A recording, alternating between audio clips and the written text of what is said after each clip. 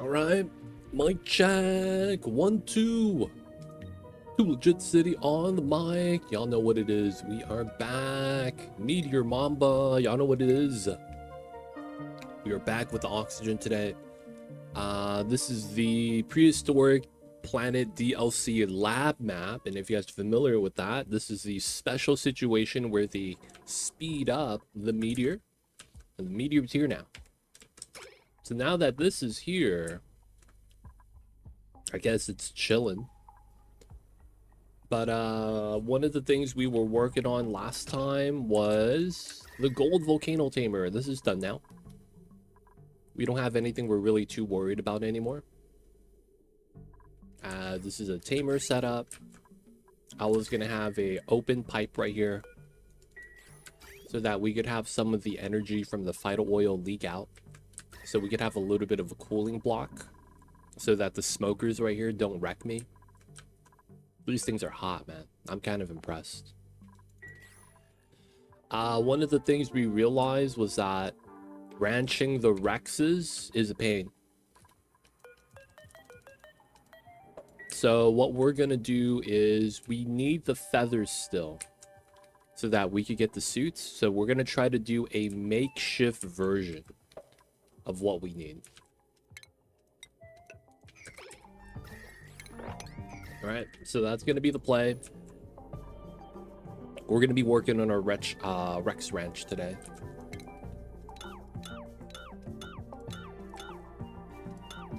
We're gonna get rid of the ladder because it's gonna be in the way.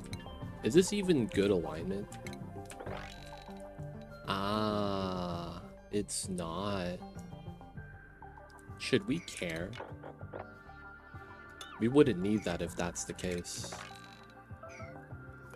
So it would be something like this. Dude, I'm running low on shale. Is that even possible? Alright, man. Granite it is. Or we could use igneous. Igneous it is. That's probably the play.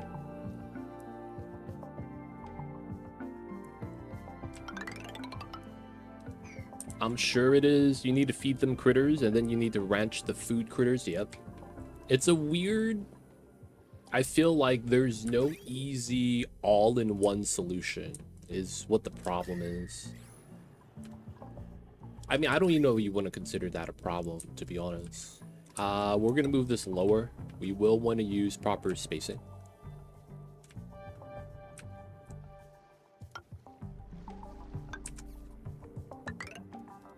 Okay. We're going to lower it down to 1 bottle emptier. And then we're going to put a bottle filler here. Keep it simple. Alright, this is just so that we could not run the setup. Gonna cut that. Gonna run this backwards. Alright, so what this is gonna do is we're gonna run the water back into here that we clean from this side. We're gonna let the salt water here accumulate because it's already sealed up, so none of the energy is leaking out. It's at 95. So all we're really going to be doing now is going to be clearing up the area. We're going to let the slicksters eat the CO2 over here as they should. I might even do a meme strat. Put a canister emptier here and then have that release CO2. This is on an auto dump on that setup. Yeah, we should no longer allow CO2 then.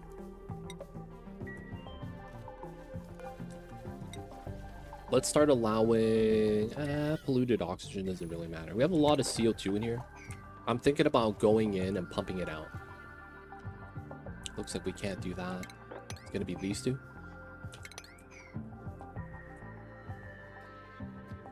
But yeah, the biggest problem right now that I see... Oh, look. Slickster larvae.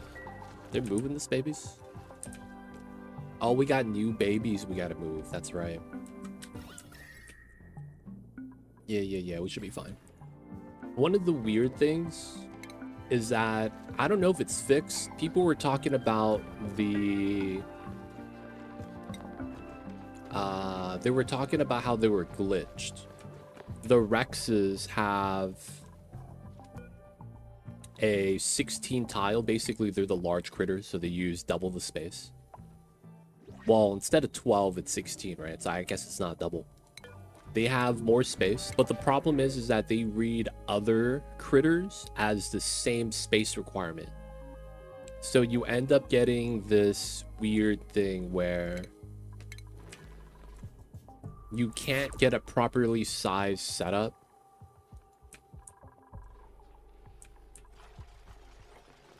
That's how it worked beforehand? Wait. So you're telling me that... Well, man, I wouldn't know then. Technically, now that I think about it. Because I'm thinking about it. If that was how it worked, I would have never noticed. And it's because of the fact that I've never ran a mixed ranch. Can I take a look at the Paku farm? It's not ready. I haven't turned it on yet, even though I probably could for food.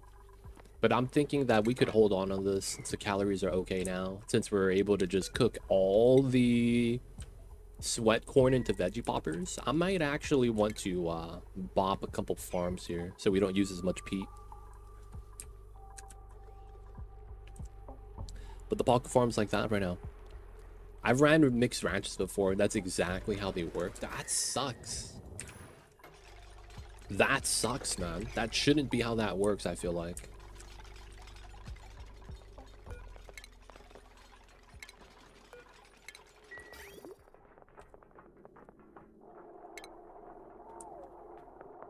How many tiles for the main tank? It depends how many Pakus you want in your breeding room. So you're going to have a breeding room, right? Which is going to be the main room. You want 8 tiles per Paku. In our case, we're going to be doing 4 Paku in here. So once we get the door here, this is going to be your automation sensor. And it's going to check for the eggs inside, or the critters inside, so that we know which door to open. And then this is to make sure that once we get enough eggs inside here, we could overflow the eggs.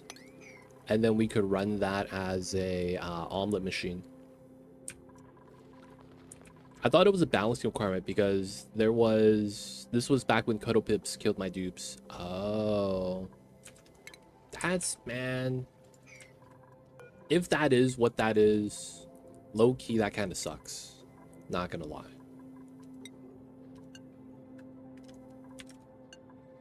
Alright, we're gonna do 50-50 iron nickel. Just because it feels like we should. Not because I need to, but because it's like if we have liquid, we might as well produce. And then autosave lag. Or we're gonna cut that off. Oh, you know what? Let's do 1 and 1. Let's minimalize that job.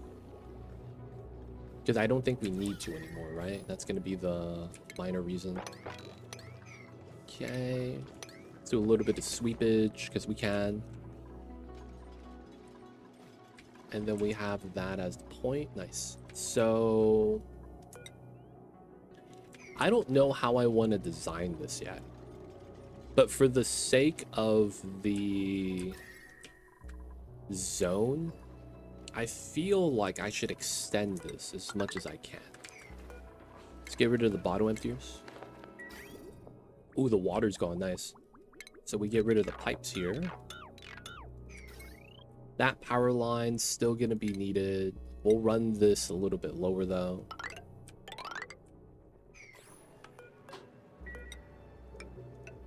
We'll do that just so that we could build and deconstruct all the stuff. We'll get rid of the other stuff later.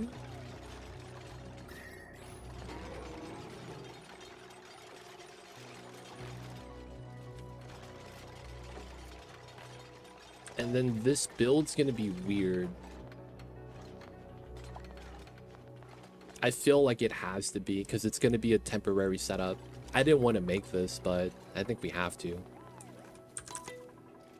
Alright, so... how much space do I want? Racks. They require 16 per. And then the temperature range is nice. Basically, Joyous Seed. And then we probably force this.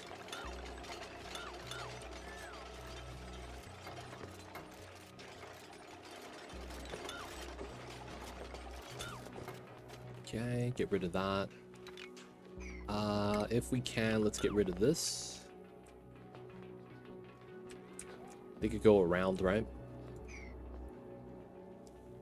We do want the suits to be used one day. Right now, they're not being used. I am thinking going through this way makes the most sense because we want to keep the cold. This is warm. This might be another spot we might want to tackle soon. And then I do want to go back up into here because I need to get to space at some point. Okay, so we do that. We're going down. Power lines built. Cool. Now, we know that we probably want to do 4. That's 64. Not because that's how much I want to do, but because, you know what? Let's do a full 96. I feel like that's fair. And it goes out to here.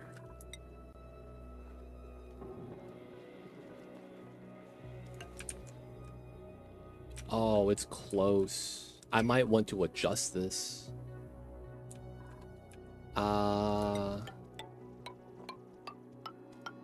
Yeah, we're gonna have to build this out. I might as well do a second set. Because I don't know how much I'm gonna want to push this out. We're gonna actually pull it out like that. Give it like the station wagon trunk space. You know, it's gotta stick that ass out a little bit. Give it that station wagon look. Because I feel like I'm gonna want a liquid lock here. So I don't know how much space I'm gonna actually need. And then I'm gonna give it max ranch size. Now, the liquid shouldn't matter, but if it does, we could bump everything up a level, and it shouldn't be a big deal. Like, we could add a layer at the bottom, and then it's not going to be that bad. We might as well get rid of this. Get rid of this door. We're not going to need it. We can keep this food storage. This is going to open up CO2, a little bit of an oil spill. This pip got beat up from the Poke Shells, feels bad. Mamba's mad that I'm not napping with them right now. He's really mad. He's just yelling at me. I don't know if you guys hear it. You guys probably don't hear it. The little Mambas be angries. Okay, we're gonna want to dig all that out. This would be another great energy source. We could also continue to generate plastic. We have a lot of resin actually generated. And the area is cooled down. It's no longer orange here. Dude, man, I spoil the Mamba and he's like, why you stop spoiling me? Was the first thing he's like, first thing he did, he's like, why'd you stop?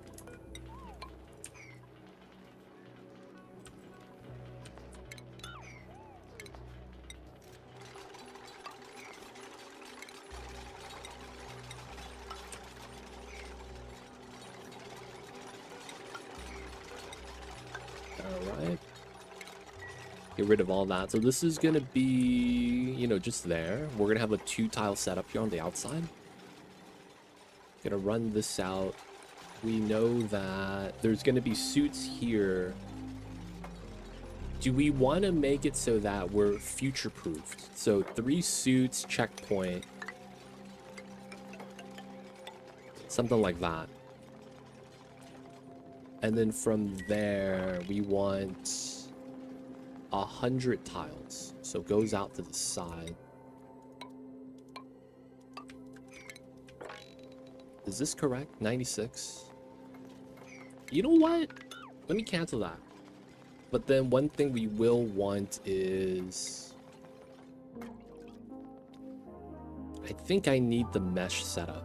1, 2, 3, 4.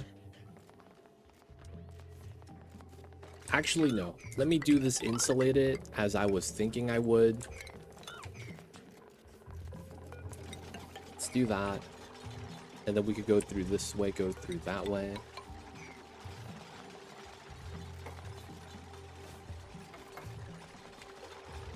Okay, let's get rid of this.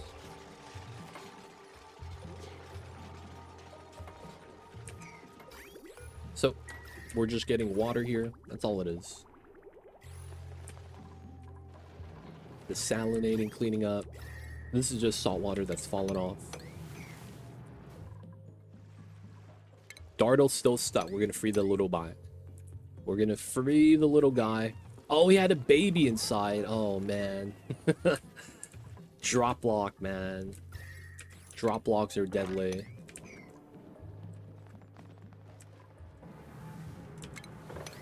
Okay, most of this is not bad. We could leave this there. Pour pumping. This got done. Nice. Let's get rid of that. Let's get that done. Okay, so we're gonna put a door on this side. And then we know the potential setup. I know, man. It's been so long that they had a baby, dude. It's so messed up. I can't believe I did that to them. Ah, man. Oh, this guy's angry. His egg right there. Just gotta make sure nobody dies. Alright, so this room is 72. 82. 82 minus 96. So it's like here? Something like that?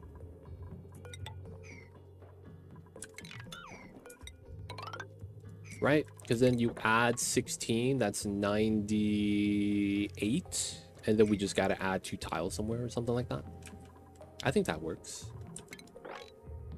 88. And then this is 10, 98.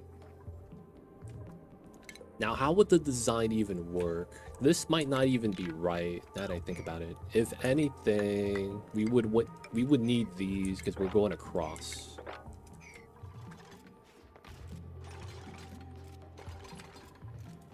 All right, now we're gonna need a bottom emptier.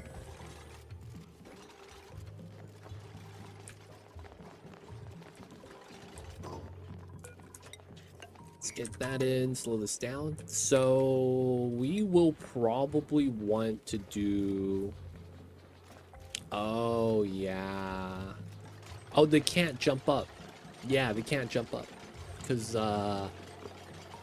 they need a 2x2 platform to jump up. So this is fine. That's funny. We will need what? Shearing station... grooming station, and then just feeders, maybe drop off to refill. All right, we're gonna make this 9 tiles. Oh wait,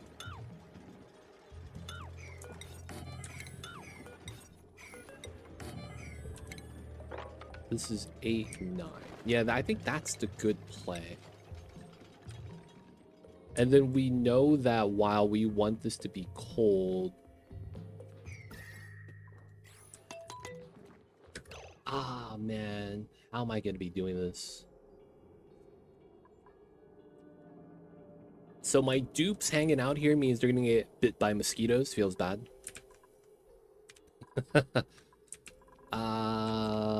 We need to remove feathers. We need to keep them tame. And then we need to keep them fed.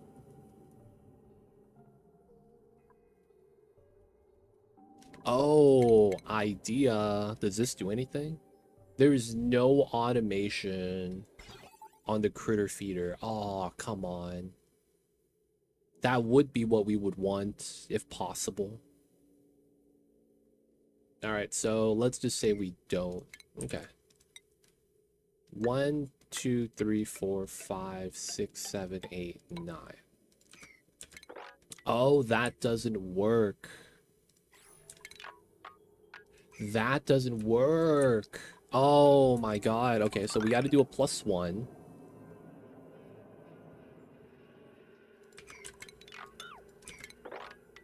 Because then we want to put the 9 tiles here. Then that means we get the door. Yeah, 9 tiles door. And then we have to do a weird setup here. Why automation? I want to see if I could get a signal so that we could do a automation system that we only evolve this dino if he needs food, if that makes sense.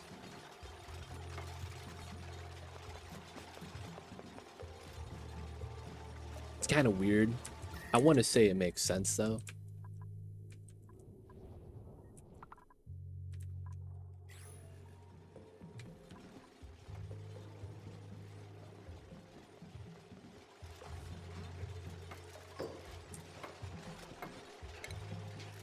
Alright. What is this room size currently? 80. 96. That works. Alright, we'll go like that.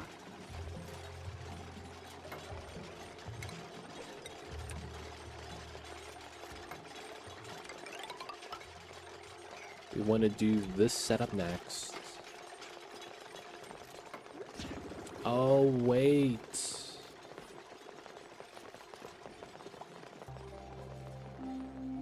Doesn't that mean we have kind of like a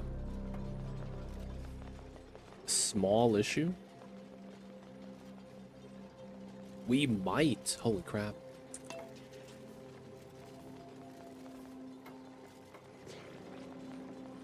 I was thinking about making sure that we don't have too much food, if that makes sense.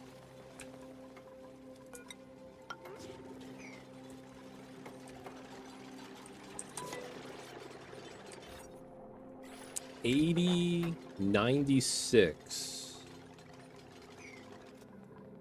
And then I need to remove these 2 tiles. Doesn't that mean I'm at 98? Which means I guess I do that. Which I don't need to do. Because I need to put a pump here.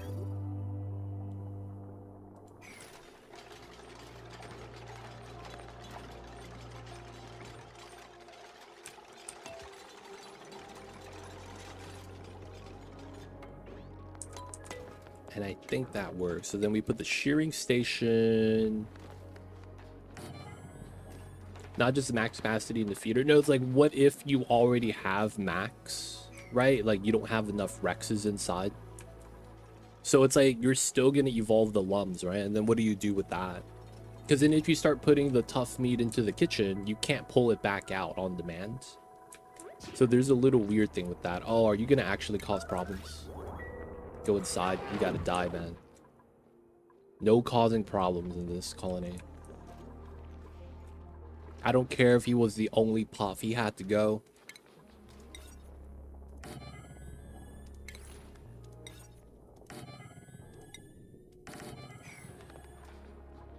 Right, we're also going to want a pump in here.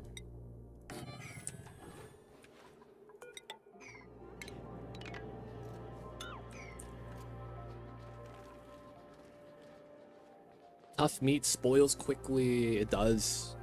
It does, it does. Okay. Now, how do I want to do my cooling in here?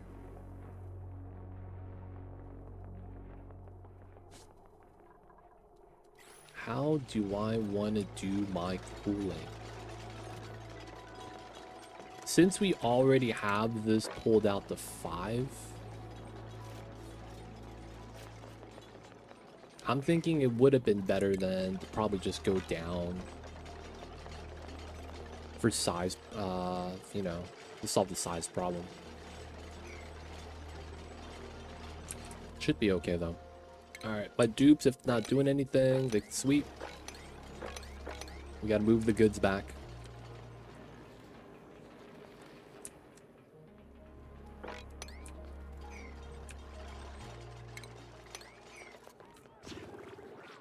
Alright, room size 96. This is a stable, ranch, whatever you want to call it. Looks good. We could sweep this room.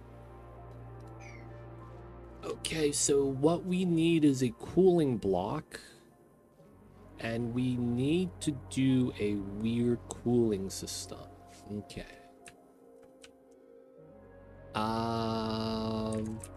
Given how I want to do this, I should move all my lumber branches here. I really should. And then I'm thinking if that, oh no, I'm moving the meat here, so it shouldn't actually matter too much. Let's argue we're not going to do too much to the abyssalite. This is mobbable now. We're going to want to move the lums to here. What are your living ranges? Same thing. Okay. So it's just going to be the overgrow range. 25, 45. This is perfect. I might actually be worried about it not having enough heat. That's kind of crazy. There's a lot of lukewarm temperatures here, but this is pretty good. I guess the lums are going to make the map a little warmer too.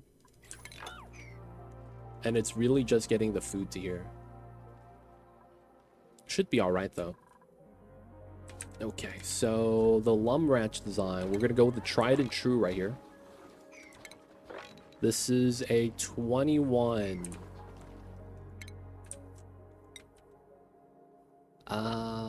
We could do it here. 21. Wow, that's right here.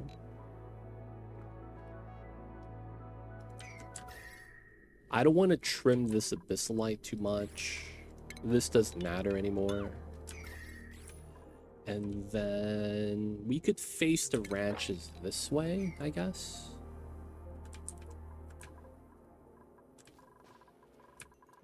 Because we do want to go off of this. I do want to use this, though. That's the funny thing.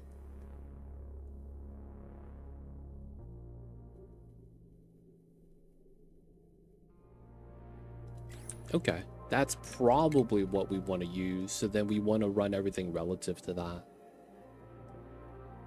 Alright, let's argue we're not going to go to the right side of the lums. So it's just going to be this tile to this tile. 20 tiles. We might not even need the door, so it might be 19. So 19 goes out to about here. 18, 19. Let's go with that. We're gonna use igneous because we're out of ship. All right, we could build this out here. And then relative to that, we're gonna start putting our spacing tiles.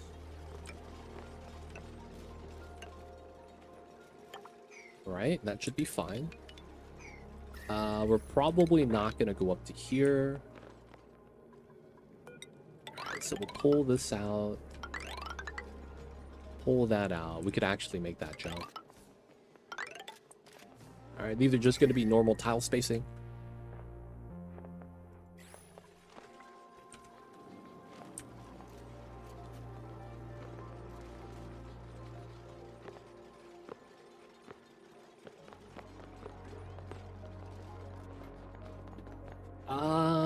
I guess the one thing I would be curious of is the Rexes could eat off the floor, right? I might not even need the critter feeders. That doesn't change anything though, just how much sticks out at the bottom.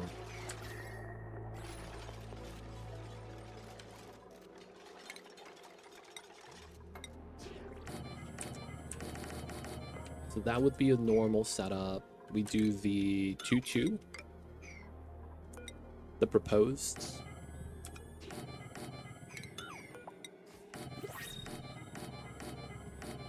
Okay, and then we get the double airflow corner. That should work out. For this ranch, we could argue it doesn't matter too much. We'll do it like that. It's just free space. Or maybe we do this ranch weird.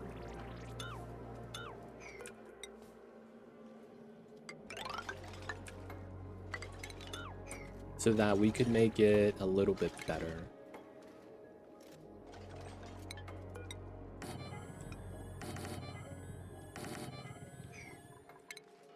We could leave this unbuilt so that we don't have to waste minerals. I guess we take the brisket. We don't really need the food though. This is here.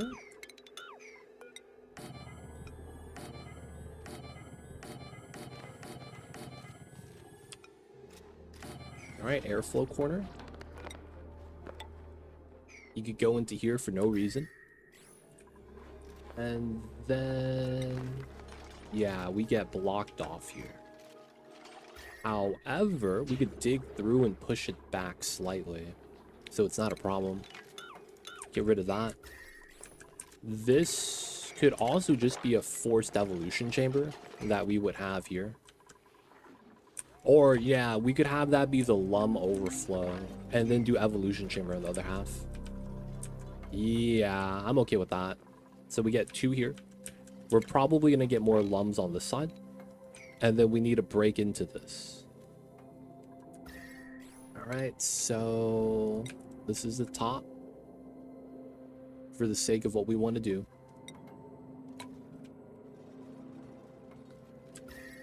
And then we know it's a 4-tile setup. We're gonna have to make this a suit entrance.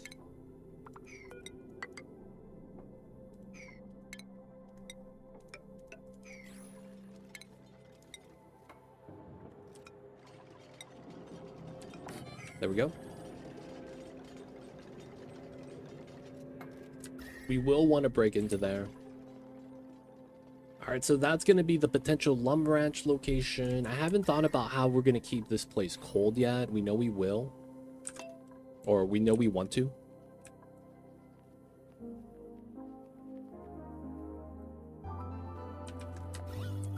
And then we're going to have to wipe out the mosquitoes here.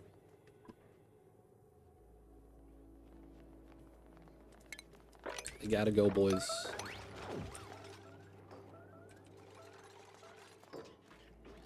Get the mosquito zappers. Got them. Dude, they don't drop anything when they die. I mean, I guess feels normal, man. I guess we could also argue that could be airful like that. Not a big deal. Okay, so cold block design being here makes a lot of sense.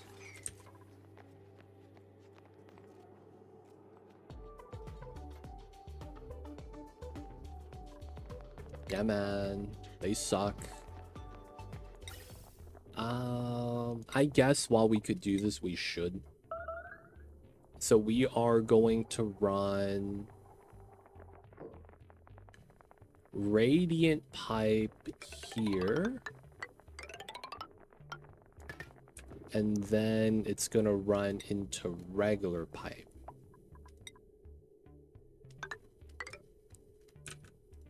And I think we might want to use this space. Actually, no, let's not do that yet.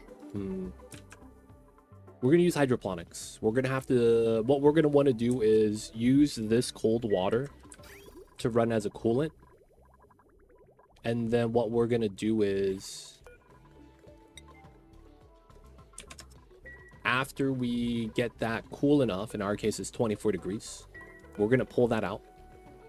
And then we're gonna use that water to feed the plants. So it's gonna be from here. We do go through this water and heat it up pretty well, so I think we're gonna be fine. But yeah, we're gonna use hydroponics. We're gonna be grabbing the water from there, and it should be all good. Alright, man, we gotta kill more mosquitoes. Keep growing, dude. Can't stop, won't stop, I guess.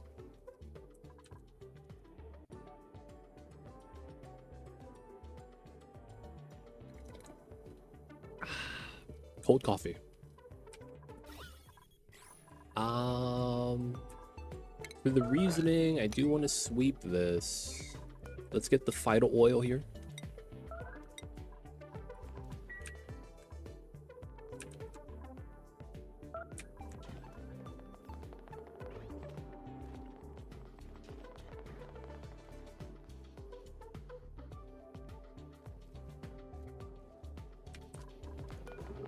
All right, it's more than enough. Let's do the vacuum lock.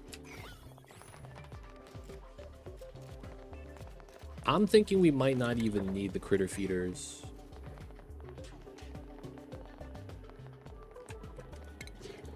It's kind of not really helping.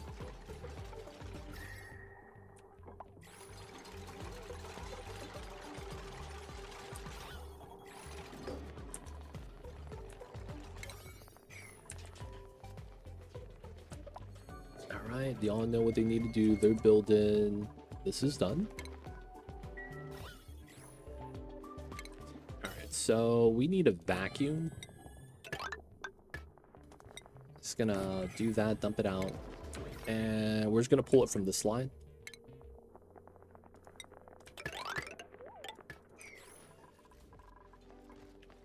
I use them if I'm delivering food via auto arms.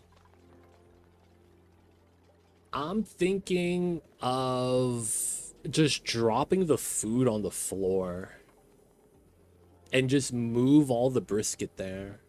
That way it's like you don't have to worry about it. I don't know if that's worthwhile. Because there's a part of me that's thinking the tough meat that gets spawned is going to be warm. And then because it's warm, it's going to heat up the room. And that if you put it in the critter feeder, that doesn't happen. And I'm like, yeah, maybe that's worth it.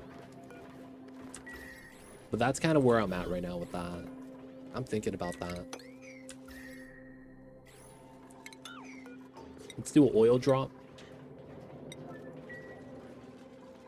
I need to watch this because we only have trace amounts of oil. Oh, Raven got bit. Don't worry, we killed the mosquito that bit him though. Oh.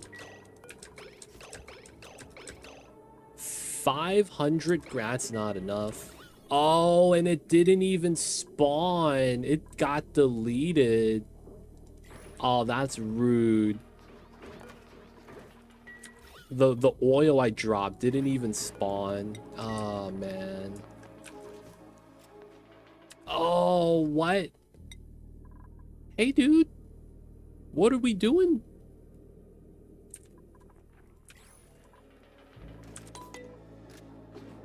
There we go. Finally, we got some form of mass. They supposedly fixed this in the hotfix 2 weeks ago. What happened? It's not fixed.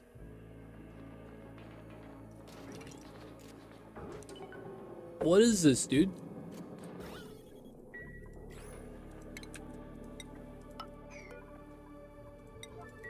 There's a bug where if you, well, no, I guess this is a separate bug. There's a bug where if you click on the bottle emptier and you sweep an amount that's too little, it just shows up in the contents and it doesn't dump out. Right? That was what was fixed. I thought they also fixed it so that the amount that drops from that actually appears.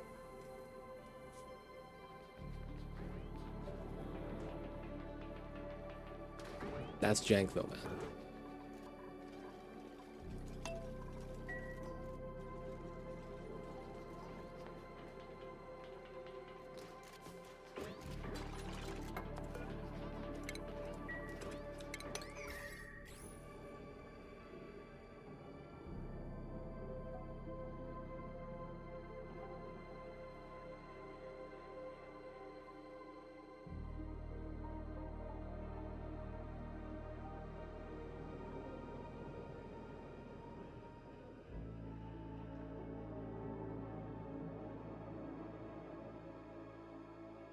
It always disappears if it's less than 1% of a gram. Dude, that was 500 grams though.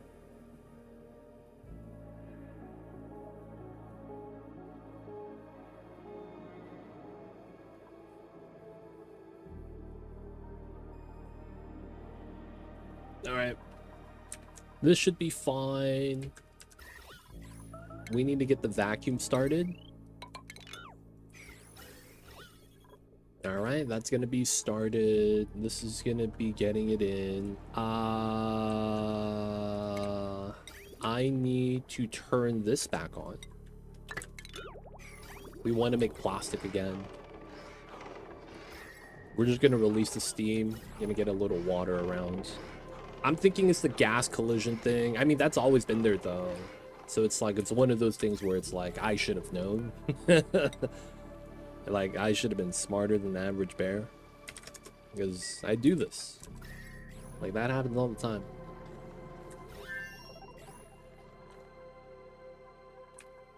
Alright, we got the vacuum. We gotta dig this.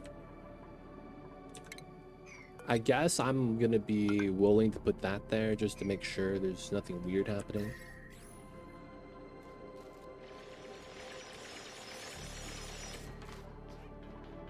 Right, gotta take these items, put them there. Build this, so we're gonna push up and make the lock. Actually, how much oil do I have? Do I want to do a proper lock, like with salt water? Now that I'm thinking about it, that might be better. Because I'm not worried about it boiling. This might flash into sour gas if something weird happens. Yeah, we're gonna do salt water, dude. How many kilograms of water? If you want to do separate layers, you want to do 35% of max mass. If you are using just one, just make sure the top layer is 35%, because if you just stack the same water type, it doesn't really matter because the lower amounts always have to get to a full tile amount. So in this case, it's 35% of max mass. So each tile, since I'm using only salt water, it's at like 1,000 something, and the top is at 400. If you're using regular water, it's 350 is going to be the minimum you amount per tile that you want. 350 is minimum that you want. Now we're going to move that out.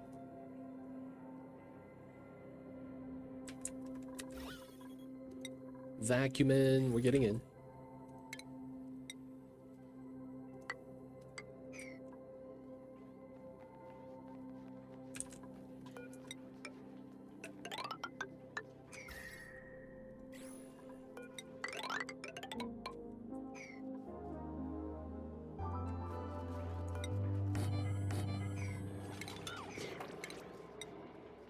Do these two.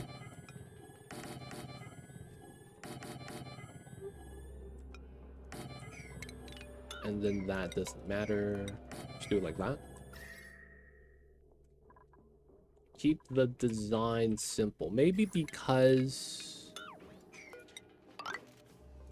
we could do it like this. We could bump this up entirely.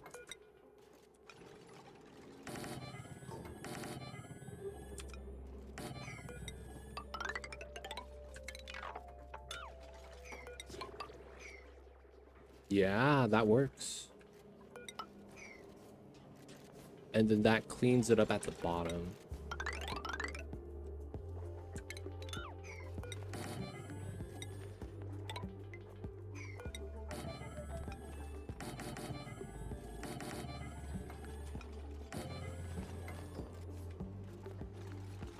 Oh, this is wrong. There we go.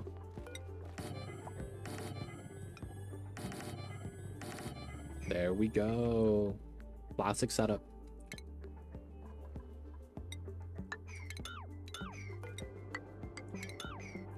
Nice.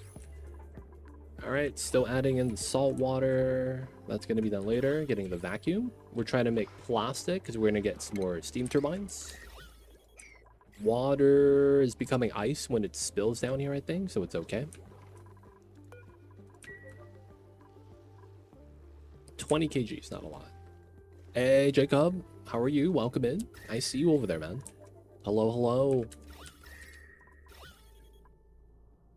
Lot of CO2 here, and we're not releasing any yet. All right, this probably helps. Opening this so CO2 falls in. Salt water spill. If I could, I would want to go out that way. I guess we should do that as well.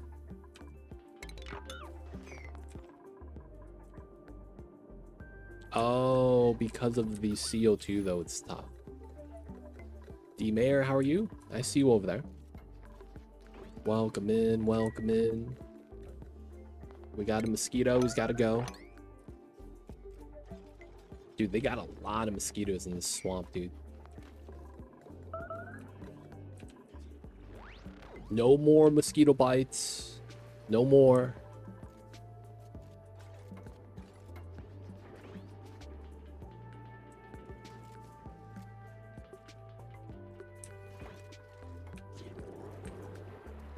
We're actually going to attack the small little mosquitoes down here. Now we'll wait for them to be an adult. Let them fly out. Be beautiful with the wings.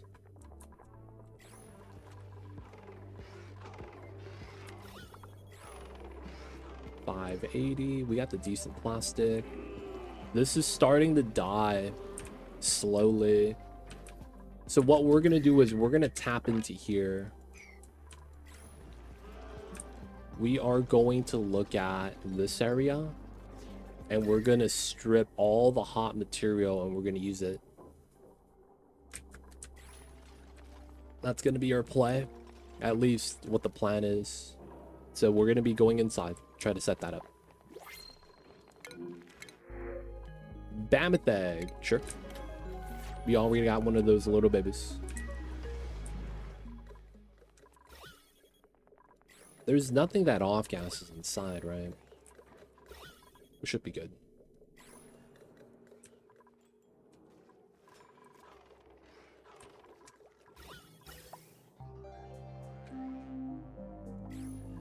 Yeah, no more CO2. We're gonna start picking that. We're actually gonna need this, right? Feels bad.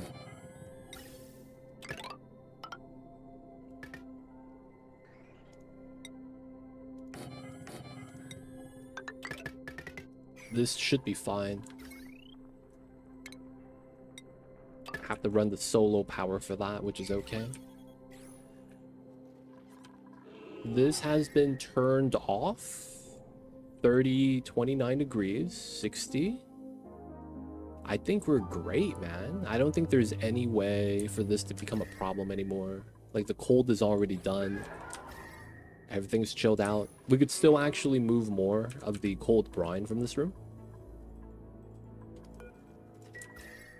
So it's not bad.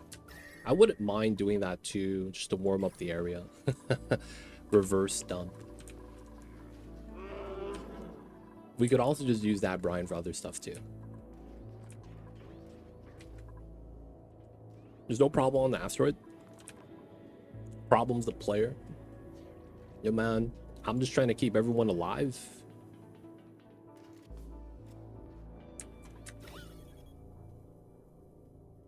We're gonna make it through. Can you imagine a future with dinosaurs? Yo, man, that's what we're doing over here, man. I see you over there. Hayes.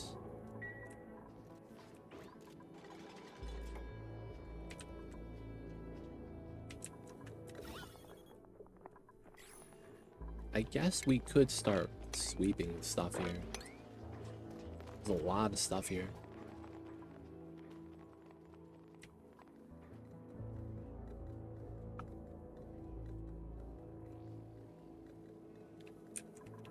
I'm not sure what that is in reference of.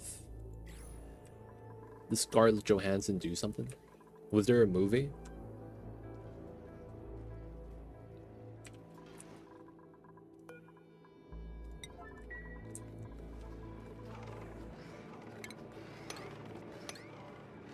Oh, there's a new Jurassic Park movie. Is what's his name? Still gonna be there? The guy that played damn, what's his name? Star-Lord? Is he still gonna be there? He was the guy, right? He was the main dude. I don't know his actor name.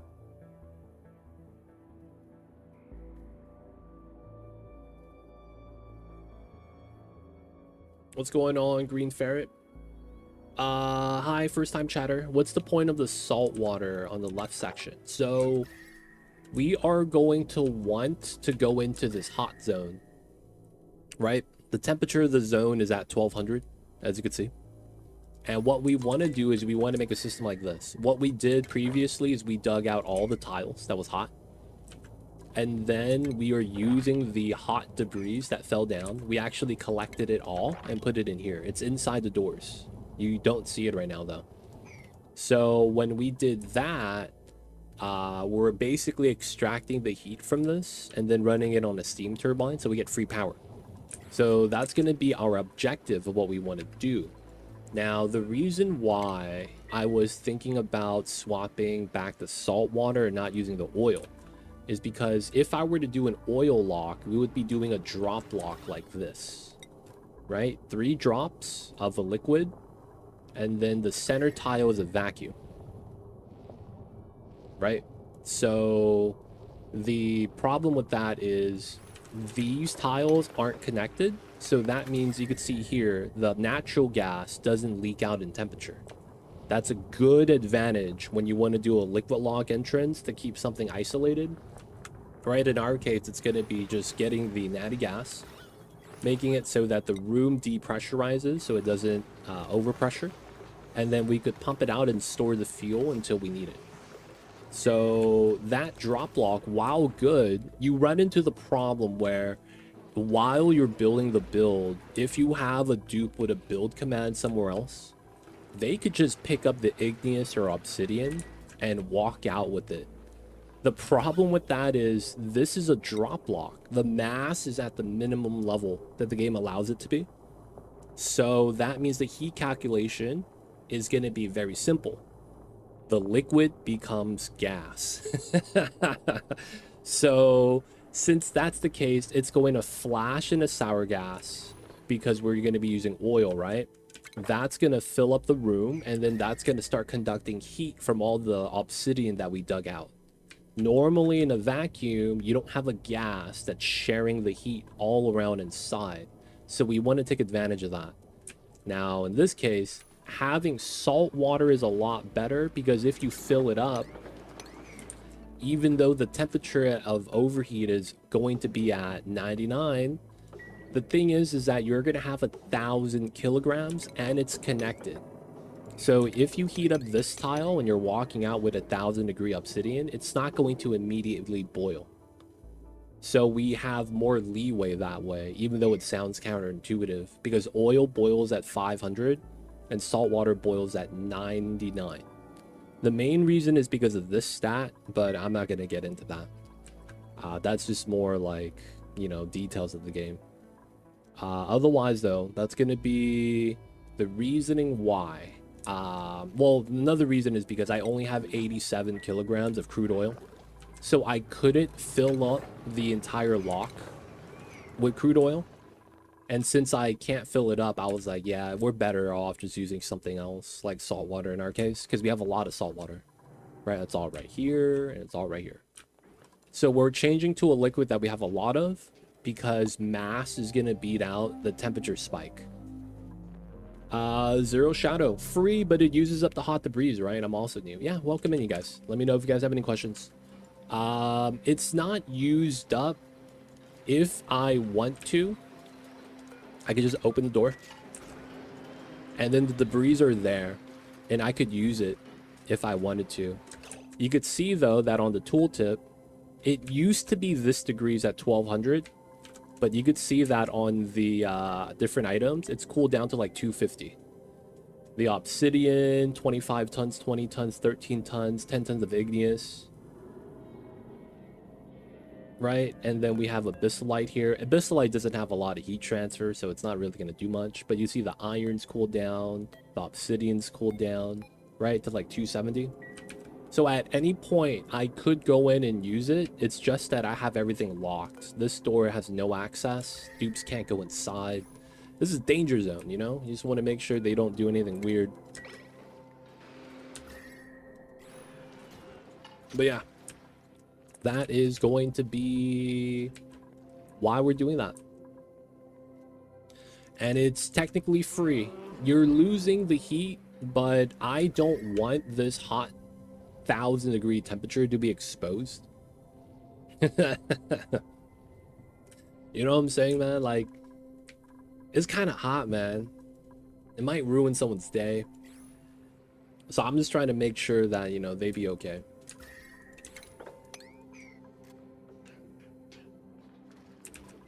YouTube decided I needed to watch more Oni, so I'm here watching more. Nice. Yo, man, if you guys have questions, let me know. Otherwise, we're gonna be doing some things. Right now, our goal is, if you guys are not familiar with the lab map, we got hit by the meteor right at the top. We have a insulated wall here, and we're gonna do a vacuum wall to completely keep out the heat. Now that we're doing that, we have a goal of doing the tear. So they send a meteor at us, we're going to go back and send a rocket ship at them. The problem is that there's huge meteors in a way, and I can't go up yet. And I don't have suits. I have suits right here, but that was from my initial, like, bunch of Rexes. So I'm going to need to make a proper ranch today. So that's going to be what we're going to try to do. One of the things I'm going to need for the ranch is more power, and since we're going to be out right here, I need suits to dig into here, which is a larger power source, but it's going to be like a big job, right? So I want suits for that. This one is a lot smaller. I think I could get away with not having suits, because it's going to be like you go in, dig, get back out. Should be not that bad. Thanks for explaining. Does this game assume true vacuum, or is there some sort of 0-point energy thing from an imperfect vacuum? I've only made it to 90 cycles before stuff hits the fan and everything ends. Ah, yes. So the best way to look at it is heat transfer happens via contact. So hit F4, go into all overlay. Every single thing in this game takes up exactly 1 square or 1 tile, regardless of what it is.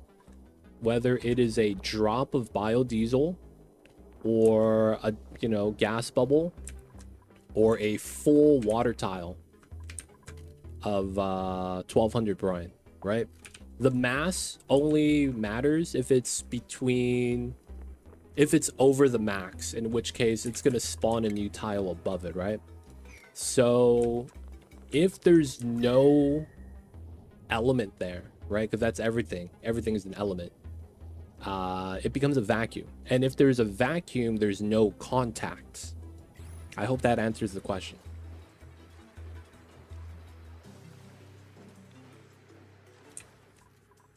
I saw someone use an elevator of obsidian to move heat from the lava biome and use that for power.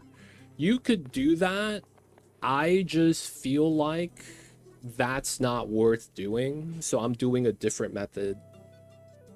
The problem with using the elevator is you're basically running a conveyor rail, right? So what you're doing is you're running a rail, and then you're picking up the item and then moving it on the rail, while having the material get delivered could be nice.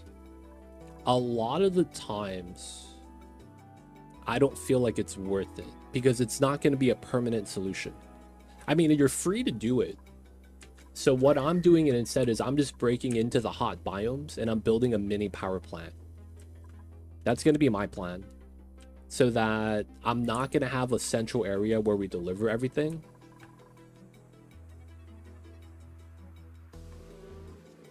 The obsidian loops the rain. Oh, so you're just saying that he's done this basically. Basically, it's this design. This erupts, you get molten magma. In this case, this is molten gold. And then he loops it and gets power from it. You could do that. I don't really care about taming the volcanoes. Like, we have 2 right here. I sealed it so that we're not having them erupt, because we have a lot of already deposited energy on the map. And the main reason why is because it doesn't go active. Like, if you were to click on a volcano, it erupts for 69 seconds every 8,000 seconds. That means you get a minute of eruption every 10.5 cycles. So that's what, that's 10.5, that's what, not 10.5, I'm sorry. This is like 15 cycles. So it's a loop of obsidian that goes into the lava, gets hot, moves up, moves that heat into the diamond glass. Oh, yeah, that's, I see what you're saying. He's doing a diamond spike. You could do that. It's not worth the effort. You could just have done just a diamond spike and he would have been fine. The only difference is, man, I don't like that. Realistically, that's not better. It doesn't actually do anything. If anything, it's technically really bad. And it really stems from the fact that when you build something, it's either going to reset to a minimum temperature if it's too hot or cold, or it's going to be built at the temperature that it is. So when you're doing that, yeah, you have to spend a lot of, like, not rare resource, but they're important resources, just so that the material could withstand the temperature. And then when you're building with it, you're lowering the temperature every time you build each entity. Because what happens is that the rails are going to have to absorb heat. So you're adding cold energy, right? Lowering the temperature, and you're removing heat from the entirety of the build every time you build a segment. So I would argue it's better off if he just had the diamond plates touch the magma directly. And looping the obsidian is completely pointless. Right? One thing is that it doesn't have good stats. It's 0.02 SHC. That makes it easily one of the worst things to loop. There are better materials to loop. Gases are better. Right? Like, it's, man. I mean, if it works, it works. I don't want to sound like I'm a hater. But yeah, I know the design you're talking about. That's totally fine to build that way. I just look at that as inefficient, so I wouldn't be doing that. Because it's like, you're better off doing the contact.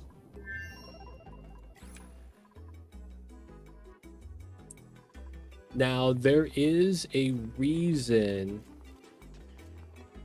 to do things like, you know, going in and getting a design in. But yeah, there's a lot of, like, little nuance that makes it not as good. Oh, 20 kg packets on the rail. I mean, yeah, that's true. So 20 times 0.2 is what? The same thing as hydrogen. So obsidian on the conveyor rail gives you the same amount of SHC as hydrogen in a gas pipe, given the mass difference.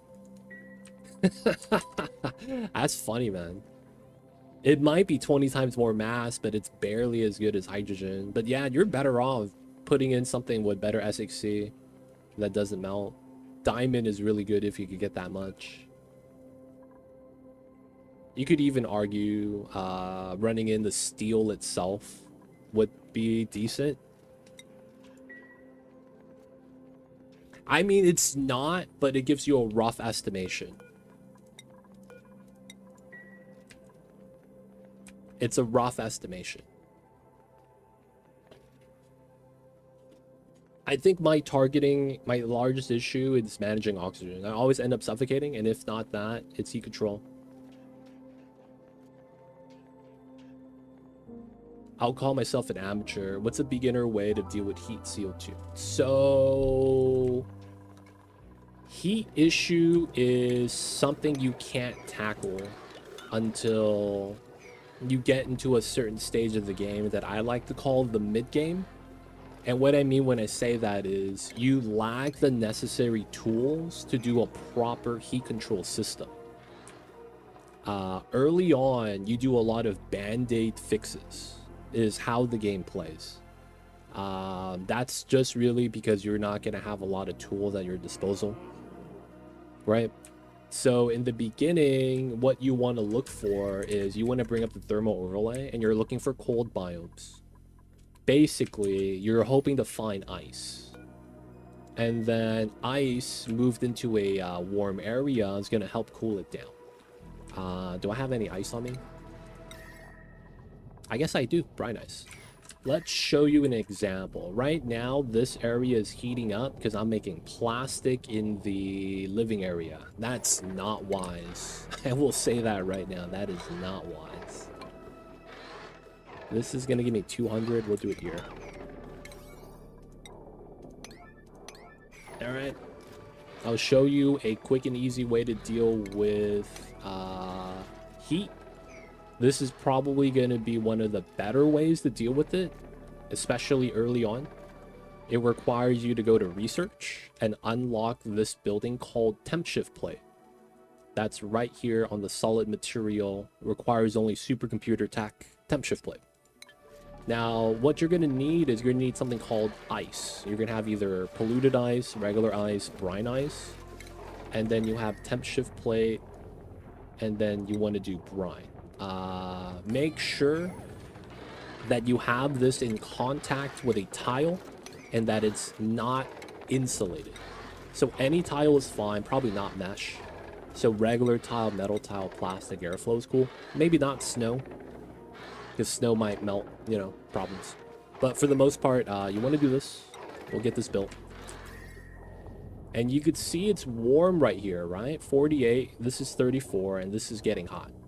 So in our case, you could argue we're trying... overheated. Oh, this is heating up. Oh, man. All right, we're going to have to deal with this. So, you know, you have a small heat issue, whether it's from a geyser erupting. You dug into some hot material. Maybe you're getting hot water from a saltwater geyser, and now that you brought it back, it's starting to warm up the area. Whatever the case may be, you're going to have that problem. So we're waiting for the delivery still. Speed this up.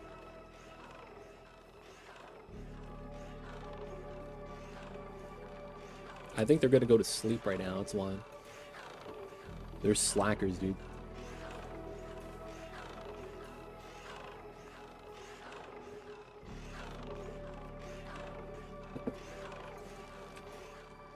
Did I turn this off?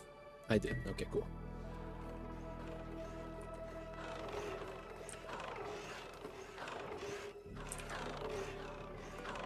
We're waiting for 274.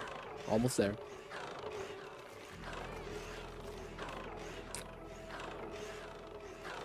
While we're waiting, let me ask a lead-in question for the other question you have.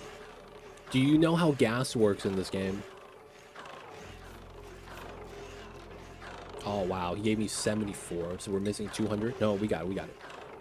Hey, man. Priority 9. There we go. My man, Bert. All right, we're going to put on the temperature overlay. The ice, to give you an idea, is at negative 14. And there's 800 kilograms. So, it is 50. And then, bam, immediately melts. Right? So this is going to immediately chill and then become a liquid. Now, this is something you want to leave there. Don't mop it up. The water, as it's touching the tiles, the water, and I say water because that's what you get from ice.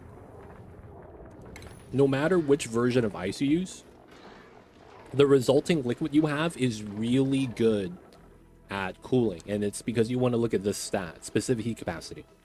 So since it comes in at a negative temperature, it's going to immediately melt because of the environment being warm. And then what happens is that the resulting liquid falls on the tiles. This deposits energy into the tiles, or maybe removes it. And then this makes the tiles cold. So this is going to be an easy way to do spot cooling. Now, what you could do is that if you have a hot area here, you could make this design a small little U shape, right? Next to it. And then it's going to basically fight the heat. So effectively, water and its counterparts, polluted water, saltwater, brine, right? That's all water-based. And that's a category in the game, are really good at doing that. So that's going to be the best way to do spot cooling.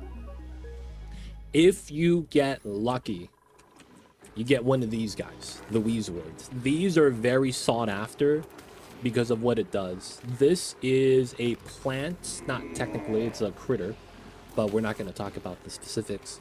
This guy will inhale 1 kilogram of gas per second and then spit it back out 5 degrees cooler. This is a passive cooling machine. That's why the green here is a little bit cooler than the area around it, because it's actively chilling. Right? You see that? This is a heat sink. So this is really nice, but it's not guaranteed. You have to get lucky. So if you do get this, this is something you might want to start placing around the base if you're okay to deal with the radiation that it emits. You might get cancer. So, you know, you might want to use this sparingly. Otherwise, cancer doesn't exist in this game. That was a joke. That's going to be cooling options. If you have cold water, that's what I'm doing here. I have brine that barely melted. You could dump that cold water into a hot area. In my case, I did that here. This was 200 degrees, the top half. I started dumping in -degree brine, and then I started cooling it down just because I was nearby. So you could see the color gradient where the heat source was from the volcano, and then it's slowly getting, you see the colors right here, getting cooler as it goes down. So that's going to be the power of water and water-based fluids. Highly recommend it. A lot of people don't know that tip because they don't think about water being that good. So a lot of times, you want to use hot water. If you can, the hotter, the warmer the water on some of the consumers. So your supercomputer, right, consumes water. Sometimes it's going to be tough to control that, but, you know, using not cold water for this, in my case, it's 67, that's awesome, right? And the building is not really hot. It makes it so that I'm not using my cool water that's going to be important for other stuff. Gas. So one thing about gases is that every gas has an inherent characteristic that's relative to other gases. If I go up to overlay and I go to gas overlay, what you might notice is that the majority of my CO2 is at the bottom of the map. That's actually because CO2 is the heaviest gas in the game. And while we might have bubbles up here from dupes breathing out, the CO2 will naturally want to fall down. Depending on which gases you're looking at, hydrogen is the lightest, oxygen is kind of near the top, but it's not the lightest gas. Chlorine, CO2 are pretty heavy. Natty gas, it's heavier than oxygen, right? The different gases have different places that it wants to separate to. So a lot of times, Geek actually mentioned this in chat, you want to have like a low section that if you can, you kind of want it to be like an inverted pyramid, right? That catches all the CO2, right? And then what you could do there is all the CO2 could accumulate. In the early game, you just want to have a clear open space for the CO2 to accumulate. And then later on, when you actually have power to spare, you do two things. I want to use this later for rocket fuel because you get a CO2 rocket engine later. I think I have it already. Where you at, man? CO2? CO2? Yeah, right here.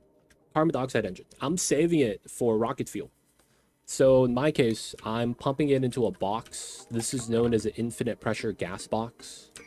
I have, you could see 400 kilograms per tile of CO2, 165 kilograms of chlorine, about 100 and something kilograms of oxygen. That's the accident. And then, you know, that's all the gases. This is an infinite pressure box. There's no power required. You just dump the gases in. The only thing you need to do is you have to pump up the gas initially. And in my case, I'm pumping it up and then I'm putting it in a propane tank right here. And then I'm dumping it inside. So you could do that.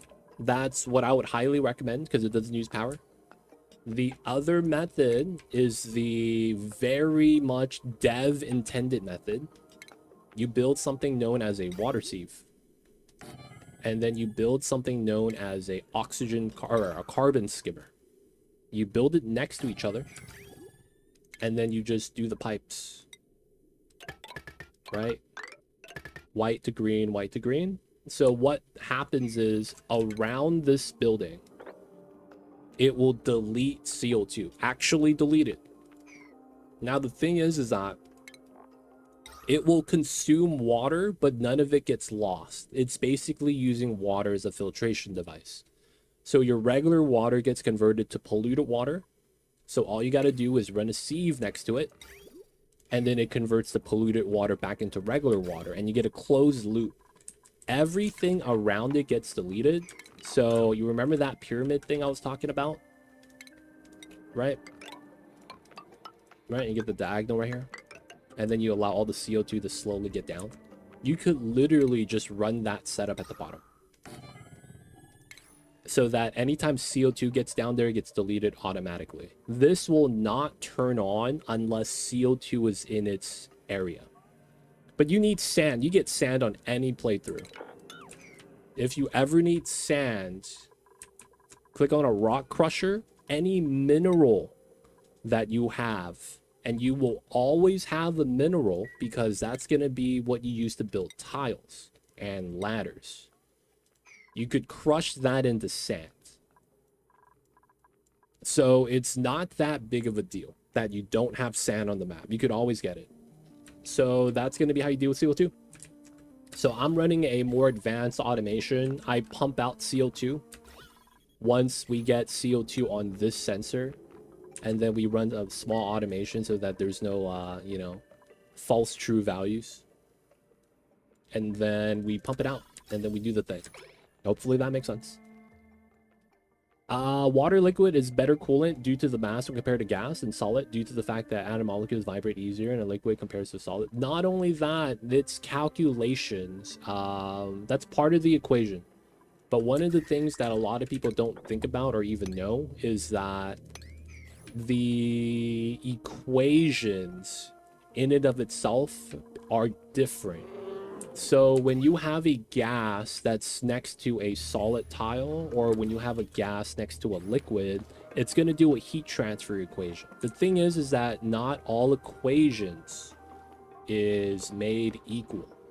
So I'm actually utilizing an entombed mechanic here that is always going to be better than any other method in terms of heat transfer, so that we could draw out the heat more effectively.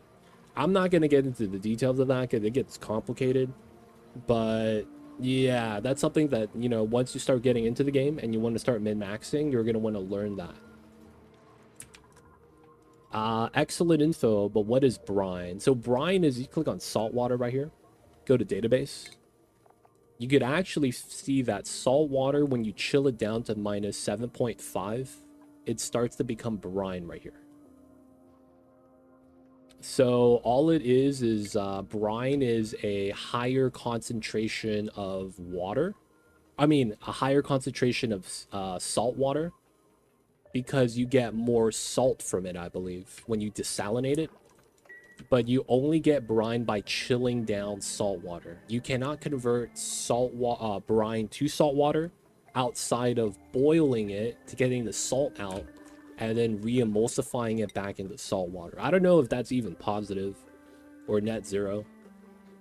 It's probably negative, to be honest. I'm not sure what the values of that is. But yeah, it's just another water-based liquid. Brine, salt water, polluted water, water. I want to see them add, like, brackine to that, too. I would. Because I feel like it makes sense. But yeah, guys, ask the questions. I got you. Otherwise, we're going to be breaking into the hot zone right now. Looks like the vacuum's done.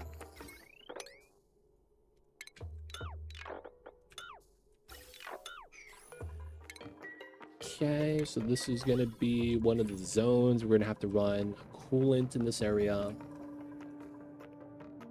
And then we're going to have to get this set up. Okay, so given how it works, I think I know what we want to do here. We're going to dig this, and then we have this. How much space do I want? I think we could do like a small setup. Doesn't brine have a lower freezing value than regular? It does. It does have a lower freezing value. The main difference, though, is the composition. When you desalinate it, you get different amounts of salt. Right? So... oh, no, you get a lot more salt right here. So 5 kilograms of brine gives you 1,500 grams of salt. But then 5 kilograms of salt water only gives you 350. So it's about like 4 times more. Roughly. 4.25, something like that. Hey, Calamarzo! Thank you so much for the 15 months. Welcome back to the city. I hope you enjoy your stay. Enjoy the amount of time that's ad free viewing. Don't forget that legit sub ad. We appreciate you. Thank you for the support, man. I see you over there. All right, we're going to run a mini setup here. I missed, why do we call it Dino Lab? So I don't want to type out Prehistoric Planet Pack, right? Because I have to type the word PP, and then people are going to be like, hi, you're playing the PP DLC. And I'm like, ah, shit, whatever. So I was like, we just call it Dinos. Right? Keep it easy. So basically we're on the Dino Lab. So the lab in this game is a special scenario that was made by the devs. So it's a special case. Without getting into it, the Dino DLC, the main idea is a new playthrough objective where you get hit by a giant meteor. This is actually the giant meteor. We got hit already. So when it hits you, a lot of things happen. It gets chaotic. The lab basically forces a map that gives you, you know, closer to the worst case. Not really exactly. But what it does is that it gives you a lot of volcanoes. And when the meteor hits, all the volcanoes explode. So the biggest problem is dealing with the hot temperature. Now, we're already past the point where the ones that are actually deadly to us, like this one right here, and this one right here, we already dealt with the heat it generated. We melted a lot of ice. This area was all ice that we melted. We melted another area right here, and we used all that ice to cool down the magma. So now that we dealt with that, there's other parts of the map that got compromised. Like this area was a fish room. We still got a couple fishes. But then you could see that the room got cooked. So the fishes are now steamed fish. So that was because the magma here was leaking out the temperature, and then we had to stop the heat transfer. There's probably other zones further below like that we're probably going to try to save. And then we're going to be sending retaliation. They shot a meteor at us. You know what we're going to do? We're going to build a rocket ship made out of metal. And we're going to send it into the terror. You know what they say, man? Eye for an eye. It's going to be what we're doing, man. It'd be like that sometimes. You're very good in explaining complex topics clearly. I try to do my best. But yeah, thank you for the props. I see you over there, Green Ferret. Taxdew, welcome in. Hey, peeps. Taxdew, he ate good today, man. You got good weather over there today, dude? You always got the bad weathers. I'm not gonna lie. You always got the bad weathers, my dude. Alright, we know we need to dig that, and we know we need to dig this. So I technically want to run a 6-tile setup. I mean, I guess this is fine because we're on the left side edge. I don't have to worry about airflow here too much. It's going to be outside. We're not worried about the suits too much. It's probably okay. So we're going to do this. We're going to use this as an outside wall, effectively. Right? I usually don't like doing that. You can see that I have tiles here as a lip tile. I guess we can't do that yet.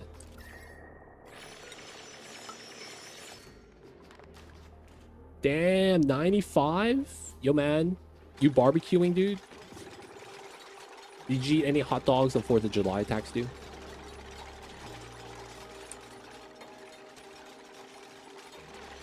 Man, I was talking about hot dogs for 4th of July. I probably imagine everyone was. Dude, man, there was an article talking about how any amount of hot dogs is just really bad for you. I was like, dude, they heard me talking about it, dude. Every time. Each and every time.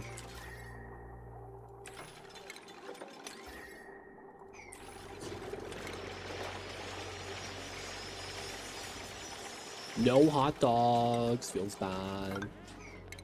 Alright, we're gonna do that here. We're gonna hope that's gonna be okay. Alright. This is gonna be tough. Because we're gonna have to expose that tile for a second. And it's gonna be 1,000. Someone's starving? Food type not permitted?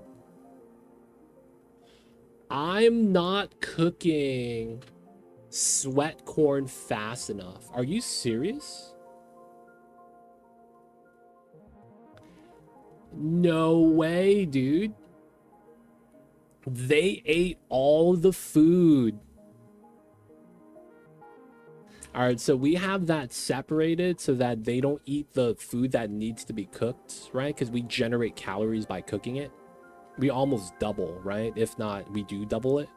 So we've been stacking up the calories. Man, you don't think be like it is, but it do. So they can't grab the food. That's the problem. Had hamburger, it's a mac and cheese. That sounds pretty good, man. That sounds pretty good. Pipeline blocked. Oh, I don't have a dump for this at the moment. That's why. Oh my god. I forgot that I got the dump truck set up. Damn it, dude. No. So you see all my calories are in sweat corn. My calories never spiked down. What happened was that my freaking smokers had the exhaust clogged. So they stopped smoking. Oh, man. Alright, we're just gonna do the meme strat. Oh, I didn't even max it out. There we go. Get the cooking, boys. We're gonna do a small sweat corn setup here.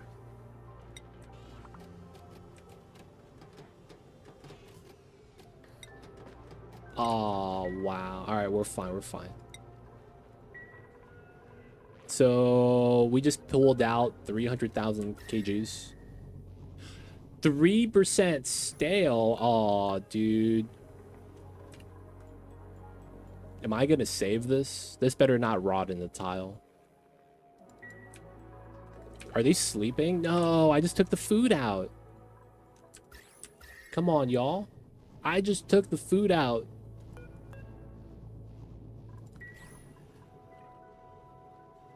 God dang it, dude. Y'all could eat. Go eat the sweat corn, my dudes. All right, so the ice temp shift plate from earlier, you could see here that it's cooling it down completely to the point where the heat from the polypress is no longer noticeable. Having sleep for dinner, that's too real for me, IRL, man.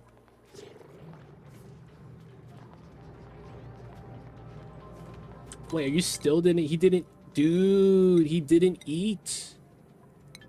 He actually went to sleep for dinner? Goddamn.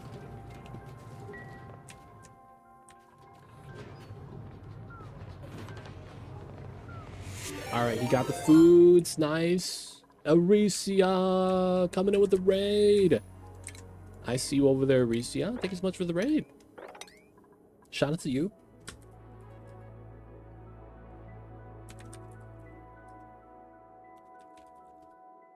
I got caps lock on. My bad, my bad. I'm just yelling it to the people so they hear me. What's going on, Aricia? Welcome in. Damn. Mimic, man. I don't know if you've ever been to my streams. Nobody ever dies. I think the last time a dude died was years ago when I first played the game. They don't think be like it is, man, but it do. Y'all gonna learn that I handle mines. Ricia, man, how was the streams? I see you over there, man. Hope you're doing well too, legit. Just been trying to sort out the Dartles Rexes today. We got a lab seed achievement. Nice, good stuff. Yeah, we're doing the same thing. Funny you say that, man.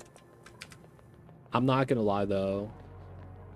It's a pain. The Rexes and specifically trying to use a Dartle mix ranch sucks. Like, you just run into problems all day. Oh, man. It's just, there's no clear solution, and it's a lot of, like, you could do this, but it just, man, that kind of sucks that you have to do it that way, or why does this not work the way it should work, kind of a thing. And the biggest problem is the Rex being a big critter. Do you know about that, Aricia? When you have a Rex inside of a room, it looks at other critters as the same size as the Rex itself. So that the fact that the Dartle shows as 4 doesn't matter, because the Rex looks at it as a 16. You got Thimbleweed on the other planet? Oh my god. That's so good. I can't believe you've done this. Alright, we're gonna put sweat corn here. We're gonna put it back. We're gonna let them eat the sweat corn. I keep overflowing Dartles in my Rex Ranch, and then they get cramped, right? Because too many critters. Yo, man. It'd be like that sometimes, man. Alright, we're just gonna dump all the sweat corn there so they could eat for a couple days.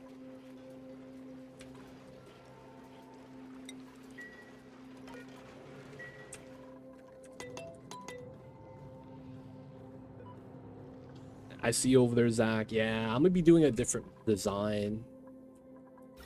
But I need power for that, so we're gonna try to take care of that right now. Okay, so we got to do this quick because we're gonna have to move Igneous inside. I'm thinking we're gonna need this tile space here. I'm also thinking we're gonna need this right here as well. How does one make corn sweat? Are they working it out or giving it hot nutrients? Have you ever seen how they make high fructose corn syrup? That's a good question, man. Because it's similar in technique. If you're not familiar, that's what the kids call the immortal technique. More truer than time itself. For the uninitiated, man, it's not actually a good time.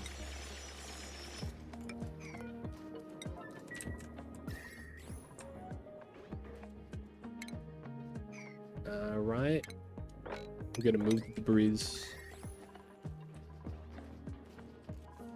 All right, you see this? It's hot, man. We opened up the tile and then all the oxygen is burning. God damn it. This was a nice 30 degrees. Then you had the exposed, man. Hot abyssalite, not the business. All right, we got to do that one. We're going to do this one first because we can do it diagonally and we're not really too worried about that. Because that means no gas goes inside. There's no heat transfer when there's no gas inside. Actually, let's cancel that. Who's starving, man? Y'all get sweat corn. Oh, you're taking a dump, so you're starving? That makes sense. Calories going out, right? When you're taking a dump. Very legit. Very legit. Alright, so that means the dupes have to walk into here. To grab the sweat corn and then put it in the smoker. I mean, that's fine, I guess. Got the Great Hall bonus. This is kind of working pretty well. We're gonna leave this alone. So, Aricia, man, are you still gonna be working out the Dartle Rex Wrench? Or are you just okay? I remember how your dupe died. It was Abductor. Damn, dude. Ilya, man, you're not supposed to just out me like this. I thought we was friends. God damn. You gotta point it out. All right, man. That happened one time. Abductor, you here, man? You know what? He's dead, right? He's probably not gonna respond to us. Y'all got a Ouija board? We're gonna go. Oh, he's here. Hey, the Ouija board works. You still sad? I forgot we got the new 2025 Ouija board. They could talk with emotes now. Oh, is that fly in my room? Oh, hell nah. What the hell? Guys, I gotta kill this fly. I'll be right back.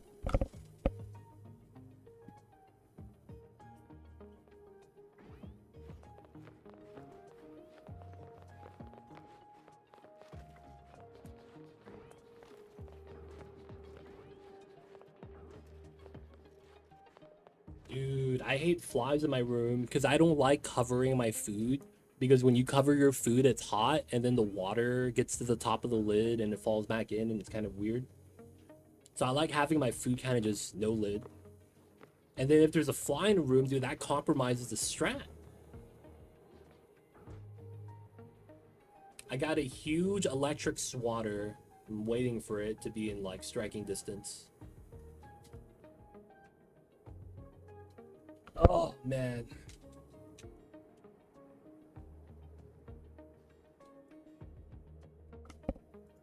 Alright, my dupes aren't working right now, so I gotta give them something to do. Sweep this. I guess we could sweep the stuff here. We gotta clean up, right? Make sure there's no junk on the floor. Oh, they're gonna start suffocating here.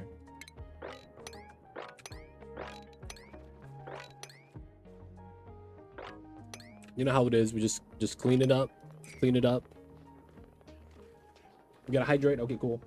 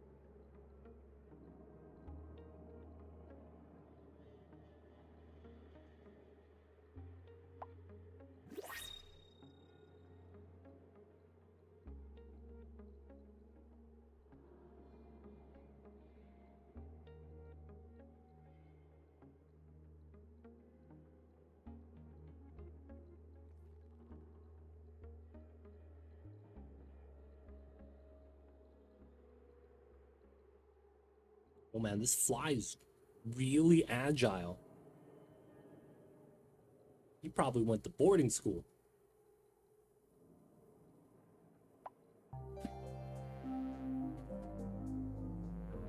I'm gonna be real. I'm gonna sit down and sip some coffee real fast. I'm gonna need the coffee.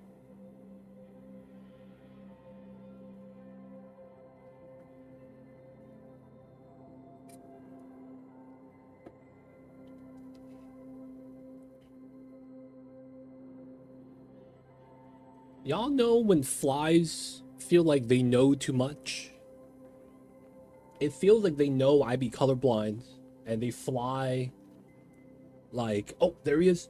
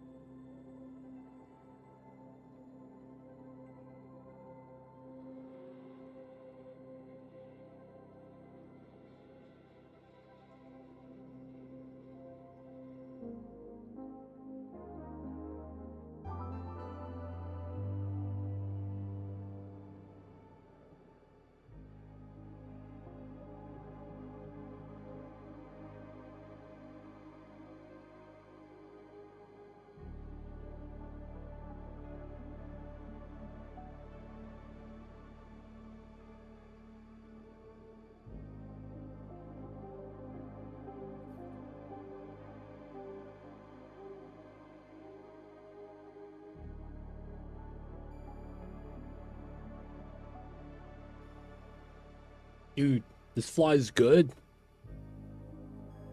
He's really good. Yellow sticky traps, man. See, the thing with yellow sticky traps, Zone, welcome in, is that, like, they work, but, like, they're not good active traps. I want to consider them as something we call, like, passive traps. Like, if they happen to get caught, they get caught.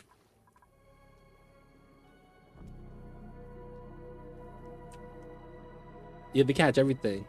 It sucks, though, if you have, like, animals. Because they just end up catching a bunch of, like, cat hair. You know what I'm saying? It just ends up being a bunch of, like, cat hair and stuff.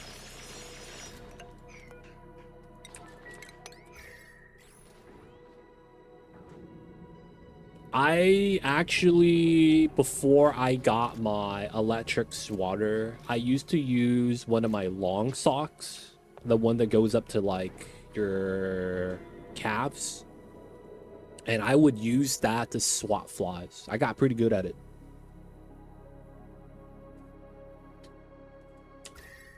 I never thought about using the towel though. My towels are way too huge. They're like beach towels. But they don't go up to my knees. Are they the same socks?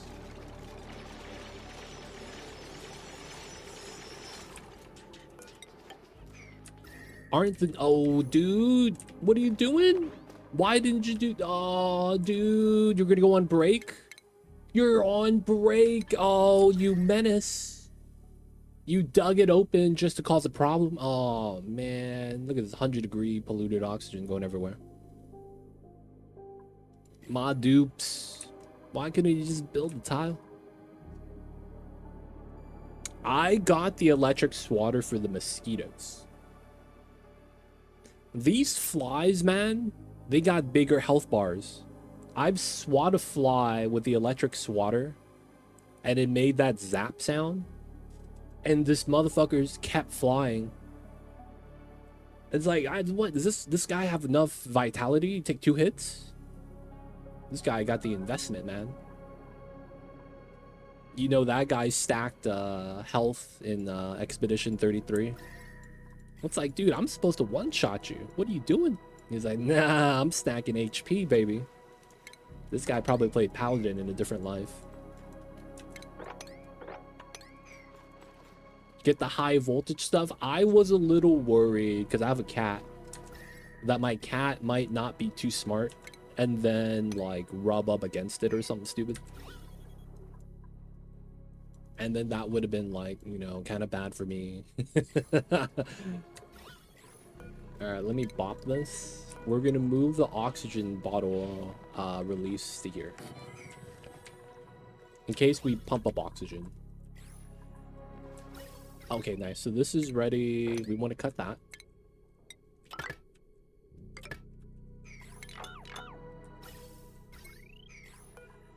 $200.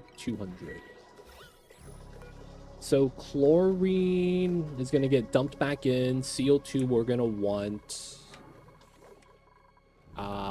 This already got removed, so it's fine. This one is cool. That got open. Nice. So we're sweeping. This is a oxygen dump. I guess we could do P oxygen here too for the funsies.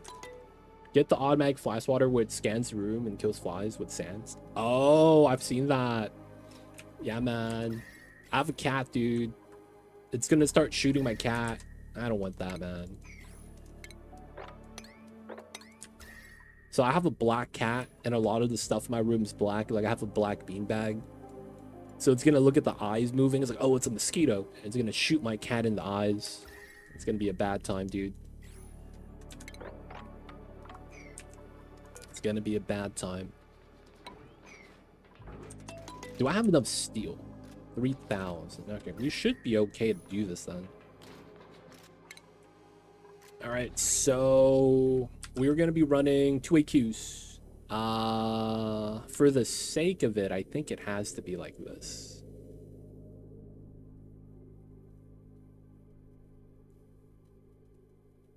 Oh. Is that gonna be fine? Let me pause this. I have to run it like this, right? And then we know we need it like that.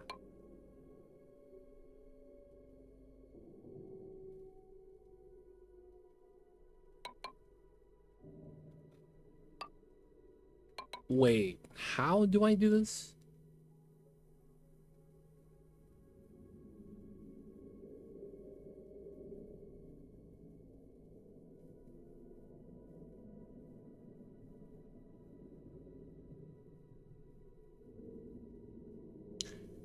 So we know this goes and that goes like that. We know that's going to be tiles. So it's likely going to pull in from there. This has to go up. So does that mean we do this? Double pipe setup. So that we get vent line here. I guess that works. This becomes a weird corner.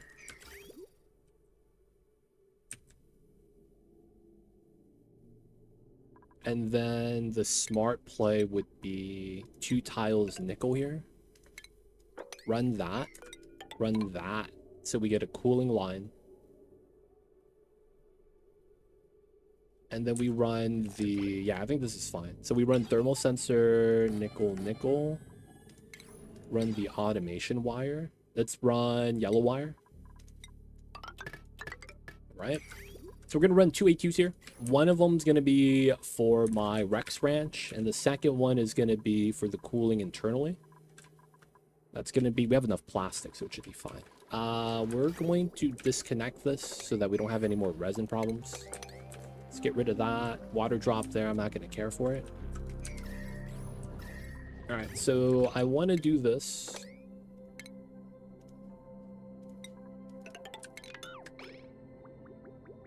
And the logic is simple. This pipeline is going to start leaking out the cold that we were insulating before, right? This is minus 27. So that the smokers don't cook everyone that's inside this area. I know the saying is, if you can't stand the heat, get out of the kitchen. Because they be cooking. this is, I don't know, this is the business. They're getting cooked, man. They really do. So we need to help them out. Temperature of the pipe's going down. It's nice. Rapidly. 19, 18. Whoa, whoa, whoa, whoa, whoa. Was that a jam? It's not supposed to jam. Seems fine. Alright, dupes. We gotta build this. And I think this is ready for us to work. Have there been any more mosquitoes? No, right? Okay, so no one has the mosquito sting. We're gonna go inside to here. We want to dig specifically the obsidian, top down. And then we're probably gonna want to put a door here. Just to have a little bit more control. No suits inside. We're just gonna hope for the best. That nobody gets sick or anything weird like that. How much sand do we have? Can I desalinate over here? I probably should. Yeah, 200 tons. Let's get some deodorizers.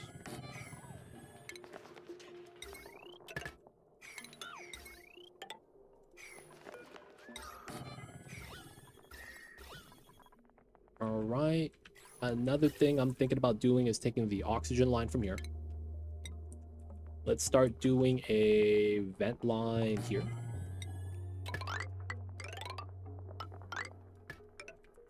Should be okay. Just grab a little bit of oxygen that we have. Everything's looking great. We don't even need to add water anymore. We'll just add it sparingly. Oh, I'm still moving water from here? I shouldn't be doing that anymore. Haha. I mean, it is what it is. Looks like the bathroom water is holding up. I don't want to add this back in, but my tank's filling up. 24 degrees. All right, let's pull out a little more. There we go. That way we can continue sieving. We want to keep the vacuum. No one should be cooking with obsidian. Please, no one build with obsidian.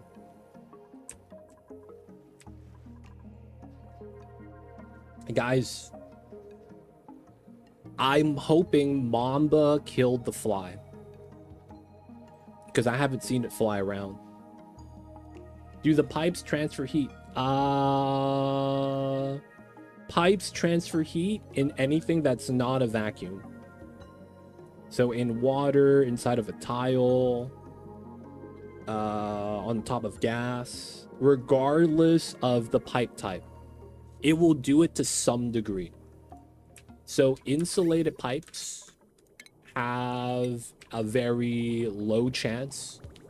So the best way to look at insulated pipes is there's an internal pipeline temperature that you don't see and an external pipeline temperature. So this pipeline right here, the water's at 33, right? But then if you look at the pipeline's at 30. Right? 28 degrees right here. So the outside of the pipe and the inside of the pipe are different temperatures. That's what insulated does. Regular pipes, the outside and the inside should be the same. So the heat transfer is kind of meh. And then the radiant pipe uses a metal that's reactive, so it increases the amount of heat transfer that occurs. So each pipe depends of how much heat transfer you actually choose to release. But in every case, even the insulated, although it's a lot slower and you won't even see it sometimes, it does happen. The best way to see that happen, if you want to see an instance of the insulated pipe having heat transfer, is having a really cold temperature aqua tuner line like this. Mine's at -27, it should be. And what happens is that -19. Okay. What's happening is that the outside... Oh, flies back. I gotta take it out, boys.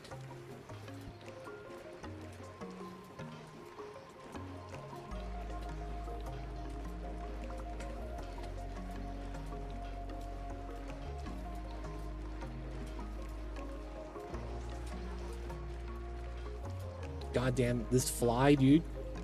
So I also have ADHD. I wish I could fight the fly, talk about physics at the same time. But goddamn, this fly is a menace. It landed on top of me, dude. It's trying to show dominance. It knows too much. He's probably learning physics just listening to my streams. And he's gonna be making a problem. Oh man, where you at, man?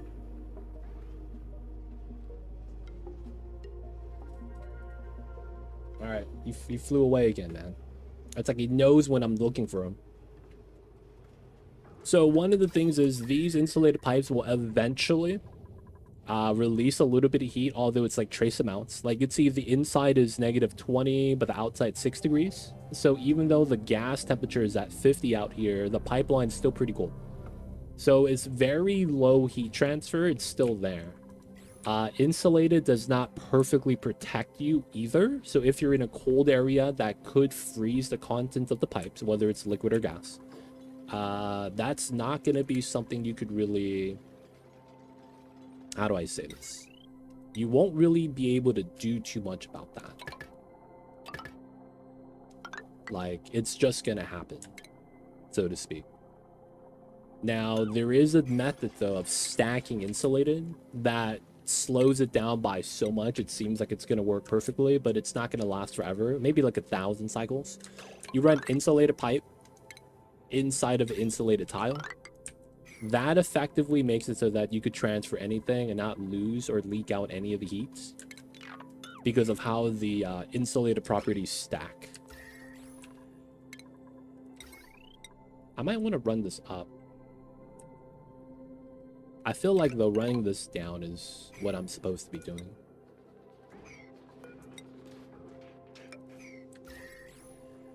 Polak, welcome in.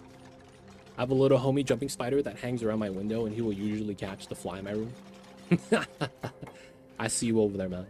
Spiders are cool, dude. Spiders are the main reason why the insects haven't taken over the world. The spiders are always like, we gotta eat this guy. Oh, flies back. Come on. Show yourself.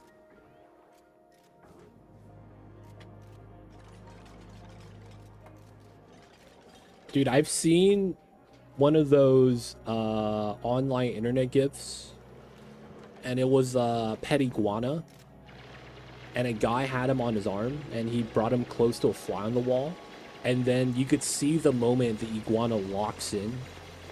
It's like the gamer move where they lean forward, and he does that, and he one-shots the fly off the wall. I was like, yo, that's tight. That's super tight. I was like, Tuco, man, from Breaking Bad. Tight.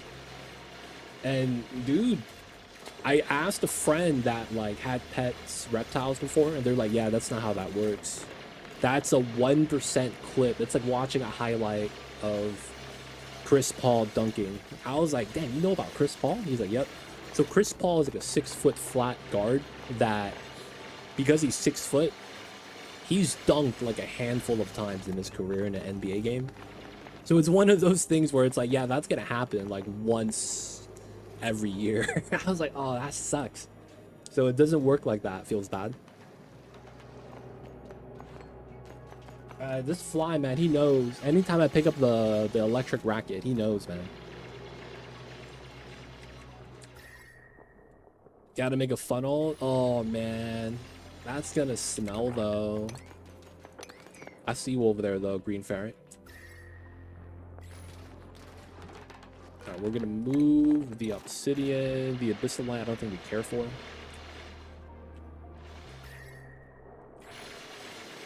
I guess we could argue it's not that big of a deal. And we could just swing everything down here. You guys better not fart in the vacuum. Everyone's gonna die. If you guys... Have you guys seen that? What was that? What was the commercial? I don't remember. It was a commercial. It was like the moon landing. And then the guys get off the rocket, right? And they're like, yeah. And they put the flag down. And everyone's like, yeah. And then all of a sudden it goes quiet.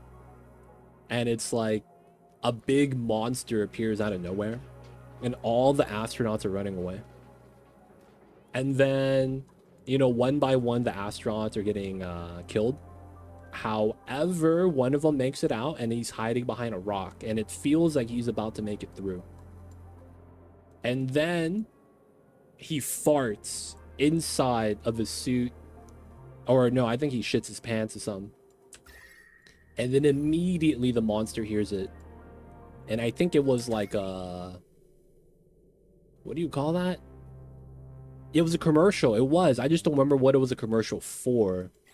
I want to say it was like a pork and beans. I don't know. Maybe it was like anti-pork and beans. I don't remember what the commercial was for. Does knows what I'm talking about though. They say chasing flies is you dealing with a bigger issue in your life, that like that Breaking Bad episode, but the cup funnel strat is a set and forget, so you don't have to face your problems. I see you. This guy, I see you over there, Green Fair. He's trying to sell me one of those what do you call that? The George Foreman grill. Set it and forget it. Just put a rotisserie chicken inside and put it in, come back in 60 minutes, you got dinner. It sounds like those commercials, man. I see you over there. I see you over there. All right, I'm hoping the flies will leave me alone. I gotta get back into my cooling box.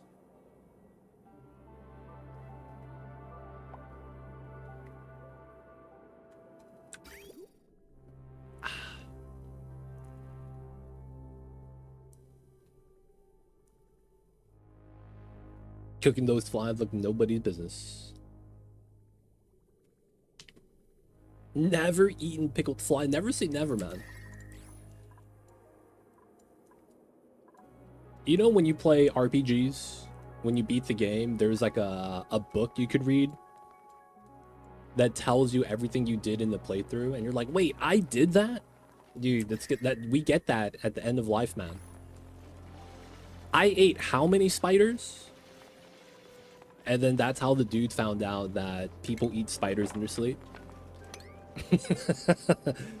That's a meme right there. That's not actually true.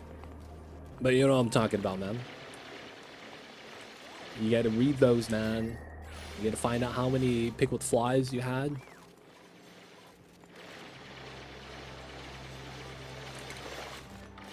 Alright, we gotta keep digging though. Keep the vacuum.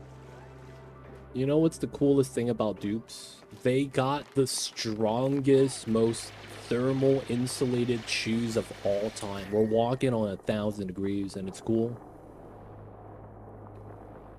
Totally legit. If a single drop of sweat hits the ground, dude, they all die.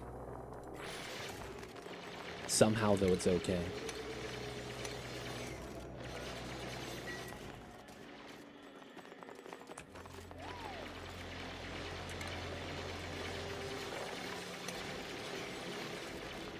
What's the plan with the dugout obsidian? We're gonna take the iron and obsidian and use that for a heat source to make a new power source so that we could power our setup here. The only thing is that we're gonna make this a little bit more controlled. So we're not gonna have it running constantly. We're gonna have it on a smart battery. And then we're gonna feed out the power.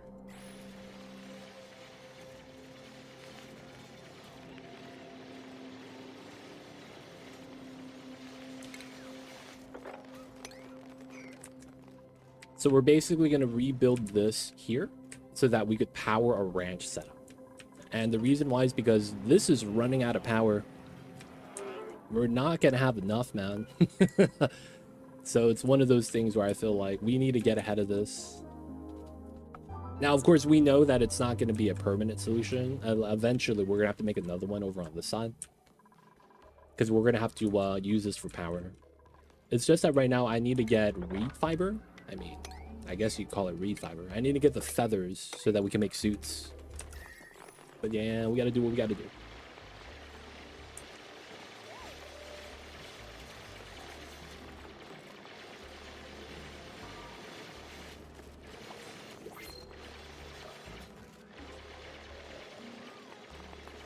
I see you over there, Green Ferret. I see you over there.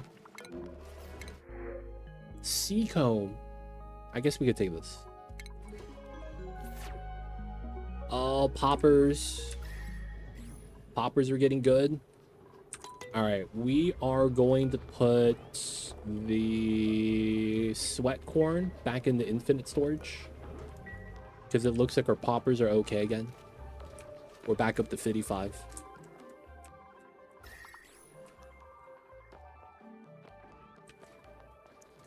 The flies sit on me and then they leave. Am I cooked? Yo, man. I got some bad news for you, buddy. I got some bad news, dude. I hate to break it to you. They don't think, be like it is, man, but it do.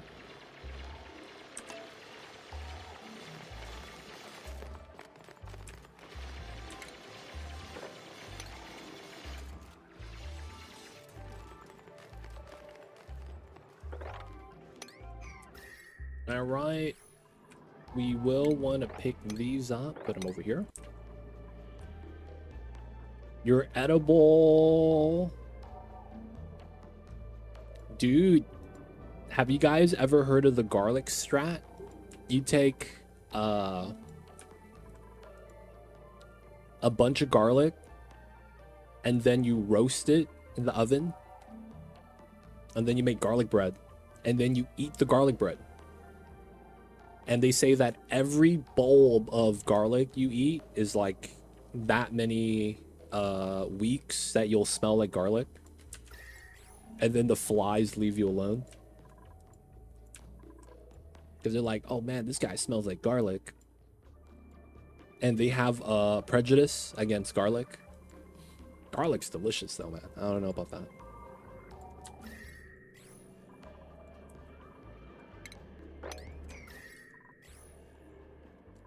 I'm thinking about swapping this setup slightly. It's probably worth it. Because I'm thinking the direction of this doesn't really work out.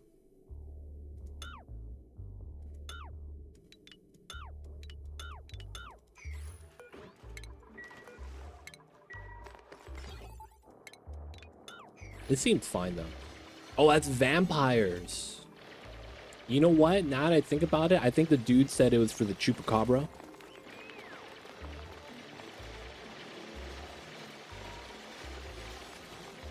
Maybe that's a vampire too.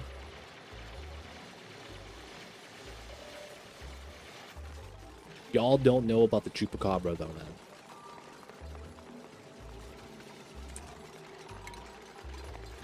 Alright, everything here is cleaned up and we'll mop it.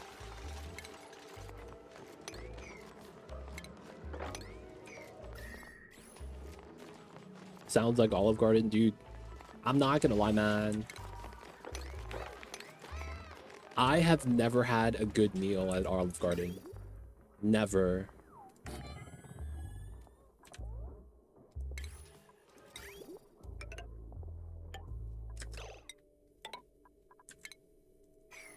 I think that works.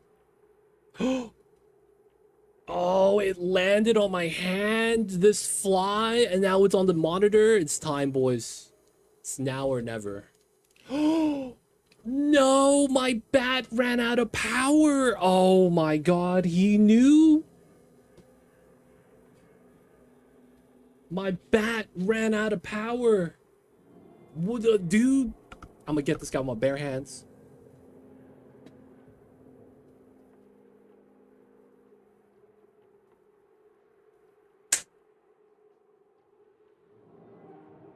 Oh my god. I got it. With my hands. Oh my god. I can't open my hands though. Oh my god, 1 for 1, baby.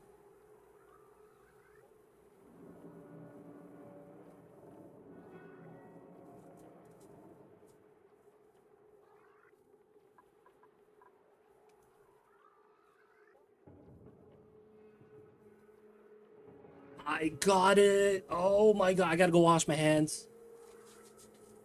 I gotta go wash my hands though, guys, BRB.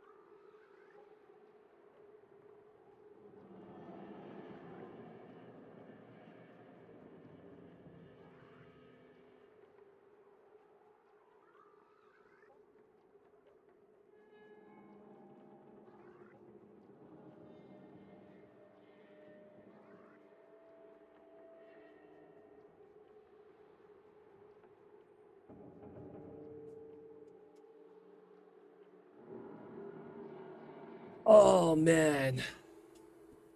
Guys, dude, I'm a gangster. I'm a straight up G. The gangster life is the life for me. Dude, man, I took that fly out easy. God damn.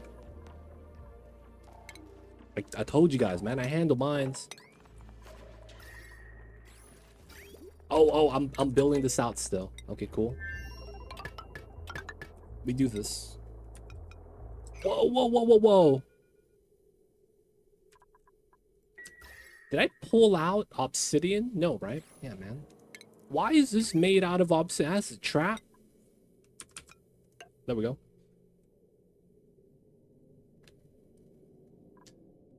And then we run this in like that. And then we understand that it's likely gonna be another line here. Yeah. And then that means this has to come down.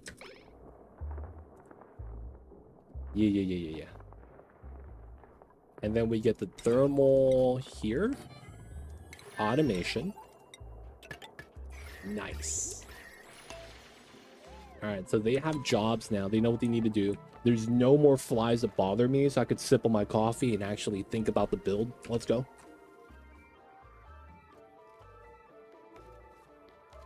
I will say, Oni's a game that you're better off having a cup of coffee with when you're playing. It really do feel like that, man. What are you doing with all this hot stone? Are they not cooked? How are they not cooked? So remember what I said? When you're in a vacuum, it's weird. Because in a true vacuum, the dupes would be dead, right? Because they'd expand and explode. But remember what I said earlier? When you're in a vacuum, you don't have a gas to do heat transfer. And if you don't have a gas to do heat transfer, there's no heat being leaked in or out. So even if you walk next to the debris or on top of a hot tile, there's no heat transfer there because there's no contact. It's weird what the game considers contact and not contact. So there's a lot of weird instances where you could abuse this to perfectly prevent heat loss. One of those strategies is doing something like a vacuum wall. You can see my tiles are heating up here to 300 degrees and they're insulated, but my regular tiles here are chilling at 30. That's because I'm diagonally doing a vacuum wall and heat transfer is only in the plus sign like this. There's no diagonal heat transfer.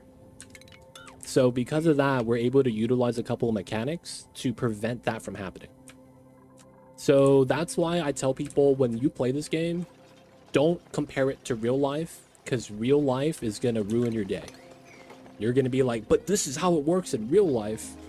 Not understanding that this game is not really trying to be real. You know what I'm saying? So, you know, just like minor things like that. That's kind of like weird for lack of better words.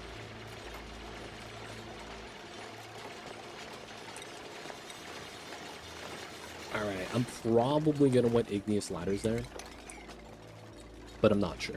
And as you remove the hot stone, the saltwater log doesn't get sucked in. Yep. Vacuums are weird in this game. But if you understand the mechanic, it's the most abusable thing in the game. because it allows you to circumvent needing endgame items to deal with hot temperatures, right? So because of having this, I don't even have suits on. You would typically want to have suits, right? So that you could protect yourself. I don't even need it, right? And you can actually just get this done. All right, this is fine. All right, now we got to get power here. We do that. Deconstruct this. We're gonna have the power go to somewhere. I'll probably have to make a little power bank, which shouldn't be too bad because we already have cooling. Now it's just going to be getting the design in. IRL has a solar grill tube. It's a vacuum layer in the product design. Ah, I didn't know that. Is the stone you remove still hot? And what's the goal with it? So two things happen. When you dig out stone, half of the mass is magically deleted as part of the digging process, right? So that's one thing in the game that you're not going to inherently understand until you've gone through a couple times, and you're gonna be like, oh wait, I thought I had, like, one of the common things people run into that are new to the game, they'll go like, oh man, I have a little bit of oxalite still, or not oxalite, I have a little bit of algae still, I'm gonna just dig it out. And then they would be like, wait, I had 1,000 right there. How come I only have 500 here? Kind of a thing. That's because anytime you dig anything with the dig command with a dupe, or if you use the robo miner, which is a robot that digs for you, it will always be at half the mass. That's just an inherent mechanic. So that's just how that works, right? So a lot of times you kind of want to do contact. I'm just going to be doing this so that I could do a more temporary setup, and I need the space. We're going to be building a steam turbine setup inside, and then we're going to be running the hot materials that are at 1,000 degrees inside of a door like this, so that we could generate steam and use that on a steam turbine for power. Normally, that's going to be something you want to tap to permanently to like a volcano, or if you have like a giant vein of hot debris. Usually the bottom of the map is like magma core, and that's popularly where people do it. But in my case, I'm doing a spot design so that we could get power for my Rex farm that I want to make. The temperature remains, yes. So the temperature transfer happens. I mean, the temperature is the temperature. Nothing's going to go wrong with it. So since it's 1,000 degrees, we could easily make steam, and that's going to be our goal. All right, so we know we have this. Yeah, we'll have to do it like that. Yeah, we'll probably want to do it like this. Couldn't you somehow transport hot stone via rails to the setup above? You could. I just didn't want to spend the steel, right? Because a lot of the times when you do that, you're going to have two things. You're going to have a metal that doesn't melt. Well, actually, in our case, this is actually something we could probably get away with just iron. Right? Because you have to use ore for the metal, right? For the rail. So steel, or I guess iron works here because that's 1,500. And then what happens is you're going to need to make like a tunnel that connects, goes through, and then drop it off. Sorry, specifically, the dupe's carrying half of it, of what they dug in the mass, but half of what they're carrying still has the same temp. No, so when the dupes dig, they're not going to pick up the items and relocate it unless you tell them to. So half of the mass is vanished. It's just gone. You can't access it. It's just deleted. The remaining amount is on the floor. In the case that a dupe is going to be using that to build something, they will carry it out. And they're going to hold it on their body. There is a thing with that where that's kind of a weird mechanic. I won't get into, but it basically bypasses a lot of weird rules. But for the most part, they don't carry anything instinctively unless you order them to. And if they do, it will be the temperature. And yes, they will be able to hold the hot material. It might seem a little weird that it's like they're holding liquid magma, 200 kilograms, And yes, they could carry a bottle that looks like the same bottle that's inside here. They could carry something like that filled with magma. Now, will it get hurt? Not in a vacuum. That's the funniest thing again. So in a vacuum, they don't get hurt while doing that. Normally, what happens is that they walk with it and they could just leave. However, the moment they get into an oxygen or a gas environment, the gas gets superheated by the magma they're carrying, and then the gas burns the dude. It's really weird. It's really weird, but that's how it works, right? So a vacuum is magical in that sense. It prevents the damage, right? All right, let's relocate that, get that done. How tall is this? 8 tiles. We want to design like this, which is about 8 tiles. So I probably use this. That means then I probably want to do that. I think I'm just going to try to do a single setup, and then we're going to have to run some sort of external power source here.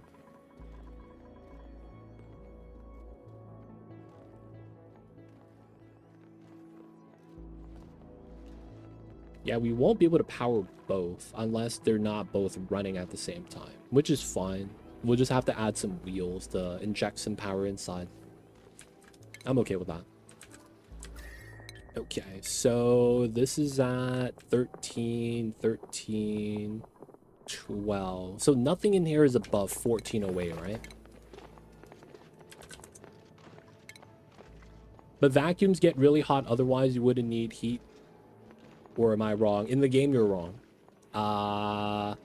The game, you should look at the mechanics as standalone mechanics that don't translate to real life.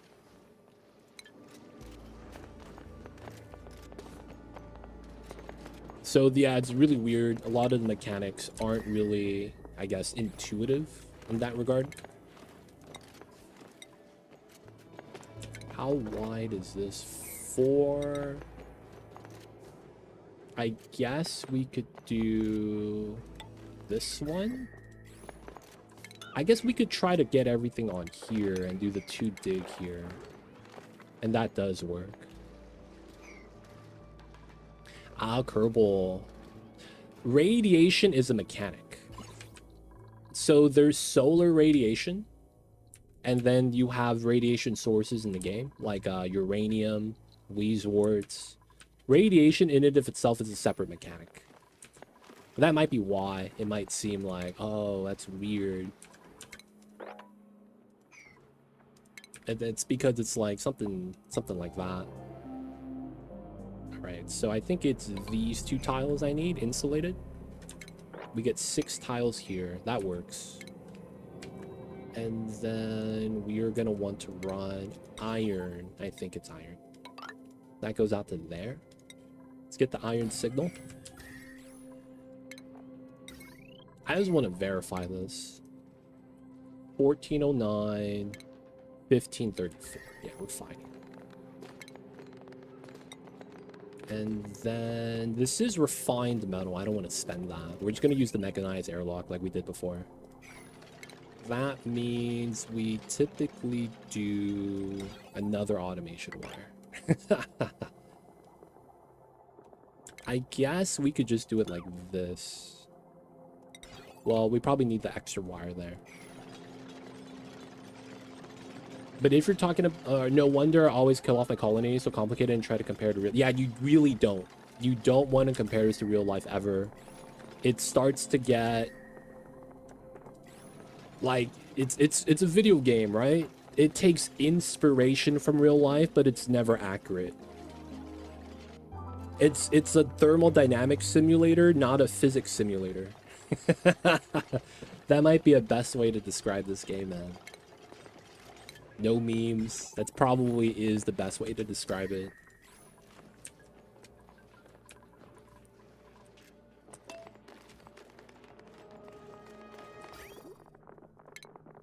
I think I do want this. And then we get the pipe here and pipe here.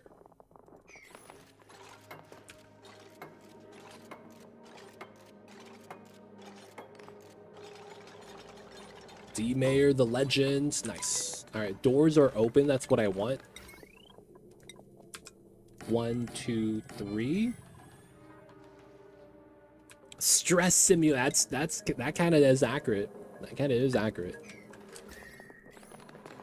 Get the single door there. We know we're gonna want that. We're gonna get another door set up. This is gonna be insulated tile. Except it doesn't follow every thermal law. True. I like to call this a good thermodynamic simulator, but it does follow its own set of rules. It's just that, like, when you look at this game and you go into the thermal overlay, I don't think there's a game like this where temperature is a huge part of the gameplay. In the beginning, it's just going to be something that's there, but then eventually, like, you're going to have to manipulate it. We get this, and then we want 2 tiles. So that means we get this side. We can start building this. I see you over there. Man, you got some humidity, my dude. You got some nice weather, though. I'm kind of jealous. I like this game because this is where you find all the smart people. I wouldn't say smart. Maybe that's because I don't want to say I'm smart. Maybe I am. It's just one of those things where it's like, I don't think it's like an inherent thing. Because to me, I understood everything because I didn't associate it with real life. And it was one of those things where everything made sense, everything clicked. And it's not because I have like inherent knowledge of it. I would say, if anything, I treat this like a proper video game. And I just got immersed. That's really what it is for me. It's kind of like playing something like Path of Exile, where it's a deep game with a lot of weird mechanics. And then it's like the veterans would be able to point out how to utilize it to the fullest potential, right? And they could even argue on points of why certain things are better because of how the game's kind of laid out. It's one of those things where it's just like that. It's just the topics are different. And then to me, the biggest draw for me was the colony management aspect. Like, I was playing RimWorld and I got mad because Cassandra kept killing off my pawns, and I was like, God damn it, dude. So I didn't want to have my dupes die anymore. So one day, someone was like, hey man, there's a new game out. It's called Oxygen Not Included. When it dropped on full release, I was like, oh, what's that? Is it a cool game? I'll think about checking it out. And they're like, you know what, man? I'm gonna buy it for you for free. And I was like, oh shit, for real? They were like, for reals. And then, you know, they bought us the game. And then from that day forward, we started playing Oni, and it was good times. To me, the managing the logistics wasn't too bad. It was just the RNG, like getting scythers drop pod into your base, and it's like you can't really do anything if they drop the scythers and they surround the pawn that's sleeping, right? You could argue maybe you live in the mountains. It's one of those things. Mercato coming in with a prime. Thank you so much for the 8 months. Welcome back to the city. Hope you enjoyed your stay. Enjoy the Montone as ad reviewing. Don't forget that legit sub badge. We appreciate you. Thank you for the support, man. I see you over there. Thank you, Mercato. So right now we're going to be working on a Rex farm. I am going to be relocating my Lum farms. And what we're doing is we're going to need power for this to work. So what we're going to be setting up is another one of these geothermal coolers. We're going to want the space eventually to build stuff. And I don't want the heat to be just leaking out. So we're cooling down the temperatures so it's somewhat feasible. Our current setup is not getting too hot anymore because we're beating it out, right? It's going to start dipping below 200 degrees at some point. So we're making a new one so that we could have power and then power our Rexes. After that, we're going to be able to get suits again. So we're not using suits right now because I can't repair it all. We have all the oxygen in the world though. So it's not really that bad. We're at a spot where we're perfectly sustained, right? We have food, we have oxygen. It's really just progressing.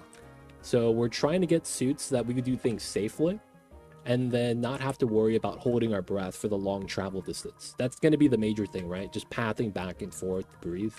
So what we're going to want to do is get to the surface and build rockets eventually. Problem is, it's hot, man. My dupes are going to get cooked. And then there's steam inside. Oh, it's oxygen. Right? So at some point, we're going to have to go up here, and we're going to need suits to do that. And that's kind of what we're preparing for. Now, we're going to do a 2 AQ setup. 1 AQ, it's going to be cooling itself. I shouldn't do that, but I'm going to do it anyways. I just feel like it's better to have a dedicated line. And then this one, we could run a lower temperature for the idea that I want to kind of do. I like how your volcanoes have faces. Hey, man. My volcanoes look good, dude. The cutie pies.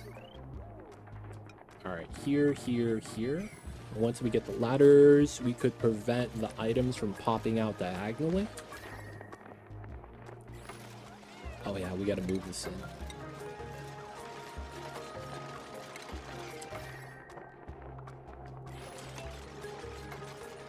Do you have meteors? I have them on, yes. I think we've been getting hit by random meteors on the top. But yeah, we're not really too worried. Yeah, well, you can see we've been taking damage. Slowly, surely. Some regolith has landed, but it's not doing much. It broke through right here slightly.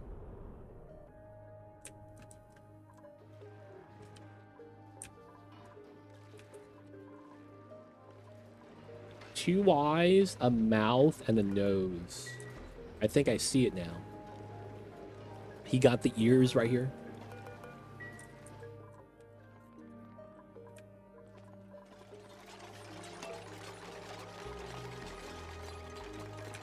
All right. So with the ladders, we could seal this side. And then we're going to do this setup. I'm probably better like this. And then we want to try to get ladders here. This guy. Magma faces.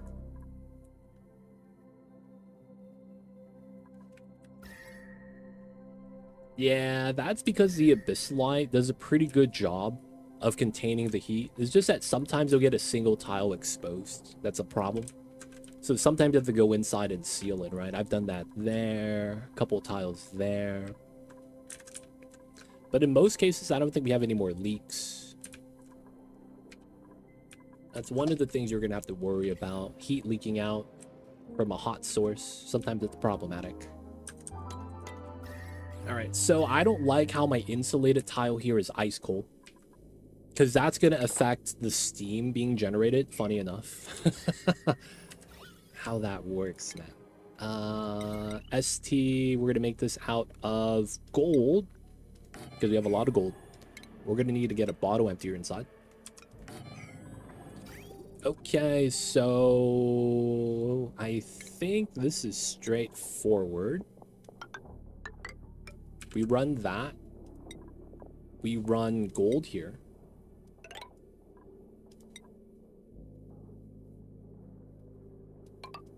Like that, like that. And then we run that setup. And then this is igneous. This is probably fine. And then we just have that connect. We have directional flow. We're going to run that out for the vent line.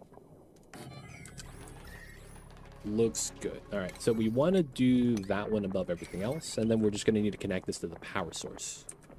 We're going to do the power source here. It shouldn't be a problem. We just got to prepare for this. Should be all right.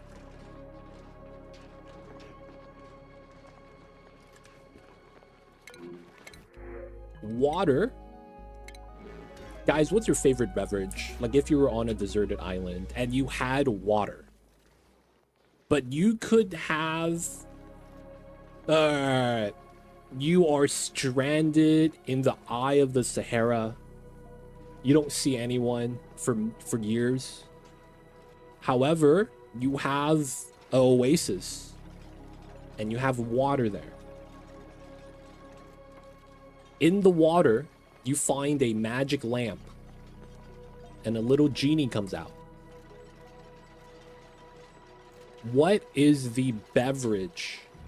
And you only get one beverage that you would choose. Vodka. You know, that's pretty good. That's also a disinfectant. So if you get cut, it's not that bad. Just pour some vodka on it. And then you can drink the vodka, get a little bit of flavor. It's flammable. That's another good point.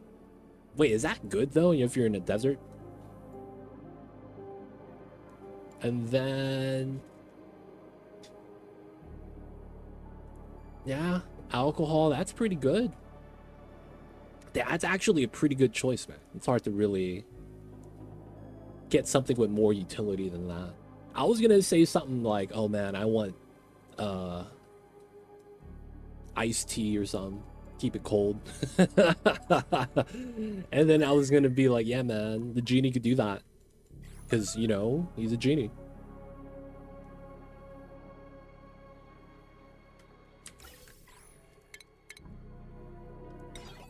Oh, I forgot to do this. We will run centralized signal here. And then we just do that. That should be good. Multi-purpose. Desert nights are cold if you're picking the Sahara. Ooh. I heard about that, yeah, man. You get the hot days, cold nights, the worst of the worst. Okay, so unlimited, yeah. You have a magic mini fridge that is always auto stocked every time you open and close the door. That's the magic, baby. All right, we're gonna do a weird strat here. So we built out the tiles here so that we could deconstruct the tiles and create a vacuum. We're going to replace this tile with a joint plate. I actually don't have to do that, right? Yeah, I probably don't, just because I don't want to have a vulnerable spot. We're just gonna run gold.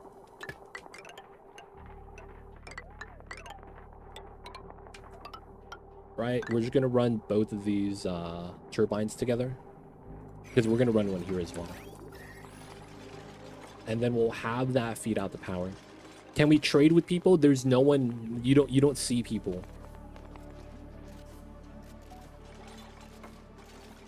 Magic auto stock mini fridge, Tito's, Twisted Teas. Nah, you only get one beverage, dude. You only get one beverage. The genie is stingy because he shares the mini fridge with you. It'd be like that sometimes, man. I've seen this thing called magic water. I think it's water with a bit of gelatin. It's supposed to make you feel more hydrated because nothing is worse than feeling thirsty, drinking water and feeling thirsty. I've seen one of the competitive eaters eat something. I don't know if you want to even call that eating. He drank something called thick water. And it was literally water that was viscous. And he couldn't tell us. It was Matt Stoney. It was. He drank the thick water. I saw that video. I was like, dude, what the hell is thick water, dude? That sounds very sus. You know what I'm saying? Like, it looked weird, man. It looked like bodily fluids. I don't know what to say at that point. I mean, dude, man, this man drank bodily fluids. All right, so far so good. This is looking all right. Let's get the cap in here. Looking good, looking good.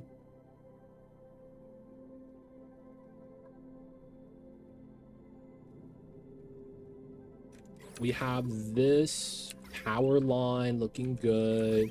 Coolant line, exhaust pipe. We got a seal. We're gonna add water through the top. I'm gonna make this, I hate to say this, but I feel like this is gonna be a smart play. We're gonna want to try to like heat proof this. That might be a bad idea, but hopefully it's fine. Nah, we should just leave it as is. Nothing bad's gonna happen. Totally safe.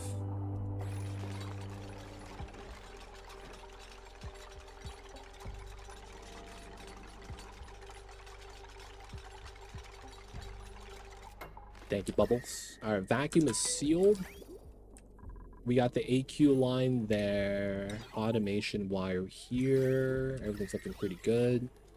I think for the sake of design, I might need a external route right here so that we could do the setup. Next thing we're gonna need is a fill line. That should be like this. Put a bottle drainer here. We're also gonna need to just add water here, and it should be okay. Tito's vodka. Is Tito's better than the Kirkland brand at Costco? Green signal if it's above 200. Keep it safe. What's going on, Hunter? Welcome in. I see you over there. What is good? Ooh, I got an idea that feels like a good idea, but it's probably a bad idea.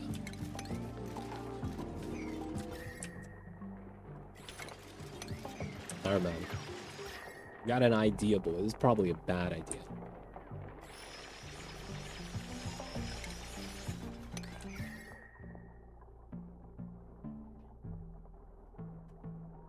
Tito's is pretty smooth for a vodka. Makes for great for mixing drinks because you could still taste it. Oh, you can't taste it. Interesting.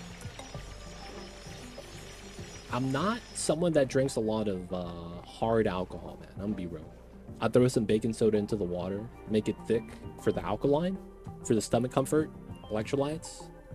That's about the thickest water I'll mess with. Dude, man, Hunter came in when we were talking about thick water. It's totally normal, dude. Drinking thick water. Might be a little suspicious, but you know. The things people do for health, right?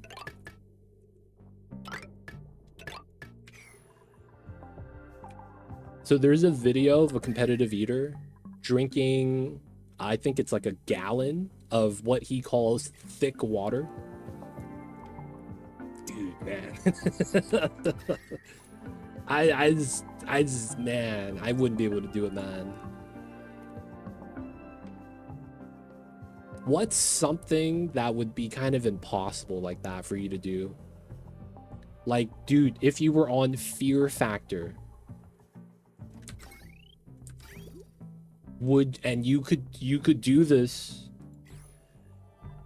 would you do it? You have to drink a gallon of this thick water. And they're like, what is it? I can't tell you. Would you be worried, or would you be like, I think I could do it? You know what I'm saying, man?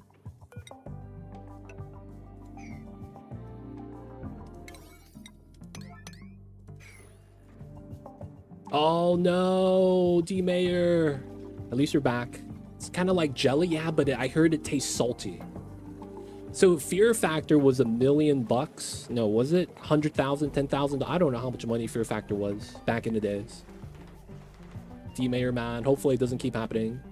So it's like a jelly, drinkable jelly, but it's probably not as sweet. Anyways, how's the automation on the Paku farm? I didn't touch it yet. We're probably going to be working on the system here for a while. The weird system, but it should be fine. Tito's corn-based, sweeter, rounder. Kirkland American is corn as well, though. Clean and mild. Kirkland French is wheat. Grey Goose smooth, elegant. Kirkland is likely a better price. I heard that when it comes down to just like the vodka in general, the Kirkland Costco brand is really high quality for the price point. I heard that. I just, you know, I've never actually talked to people about it. I don't know if like they have the similar opinion, but I've heard that about it, man. I've heard that about it.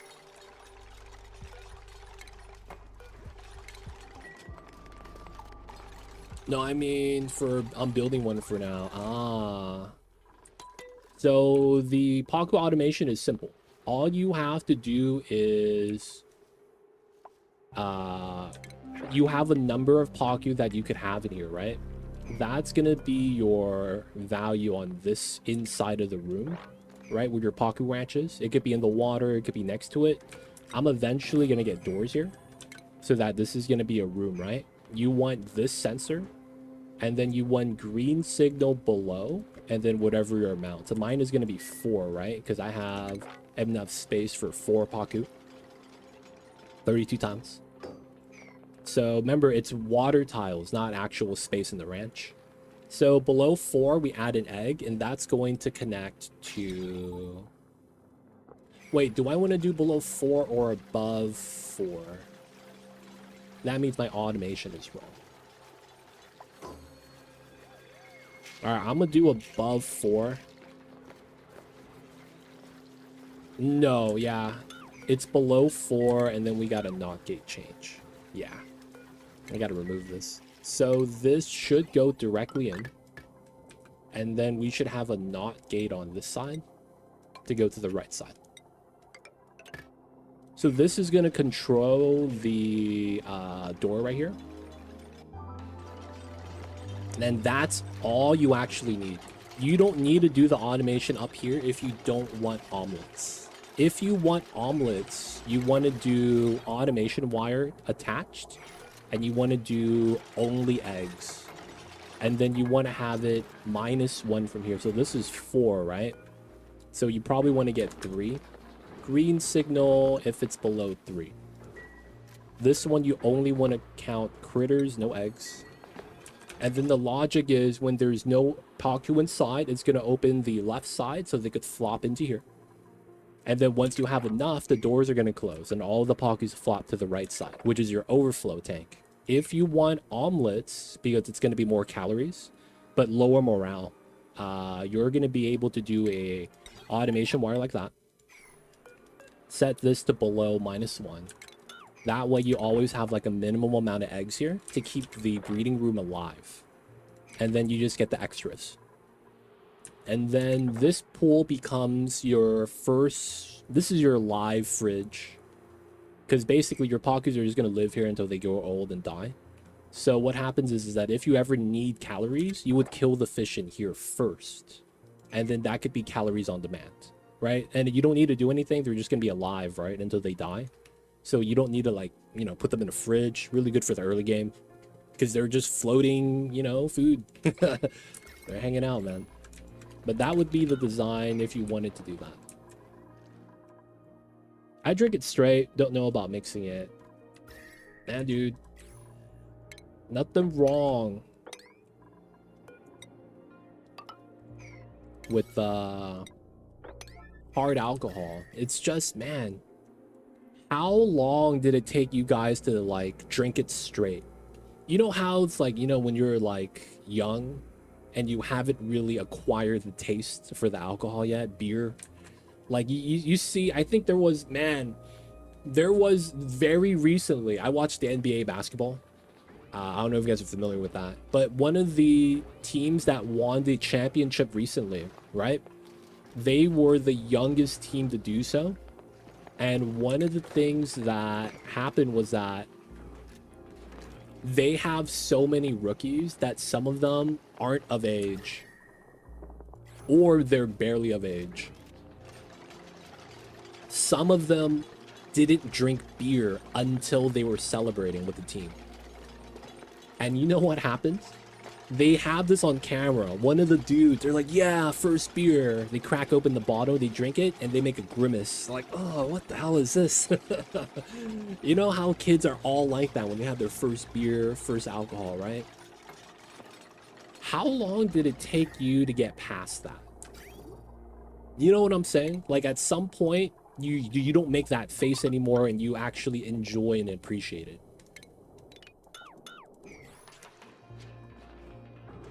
Dude, that was funny, man, because it's like they had right below the reaction the name of the beer sponsor, and I was like, oh man, no one's gonna buy that anymore.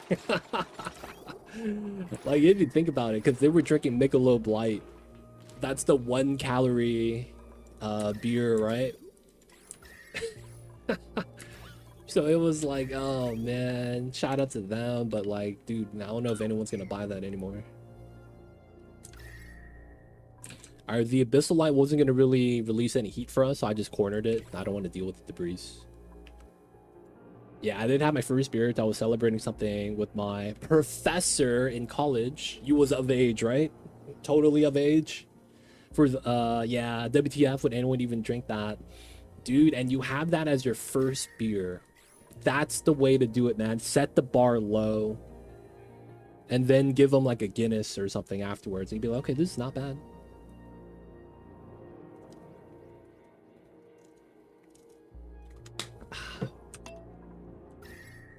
You gotta set the bar low, man. That way you could only go up from there.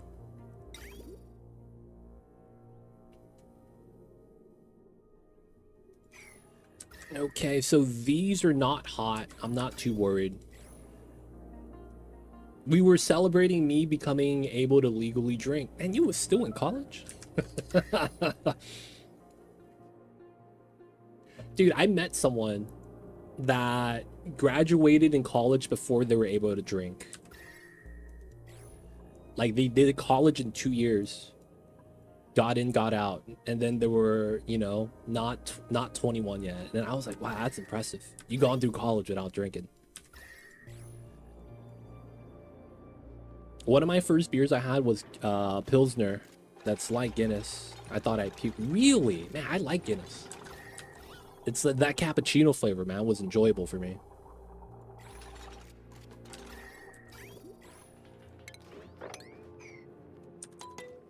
Tito's is 6 times distilled, uses pot stills, copper.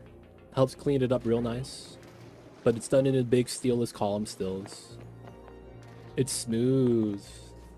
Yeah, but it's like, you know what I'm saying, right? Like, that acquired taste. Regardless of how smooth it is, I feel like there is some period where you have to kind of acquire it, so to speak. That's what I'm curious of, but like, how long did that take for you to really like enjoy it for what it was? Right? Because one of the things is like, yeah, well, it doesn't, not even shots. Like, when you're able to transition from only drinking hard alcohol via shots to being able to sip on it, that's what I'm talking about. Like, you know, on ice. You're sipping on it instead of, you know, just taking it shots at a time. Because when you're taking it shots, you're not appreciating the taste. You're really just there. Kind of like, I'm drinking, I guess. You know what I'm saying, man?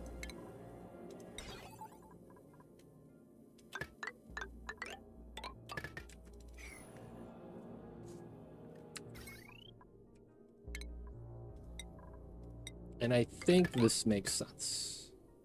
I guess we don't need that. We could save a little bit of material this way. All right, we'll do it.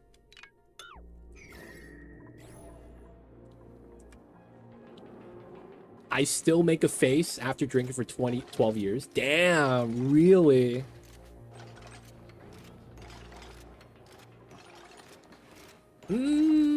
I mean, it's the same thing, though. It's just the amount you consume at a time. Because I feel like if you're able to sip on it, it's a lot harder to do than just, you know, chugging an amount at, like, short intervals versus taking your time to enjoy it. I feel like it's kind of like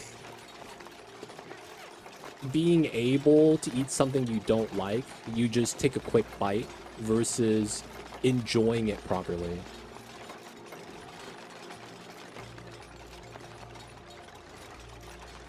It's slightly bitter. Some people just hate the bitterness. Yeah.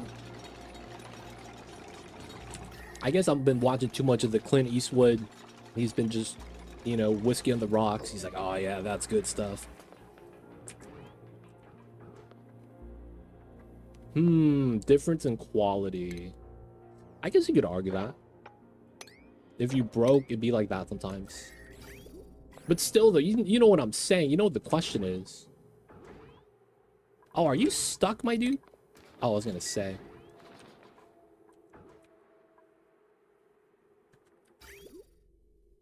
Alright, he's fine. He's fine. He's fine. Okay, we're gonna leave that. We got the automation in. We could get this started soon. This is still 5 wide to fit in the steam turbines. I'm not too worried. I do have a open spot right here, but I don't think it's a big deal, to be honest. We could do a makeshift setup that I don't like to do, but I feel like it's probably fine. All right, let's get rid of this.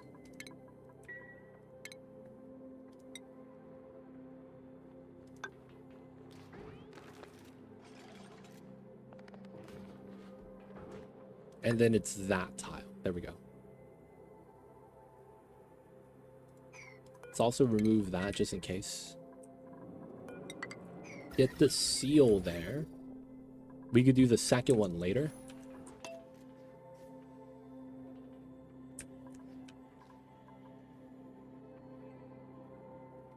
I'm 38. Whiskey and Jaeger comes close to enjoyment, but sipping on it, never. Cac W.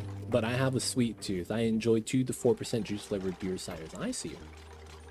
It took someone gifting me an expensive whiskey to start sipping on alcohol. So it really is just like the quality stuff, huh? Actually, I messed up there. I needed to open... I think it's this tile first. Yeah. And then we have to sweep everything out so we have it clean. There we go. After I'm able to do that, let's move out the other stuff. It shouldn't take too long. This is good. Oil. 3,000 kgs. Oh, crap. 1, 2. All right.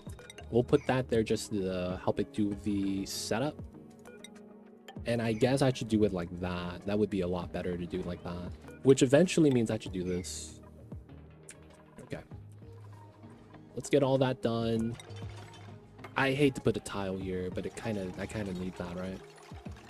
1, 2, 3, maybe even 4. 500. That's 500. It's solid. 300, 500, 800. Okay. We could put 1, 2. I think the 800 is good. All right, I'm scared.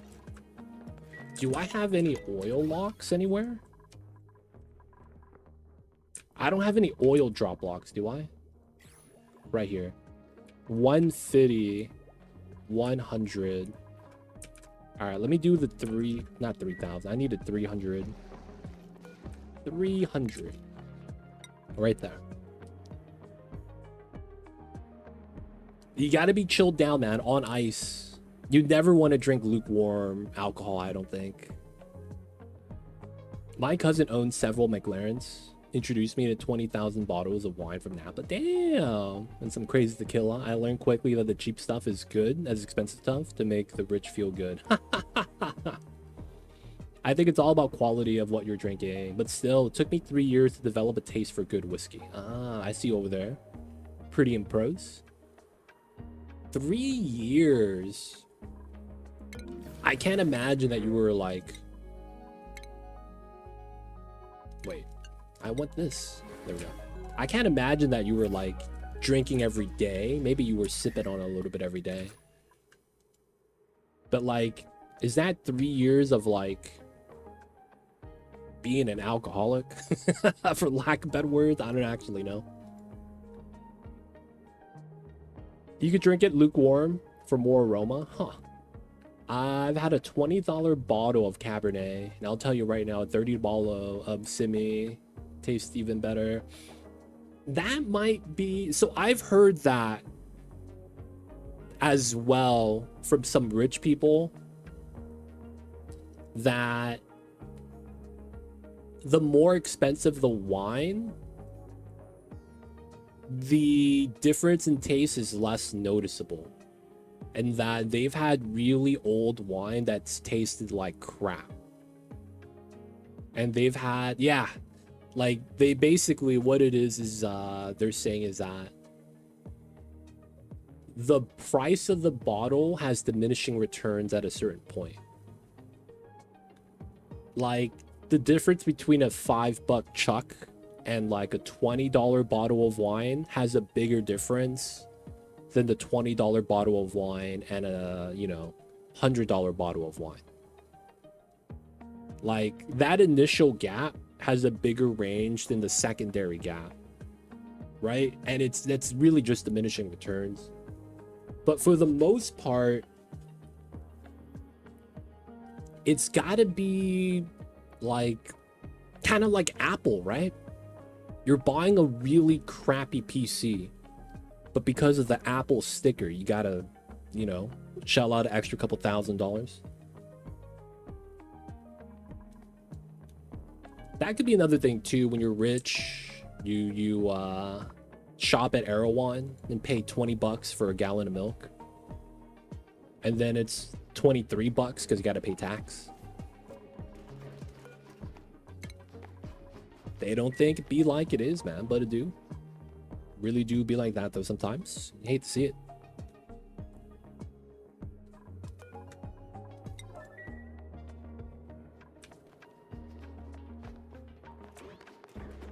All right. What? You're not gonna spill? Come on, there's no way you're not spilling. Is it because of the oxygen here? Dude, there's no way you're not spilling, man. What are you doing? All right, man, let me take the 500.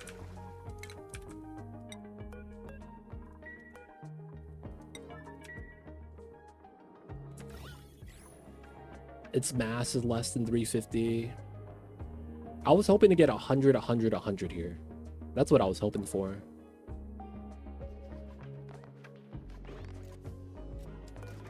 All right, empty priority 9. Xandroff, dude, you could do this. We need a pump in here.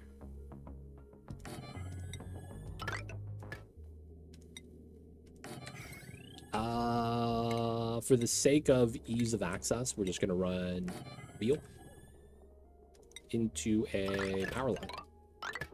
Maybe small battery. I see you, Side Demon. Welcome in.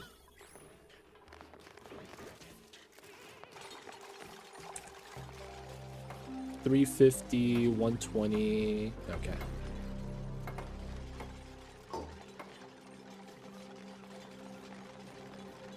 I see you over there. Gotta get out of the rich life, man. Well, having money and being financially stable is different, though. Financial stability is nice. It really is. Can we mop this so I could move that down? Technically, Pay is helping, because every time Pay breathes in oxygen, it's only 20 grams of CO2 coming out. All right, relocate that to here.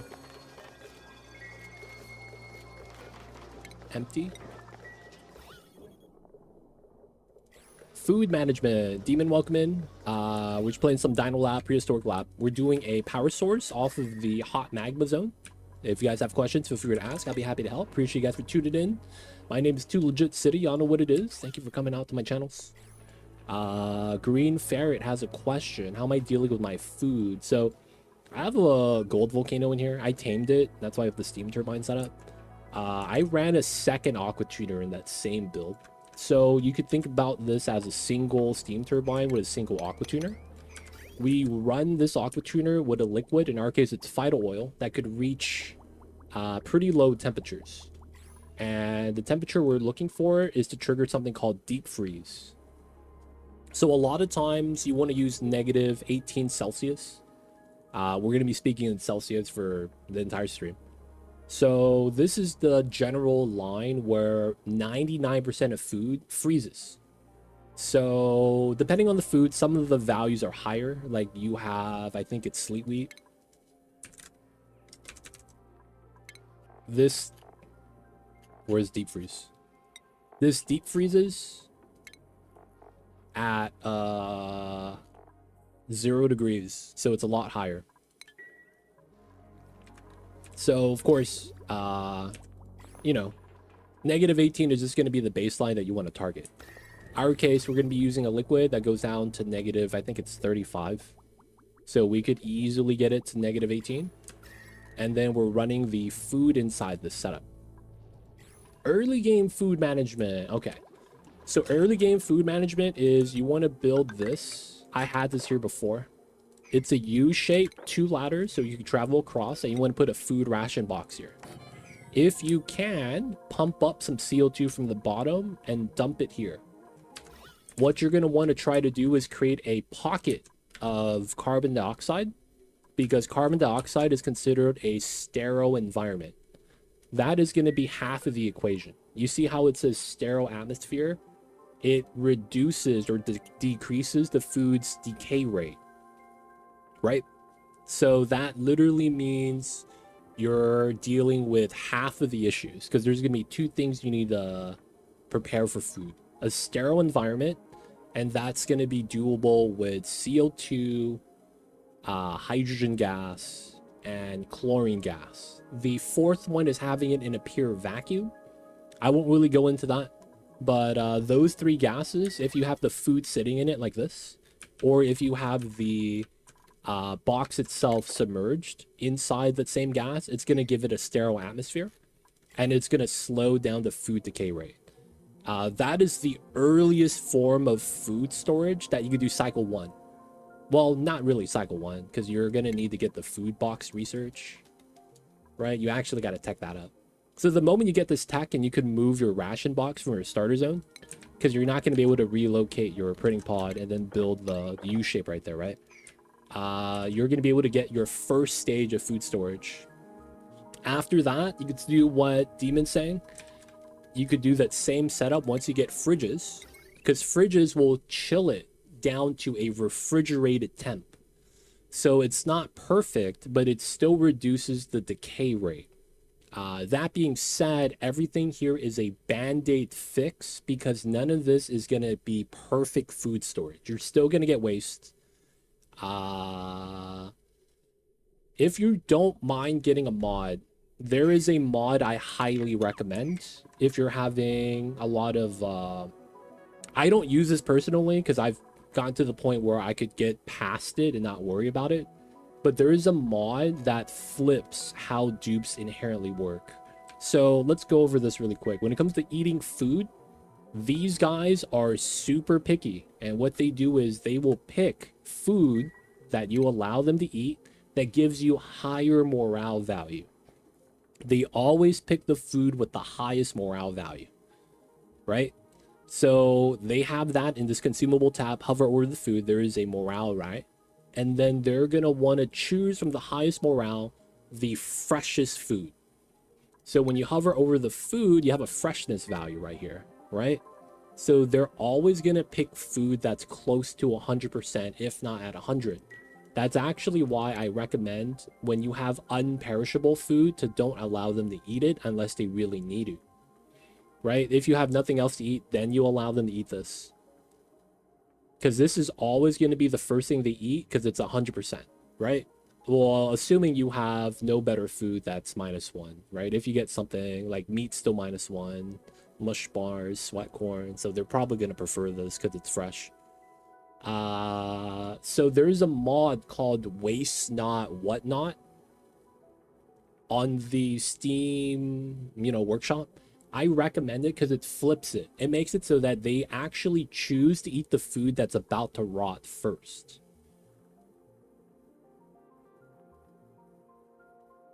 So that might be really nice because it makes it so that you get less rot happening because they're going to eat the food that's about to rot first.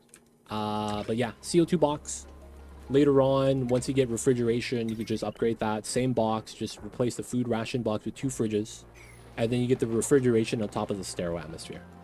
Is it worth having carbon dioxide food box if you already have refrigeration unlocked? You should, yes. So it's 2 sides, right? 2 things you have to give it. Deep freeze and sterile atmosphere. You have to give it both in order to get perfect food storage, and each half of this coin is going to be something you have to do. Once you get refrigeration, but you have the fridge just out in the open, like, you know, it's oxygen here and you just have it sitting here, that would not be as good as having a ration box sitting in CO2. This box sitting in CO2 performs better than a refrigerator that's plugged in, powered, but sitting in oxygen. 100%. This is already better than that. So adding this with the fridges is just an upgrade, because you get the refrigeration on top of the CO2. So the reasoning is because refrigeration doesn't completely solve the temperature issue that it has. However, it's either sterile or not sterile, right?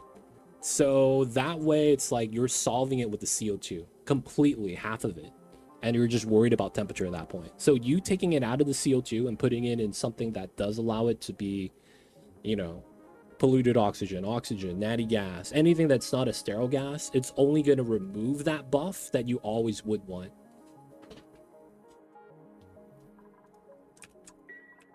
All right, should be good. What was I doing? I completely forgot, guys. I have ADHD. I hit the buttons not knowing what it is it does. Okay, I think we were doing this.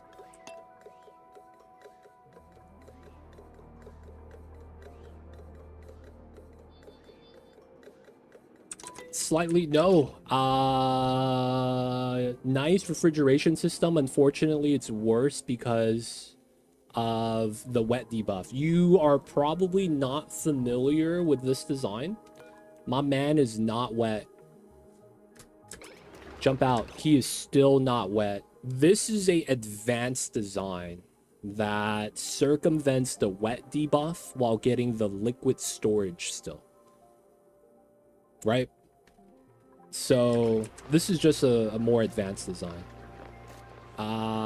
So it basically utilizes the fact that when a dupe jumps like this, they don't jump.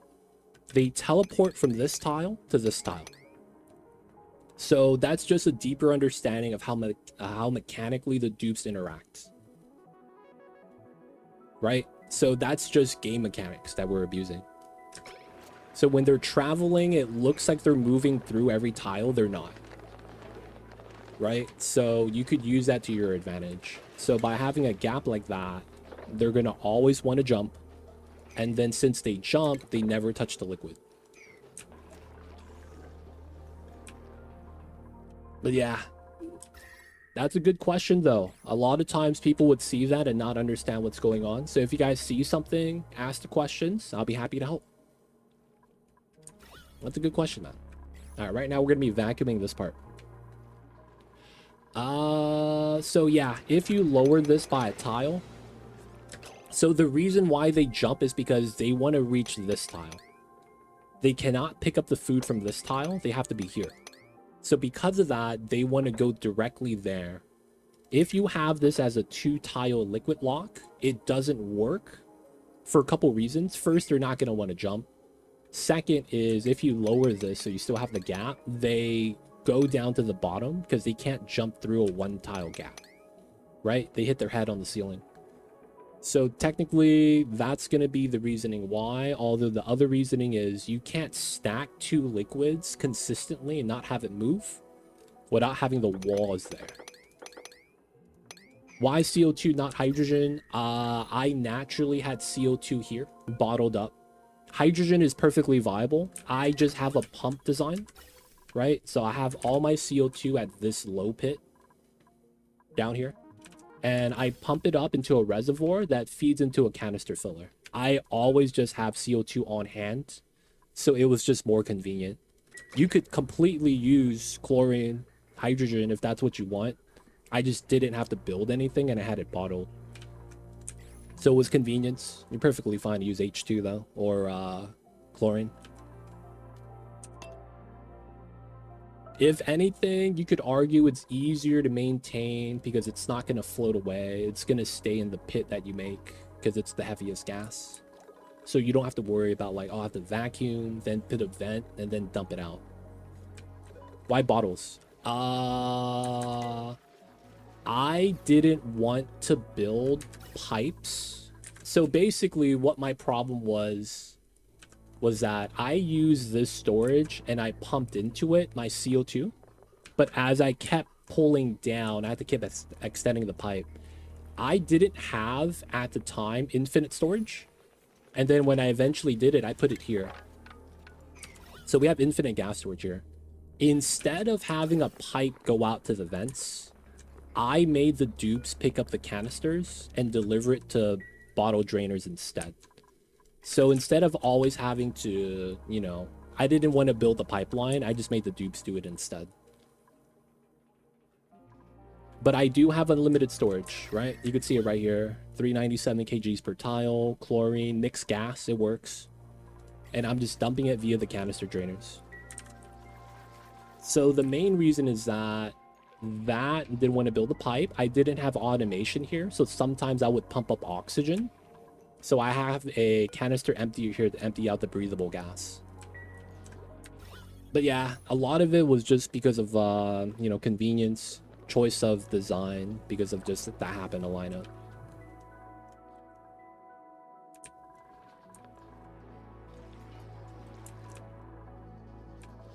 No one got stuck inside. I'm impressed.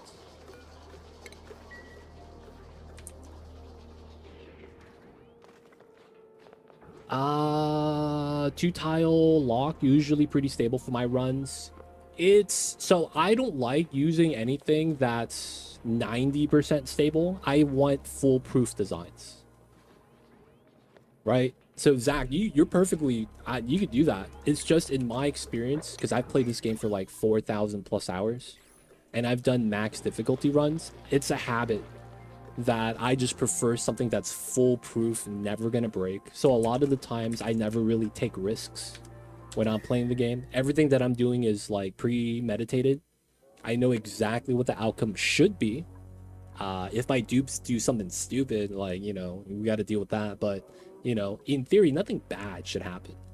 So that's kind of how I play the game, which is why it's like I make those decisions to avoid those designs.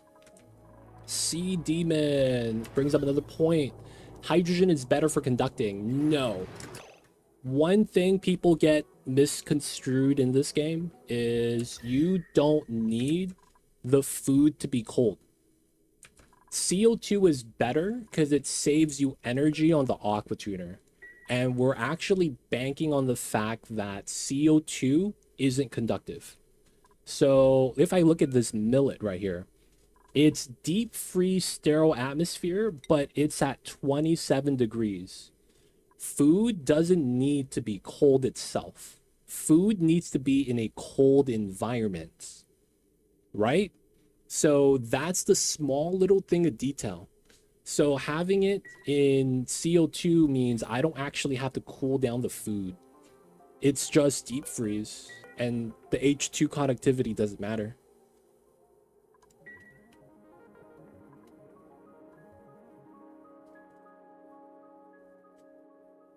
You use hydrogen because you don't want to use metal block. The metal block's nice though.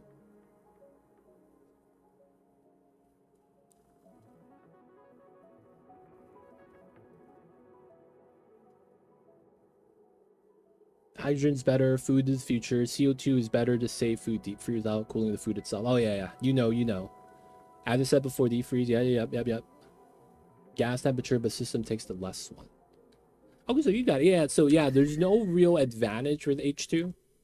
Like, you could use it though. It's perfectly fine. I just don't think it's better or worse.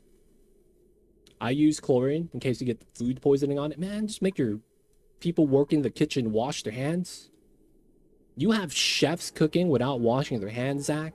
Come on, man. Gordon Ramsay would be so mad right now, dude. I use hydrogen because I don't want to use metal block. That's fair. But I want food to transfer, for example. For that, we're in a rocket vacuum. That's, yeah, you could do that if you really needed to do something like that. It's just such an off case that, like, how often does that happen? I don't remember the last time I needed, nor the last time I remember I wanted to feed experiment 52B. 100% correct, though. That is something.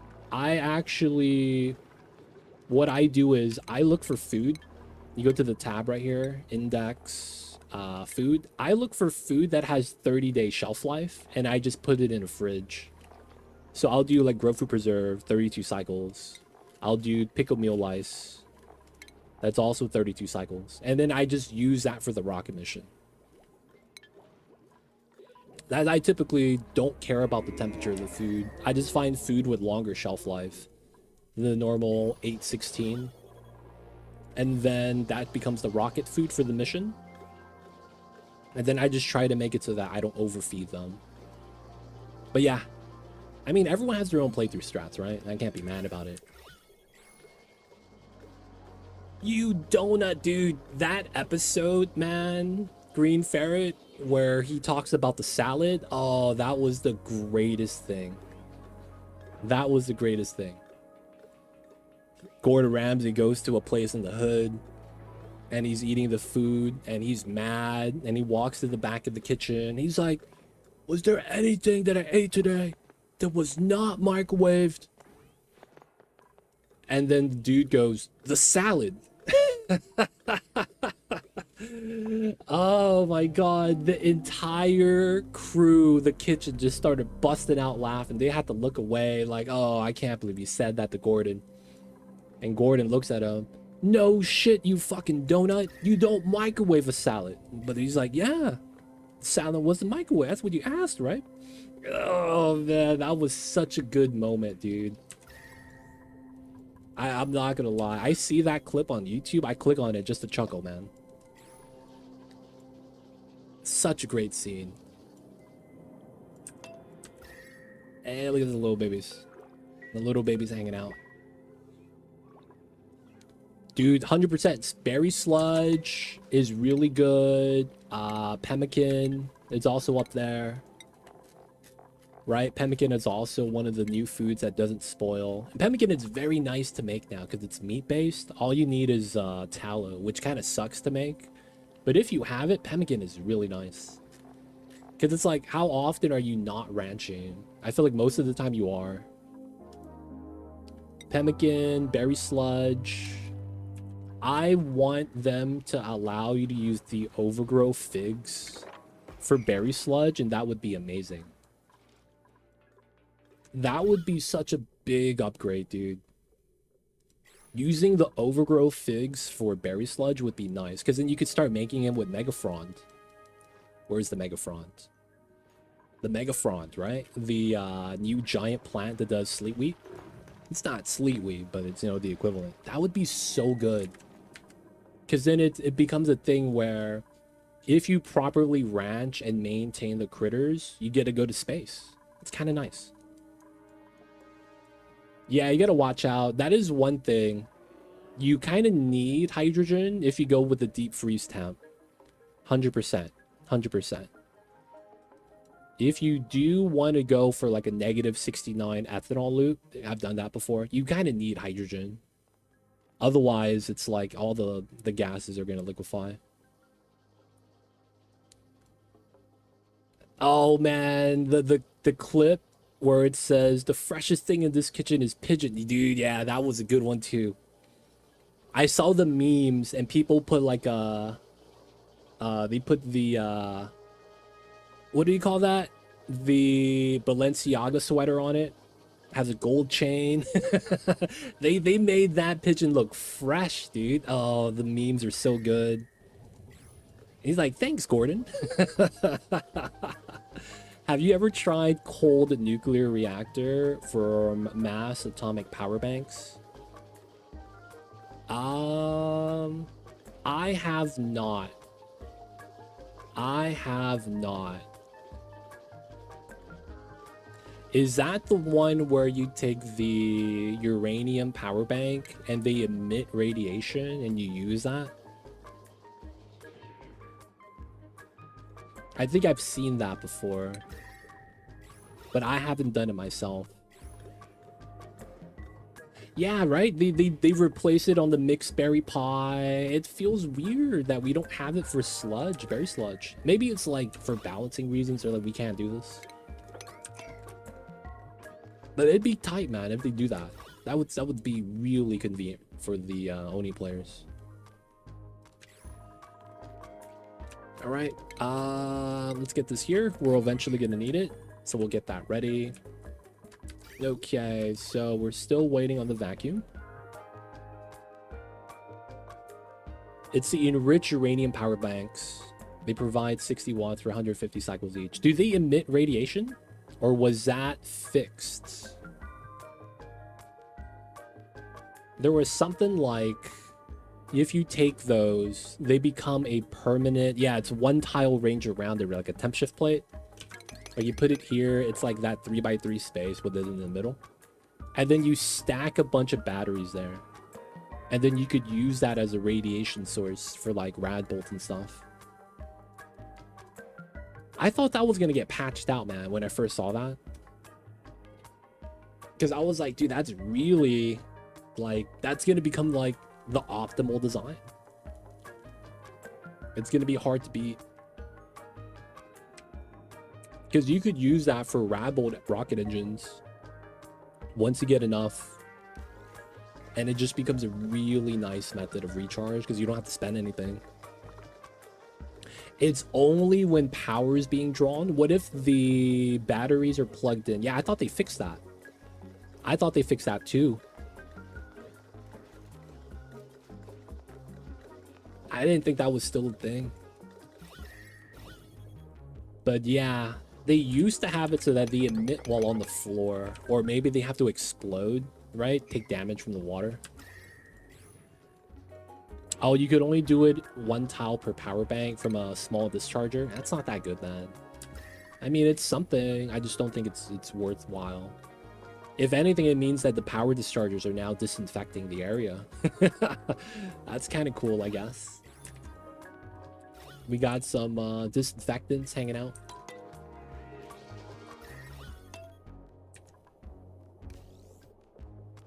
MCG. All right. This is gonna be totally not a problem, right? Please don't mess this up.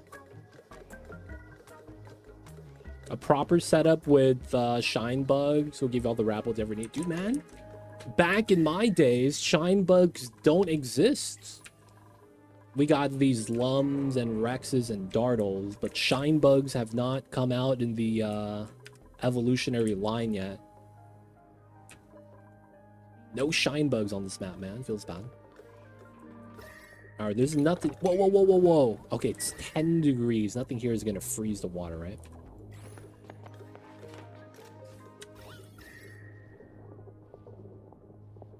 All right. Single bottle of water should be fine.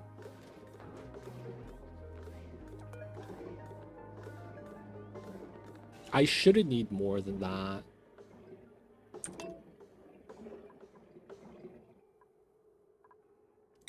All right, we're gonna turn that off.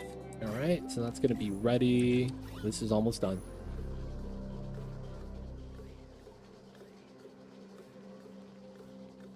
Okay. I think the point, though, is that atomic power banks are just as is, if a little less efficient for power generation as a research reactor. Yeah, I can't say I've seen that build then. But the RTG style batteries are pretty awesome. The ones that self-recharges. I got my forever lamp now. I mean, the rechargeable ones are pretty nice. I like how they use Abyssalite. But I'm not gonna lie, man. I still don't know why I had a glitch out that one time where the sweeper stopped sweeping it. Hopefully they fix that.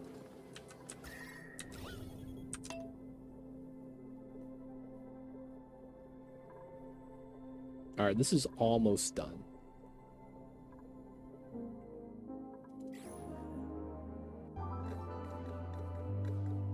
The other rechargeable battery from refined uranium. Oh, is that the perpetual? Oh, I know what you're talking about. Yeah, there's a perpetual battery.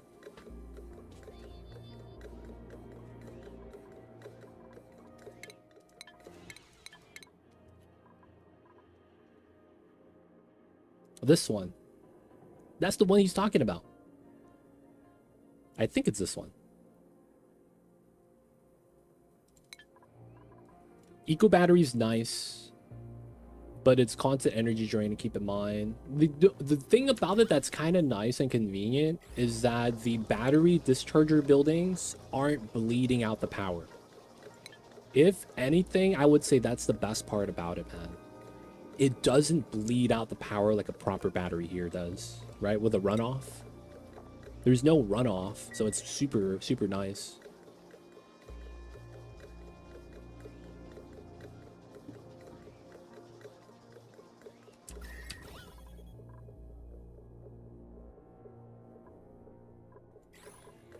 All right, so this is going to be water.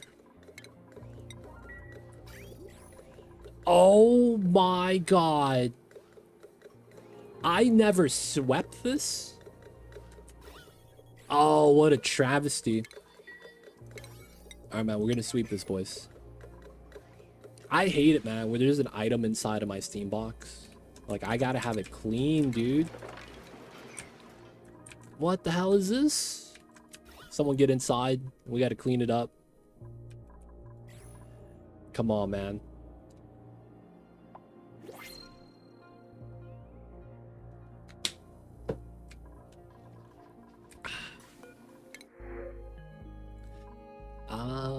I guess we take the figs.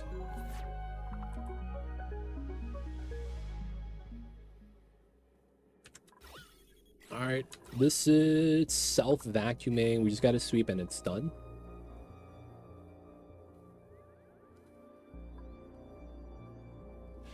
Charge batteries and discharge them. So you double dip the power. That sounds kind of nice, actually. The problem is that you can't run off the power, though. You actually have to have consumers. I don't know if that actually changes that. Right? Because you could run the manual gen connected to a lamp. Isn't that better? Because they just continuously generate forever.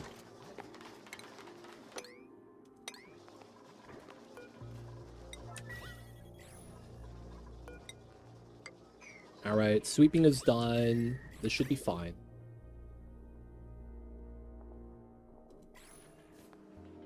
Got the water. We're not going to deliver it inside yet.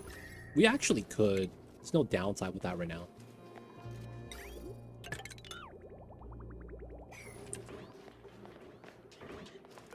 Above 200.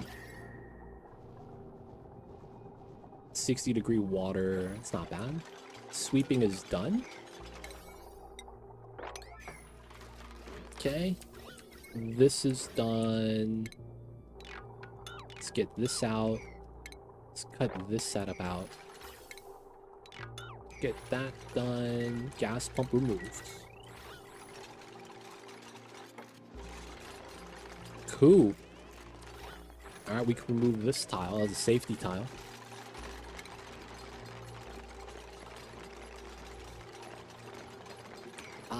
Let's get the bottle emptier here. Move out the items. 33 per tile. A new bottle is going to mean 33 top and bottom. That's decent. 33 is probably okay. We don't need that much more, probably. Okay, so we turn this off. So we're at 67. Yep, we're fine. We are just going to cut the line. I'm not going to deconstruct. We're just going to leave that like that for now. It looks like I never have to go inside again, so we're just going to lock the door. I don't want anything weird happening. All right, this is going to be clean water.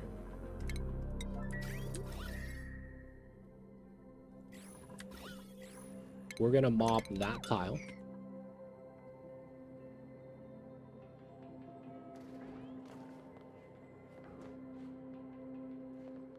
Did you research rocket batteries?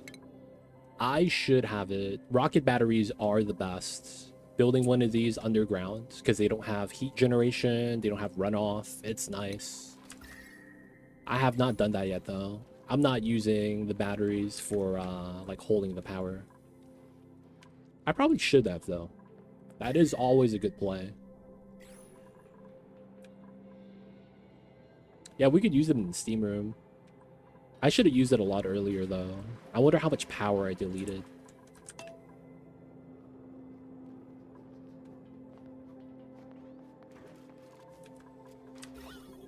Alright, get the water here.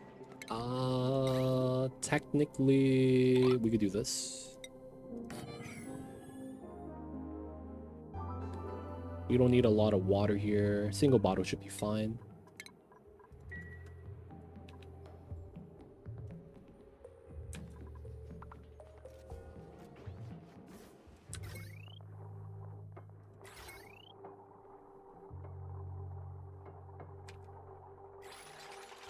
And then we will want this setup. Let's take the sweep here. We gotta get the ST in. Okay, that's a little bit higher.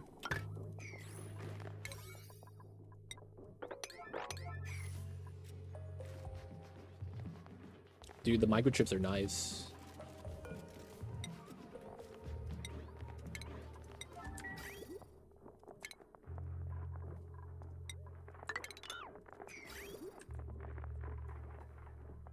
Ooh, okay, I guess because of how this works, I should run it like that. Okay.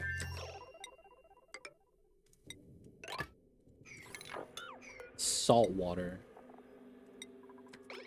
We're gonna run the salt water in the pipeline, and then we're gonna run this at 24 degrees. This is also gonna be at 24. Unpermitted food. Are we out of poppers again? Damn, I really need to get another smoker? Really? Oh, another pipe block. Every time I run out of food is because I'm bopping the freaking pipes. Okay. Should be good, should be good. We just gotta get some water inside. Salt water here to get it inside the loop.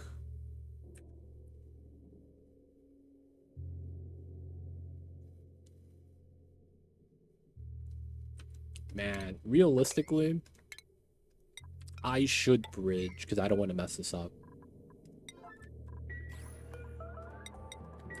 We'll allow someone inside. Alright, we're almost done. We got to get the cooling loop filled with a liquid. This other one we can do later. Alright, so now we want to do the proper setup that we would want to have. I think it's going to be here that we're going to want to do it. And then we would want to do the double transformer setup. And it seems weird, but it should be fine.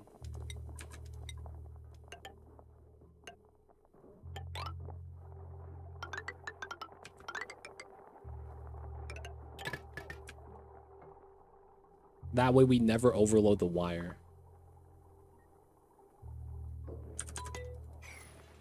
And then we want to use that as a power source to feed into the bottom.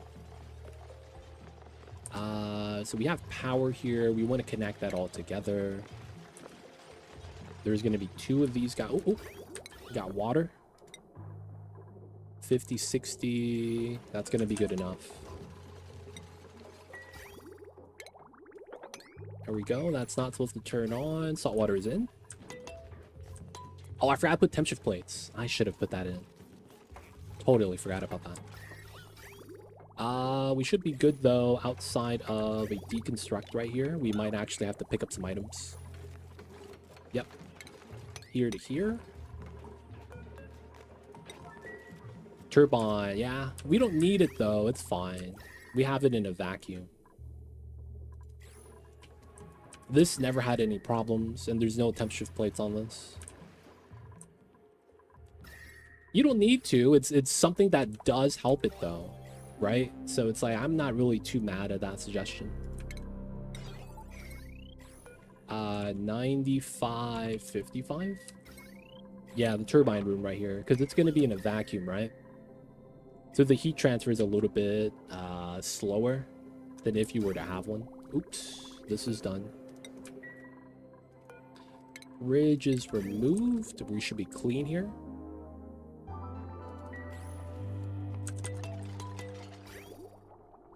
Okay, so this is good. That's good. Get the seal. Everything inside is fine. We have the feed out on the power. This is going to be a critter refill room or relocate. We're going to, you know, actually fix that later. Then this is all gone. Let's get rid of that and that. And then we're going to use this area a little bit. All right, I think I have to do this. And then we want to run the wires to the AQ.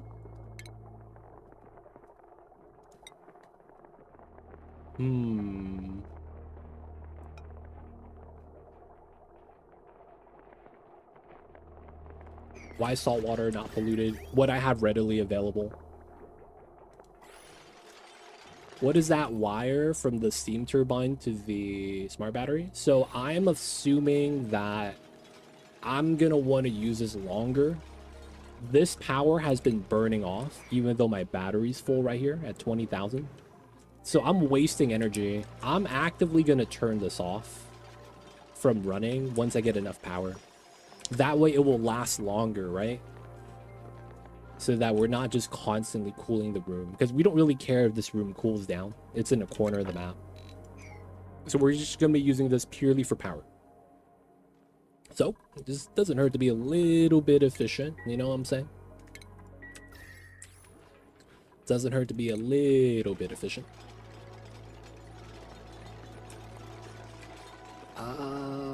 So it's going to be, I think, like this. We run this setup. Seems a little weird, right?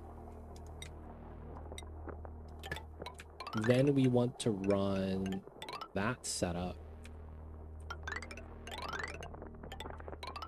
And then this setup. Let's remove that.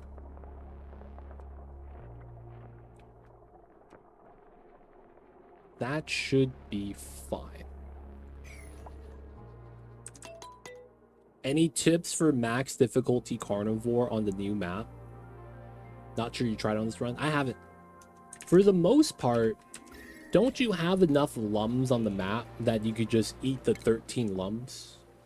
Because you do tough meat, right? You get 12 kgs. So you get 32 kilograms of brisket. 32,000. So you need what? 13 of these guys and you get it. Isn't it super easy? Am I crazy here, Jake? Like, since you have the large map, you should be able to find the lums, right? Or maybe there's not that many. I haven't tried it yet, though. You could also just fight the Rexes. They also give you a pretty decent amount. It's 5, it's not as much. So these guys are going to be the meat source. They are kind of slow to tame, too. The biggest problem you'll run into with these guys is that you need to already have figs. From what I could tell.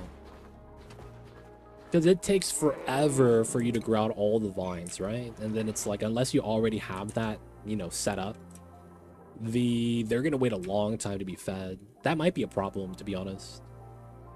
Might be a problem.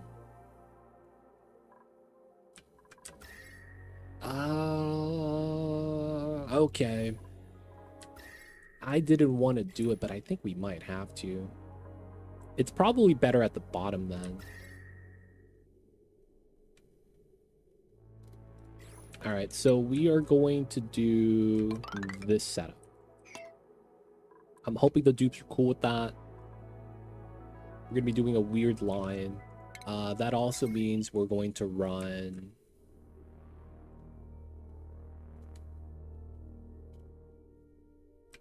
Yeah, it should be a smart battery here.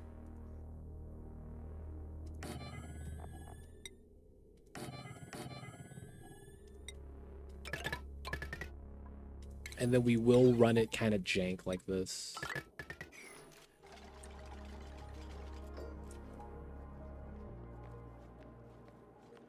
Wait. Millets aren't considered meat, is it? Wait, hold up. That's not a thing, is it? These guys aren't considered meat, right?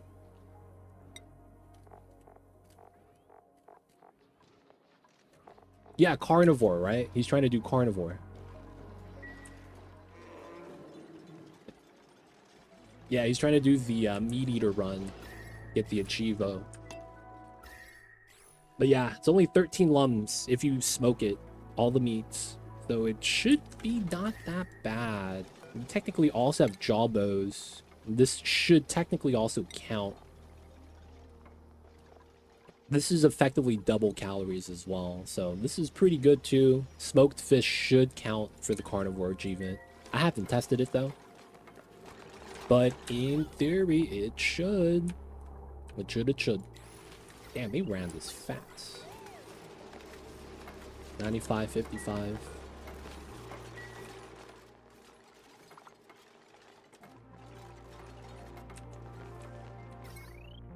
Alright, so one of the loops are good. It's not bad. Okay, the tiles are in. We're gonna run. Technically, it's gonna be best with the doors. We're gonna run 8 tiles here. Funny how that works out.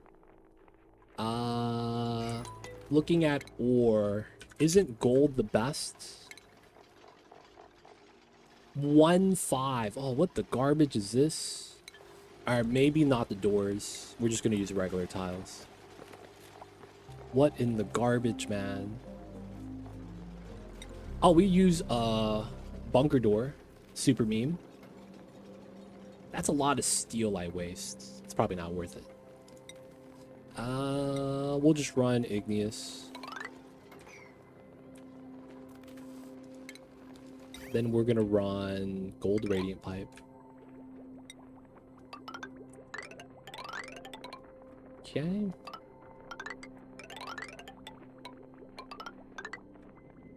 That should be fine. Wait, this is running? Oh, yeah, the salt water was hot. Now, okay, that's fair. The salt water was hot. Oh, this is not supposed to be running yet, man. It's not even plugged in. Yeah, smokers are really nice. You gotta rush smoker tech. I wish smoked food, though, actually had longer shelf life. That's the one thing that I kind of was like, dude, man, that's how it works in real life. And then I remember we're playing oxygen not included. I'm like, oh yeah, that's how it works in real life, but that's not how it works. That's not how the game works, man. They don't think be like it is, but it do.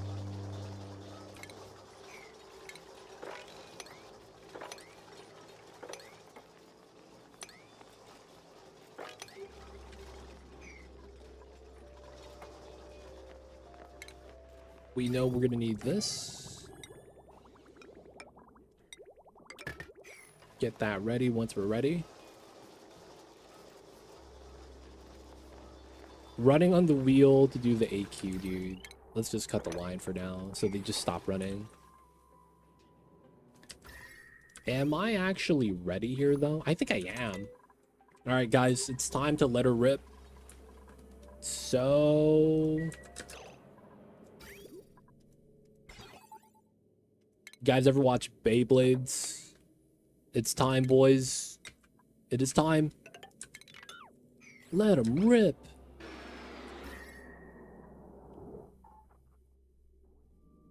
How is it only this tile doing the heat transfer, man?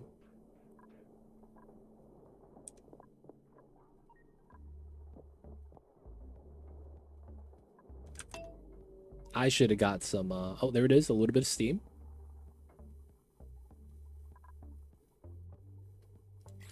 above 200, we turn it off. Simple automation. All right, it's all steam. Starting to get warm enough that we could turn on. Dump it back in. Now we're going to be generating some power. This is going to be here, generating heat, but it's going to be on the line right there, so we should be fine.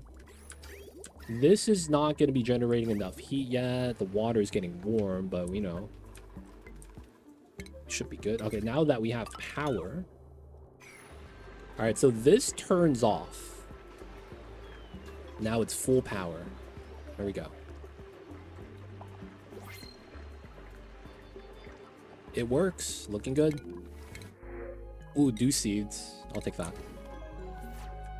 All right, good stuff. So just like that, we have a full power source, 850 watts per second. It's automated on the battery. Sadly, though, the aqua tuner is eating up all the power. Anytime we get any, it's dumping it out. And then we got to have them running on the wheel for that. Feels bad, man. Feels bad. So we do need to add the power.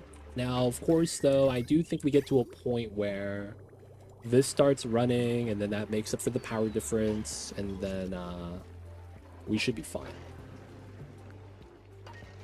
If we really want to, we could put tiles here and make this like a power room and do the microchips.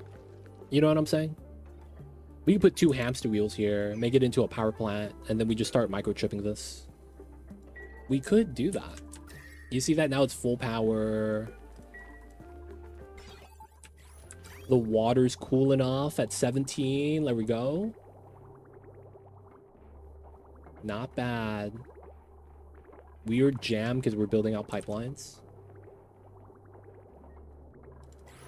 All right. I think we're good here. This is good. So now this is here. This is going to be phyto oil.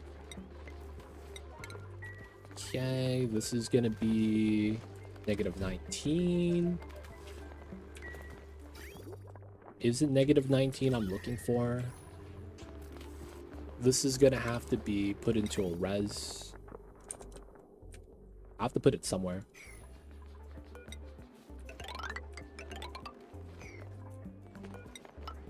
Put it down here. We have enough room for the reservoir. Just pump it out. So our Rexes are going to start leaking out some brine water, which we got to take care of. Okay. Phyto oil tiles. Waiting for that. There's a directional loop. -19. What is it set up to on this side? -19. Okay, that's what we set it to then, I guess. Okay, and then this is going to be carbon dioxide. This is eventually going to become steam. It's going to be good. I'm thinking about putting a battery here now, so we could actually hold more power. Let's get rid of that. CO2. So the reason why we have this in CO2 is so that once we start putting in tough meat into here, it's never going to rot. That way, this is effectively a tough meat storage. And then we'll be okay. So I'm needing the temperature to go down so that we could have it be -18. It's going to be another part of the things we want to do. And then once the body temperature, the Rex gets low enough, the brine that that gets pooped out by the T-Rex should get pumped out. It's going to be the play. Right? So it should be like that. Let's get a bottle filler. Just so that we have brine here. Alright, so now we have a little bit of power consumption. We're just going to run it very straightforward. Just pull it from this line. This is 300 watts on a 1200 line and a 2000 max. That's 15. All gravy. That's plugged in. The exhaust is in. It's just temperature, the steam isn't warm enough, which is okay. Nice. Steel. Didn't mess it up. This is trying to run. Good, good. Liquid lock with phyto oil, so this isn't gonna solidify. And then we're gonna wait till it's tempered temperature. This is good now, so this is about ready. We're just waiting for it to reach the target temperature. Looks like this is good now as well. Yeah, the phyto oil looks clean. Bridge should be good. All right, so the next thing we might want to do is... this jammed. Jam. Okay, let's get another one. And then we can use that as intermediate holding, at least for now. Run this across. We're going to use this clean water at 32 degrees, and that's going to feed the overgrowths. So that's going to be here. 1, 2, 3, 4. We're eventually going to remove both of these so that we're not really adding too much more. And since we're not going to be using this water to feed into itself anymore, we're going to need a way to consume it. So that's going to be how we're going to want to do that. Right now, we're using the water from the saltwater geyser right here, slowly, as a way to generate more oxygen. So there's no real point of feeding it back in. And now that we have nice, cold, lukewarm, 24 degrees polluted water that we could sieve out, I want to say we're in good positioning. Let's get the overgrowths in. We know that we're going to want the stuff kind of connected. Okay, there's a weird pipeline we'll have to deal with. We'll just remove this. Should be fine. And then I think the big thing is going to be... we're going to have the pipes, or the water sitting in the pipes. I guess that's fine, right?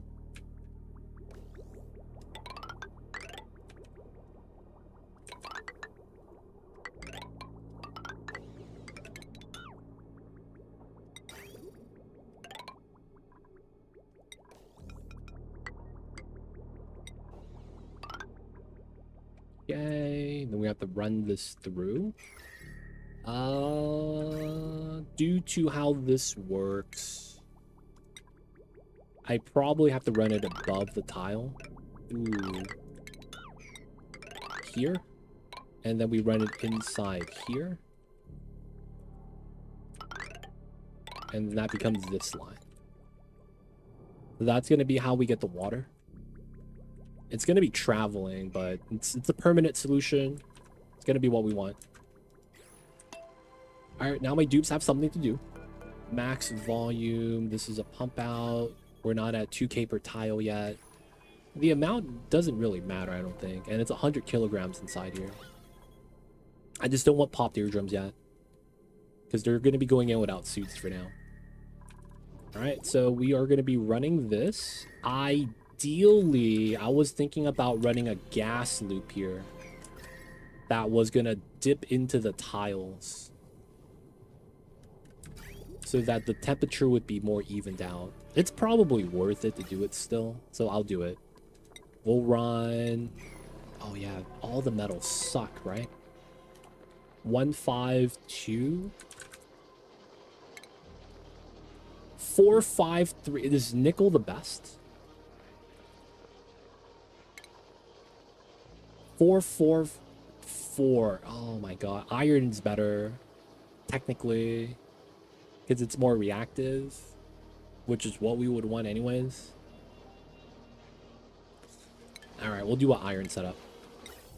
Okay, so it's going to be here to here. And then here to here. We're going to run regular pipes for the other segments using granite. And then directional flow.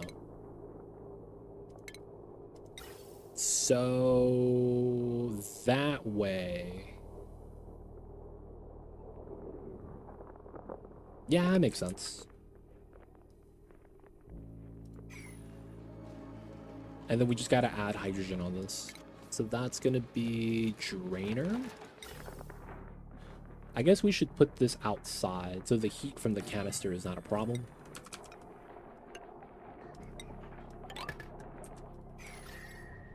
All right? You see how this is cold on the corner, but then the room is green, right? We kind of want to not have that be a thing. We want to even it out a little bit better, which is why we're going to add a gas line inside. We are best situated if we do the entire room with a gas line, but you're technically incentivized because of how the game lags. You don't want to do that.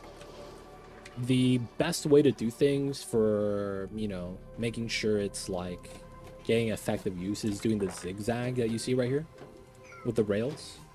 Problem is that when you start doing a lot of those designs and you have things constantly moving, it starts lagging.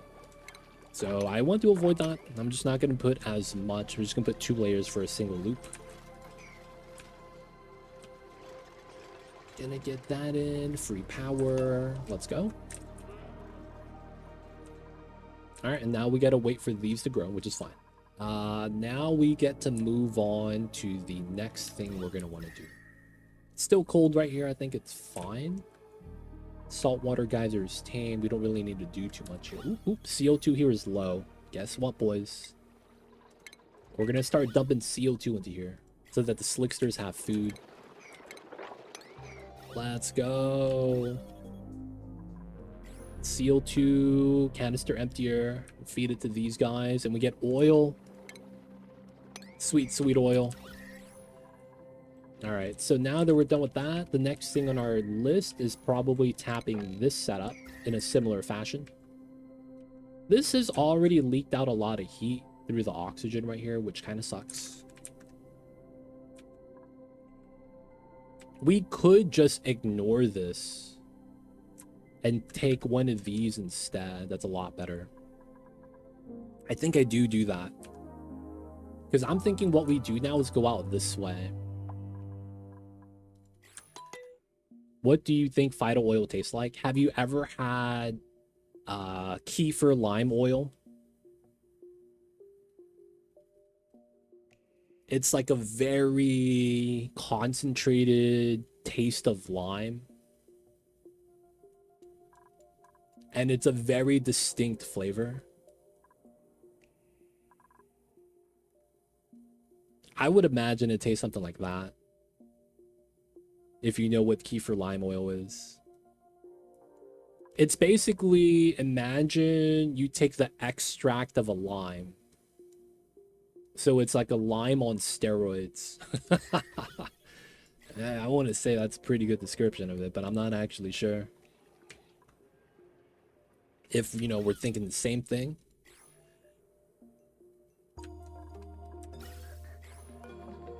All right.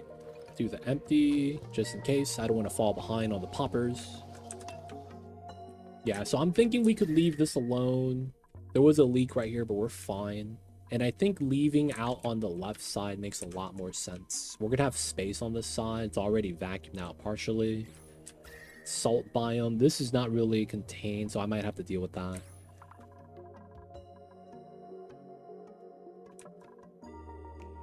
Oh, wow. Really? Yeah, that's just the name of the strain? What do you call that? You know how you have Honey Crisp apples and like Red Delicious? That's just the same thing for the lime. It's a specific type of lime. Used in a lot of, I want to say Thai cooking. Not the extract, but the lime itself. Yeah, the variety. The name of the, I don't know, genus? The scientific name? I don't even know, man. And yeah, my South African friend told me that. Oh, so you know what I'm talking about with the lime then, right? It's like Thai basil, kefir lime. I didn't know, man. Feels bad. I just know of it as it's food. Well, I mean, it's not common food, right? You don't eat that much. All right, so now that we know that we're going to deal with it like that, I think we're going to do a hybrid system.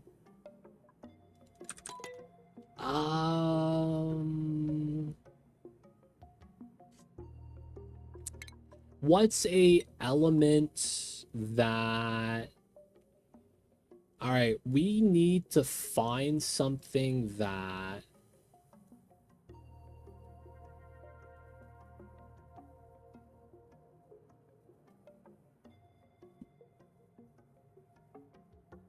What kind of gas loot? I'm gonna run hydrogen.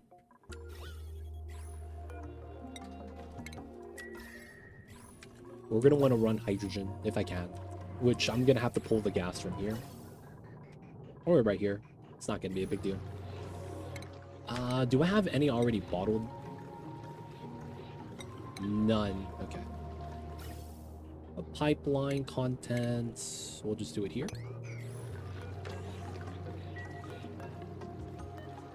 Pump this up to a 7. I see you over there, the Warm Gravy. Welcome in. Okay, so we next will do... Man, do I want to mine this out? We could do like a combo setup. Okay, so we will need to find out the optimal liquid for this because I don't have lead. So I need to find a liquid that stays liquid between 200 and 1450.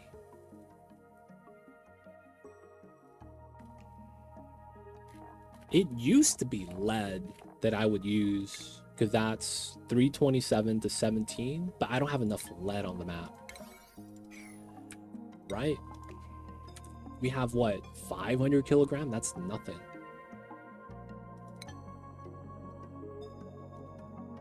I don't think there's going to be any more natural lead on this map because there's no oil biome. So I want to find a liquid that survives that range. It has to be a molten metal, I think. I guess it's better if I look through what I actually have.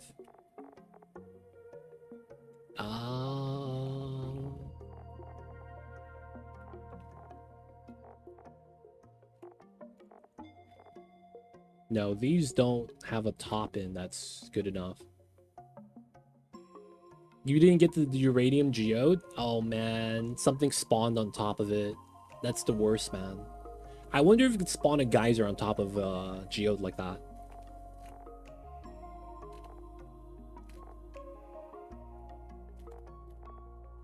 It has to be one of the molten metals, right?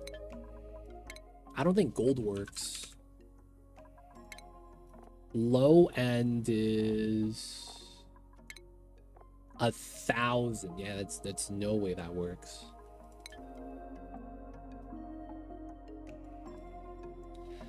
All right, I think we will just have to use lead. Metal. Do I have anything that I made out of lead accidentally? That would be what I would want to try to recoup. If I have anything that was made out of lead that I could replace. How much lead do you get with the uranium geode? Maybe I already have max amount. Iron, nickel. That's all iron.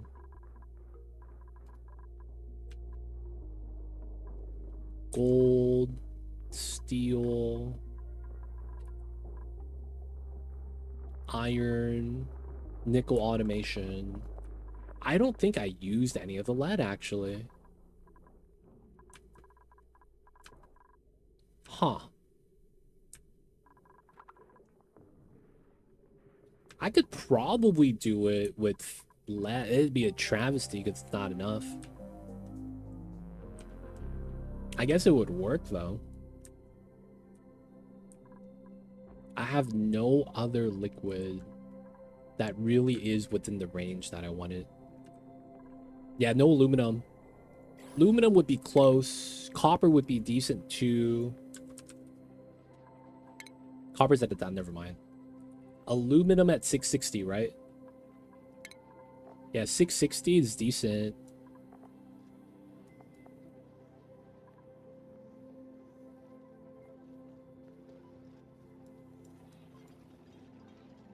Alright, we're gonna have to use lead, man. How much H2 is this? 31 kilograms. Okay.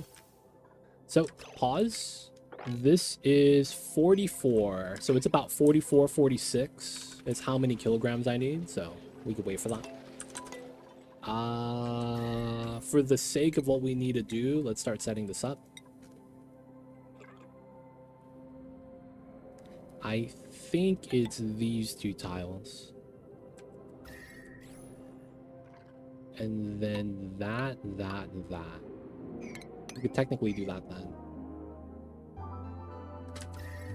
And then, given how this wants to work, I probably have the entrance here. Something like that. And then we get close to the wall. So we're going to tame both of the volcanoes, and then we're going to use the area of the hot obsidian as a build as well. Molten lead is top tier, dude. A lot of people don't know about the good things about molten lead. It's really nice. I feel like I'm the only one that really utilizes it, but it's really good once you're doing volcano taming. It's really good, man. People sleep on it. First thing is that it stacks up to 9,999 for each tile of liquid lead. So you can put a lot of it. It becomes a huge single tile heat buffer that if you really want, you could do it. And then after that, dude, that temperature range is perfect for magma. Because once you solidify the magma, it's at 1409. And the fact that it's a 1500 liquid to gas point, it's so good. Because it means that you could extract all the heat from the molten igneous fully. Well, down to like 300 degrees. But it's like if you have an active volcano, that shouldn't happen. So we're going to do a more permanent build. As a result, I'm going to want to connect this mass of abyssalite and obsidian. We're going to connect it, meaning that we are going to be clearing this out, and then we're going to use this space to connect the zones so that when I sweep it, they're not going through the outside. We're staying inside. And then we're going to try to combine everything in a tamer setup. We're going to use all the space here. Well, it's probably going to be here, and then we extend it out as we need it.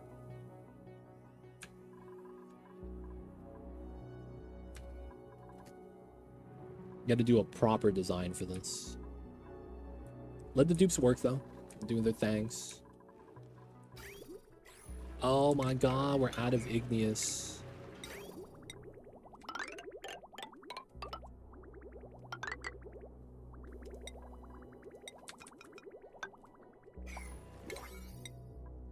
I was wondering why my overgrowths are not getting set up. Dude, we have so much water that wants to leave the system. Just build, you fools, build. Alveol Vera, sure.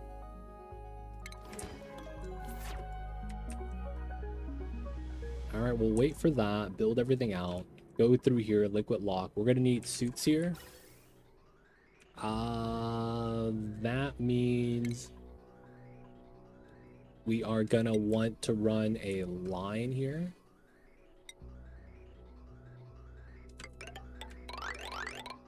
Right, we're gonna need it for the suits. Now we don't have suits right now. We're gonna basically prepare everything. Oh, is my hydrogen ready? 66, we're good. Hydrogen. Water's not moving, so it's not built.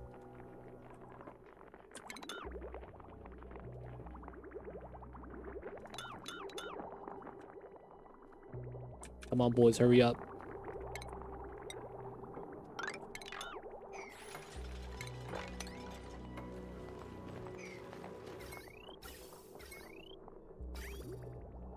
All right, water's coming. Let's go. Let's go. All right, the overgrowths are going to be growing now. Nice temp. And then we're not going to have anything for the lumps inside yet.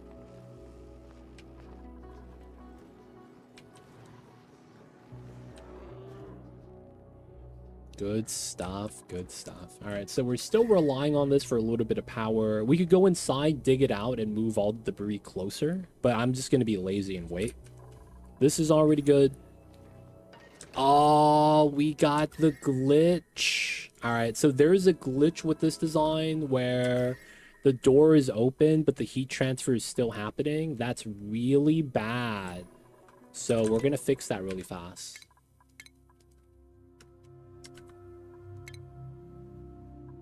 Okay. Because that means we have steam that's way too hot. That is a weird glitch. It shouldn't happen.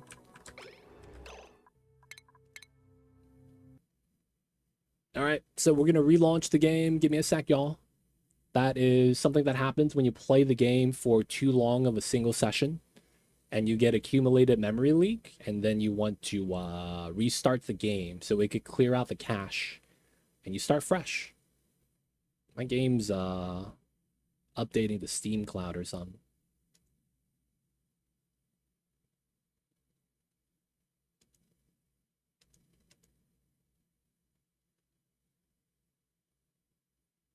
Come on, man. There we go. All right, guys. I'm going to go get a refill my tea. I'll be right back.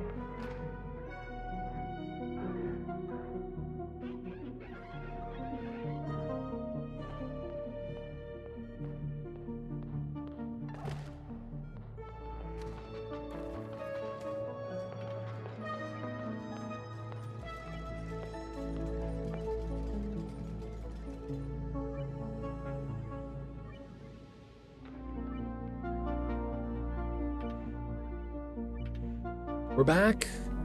Let's go.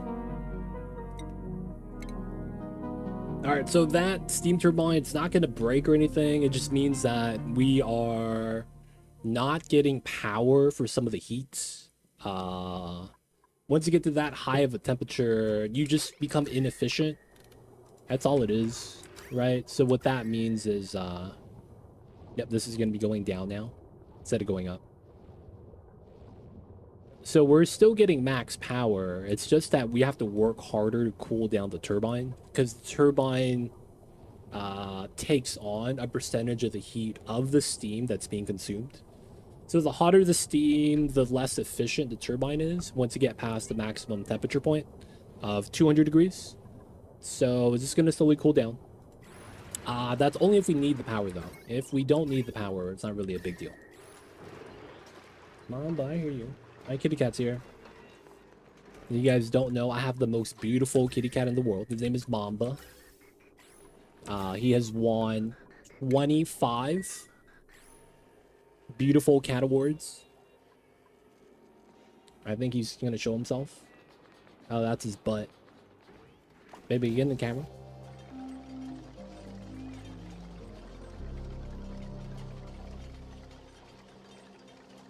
There he is. Mamba, look over here. Over here, baby. There he is. The all-black Scottish fold. Best cat in all time. Best dressed, best looking cat of all time, too. He is on the cover of various cat foods that don't exist.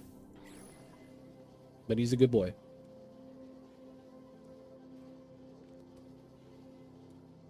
We'll move him down here. Nice.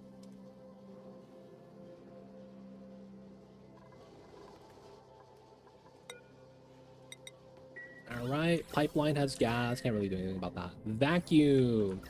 All right, you can see that it's blue on the pipeline to kind of lower the temperature. All right, contents, pipe temp. Mamba, where you going, baby? Oh, he's finding his good spot. He's finding his good spot to nap in.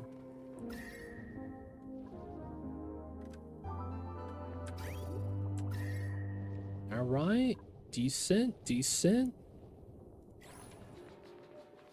Clear new. Tough meat. Is all of it here? Okay. We will run a fridge with the candy cane stripes because it's the holidays.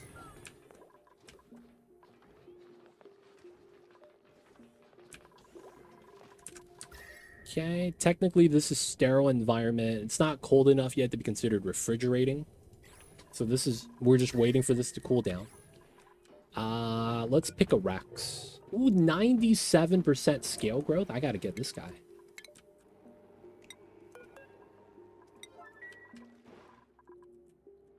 Do you have any more? 60. Oh, just 8. Oh man, this guy's a stud. He's eating? He's eating. Wow. That's kind of impressive. I didn't think the dino would be able to eat. Those guys struggle, man. You guys know what I'm talking about? Our overgrowths are coming in. We are not going to be harvesting. We're going to let that grow. And then we'll eventually move the lums out. Poke shells are chilling. We're not going to be refining metal. Did we get this built? No one got stuck. Nice. We're going to want that. That. This being that is fine. Let's do this. Remove that. Yeah, it should be fine. Speed this up. All right, so this is supposed to be closed. 302. This is still cooling down from the initial heat spike. Went down 200 degrees though. Minus 19. Should be good. I was thinking about doing the solid layer at the top, but I know that we're gonna have to get sweepers inside. Whoa, come on now, we gotta move this dude. And we're gonna get feathers so that we get our suits. I probably do want to remove this. No, I think we leave it there because we're gonna go back inside at some point. Yeah, we'll just not have them actually need the suit for this. There's no popped eardrums. It's just gonna be cold.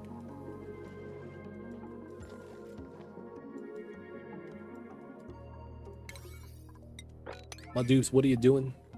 Oh, they're sleeping. Classic dupes.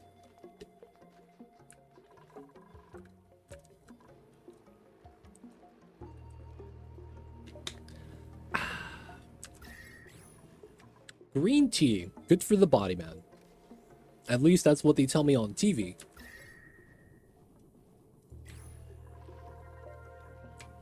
All right, gotta break into here. This is kind of ready.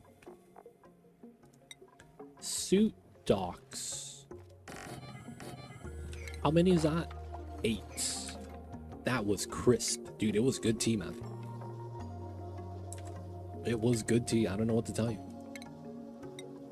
Sometimes it's hard to beat the good teas because they be good. What has a high... Dude, man, I need melting point here. Granite. Oh, I took a screenshot. 660. That sucks. Sedimentary. 926. I guess we go with sedimentary. Oh, Mafic. We use Mafic.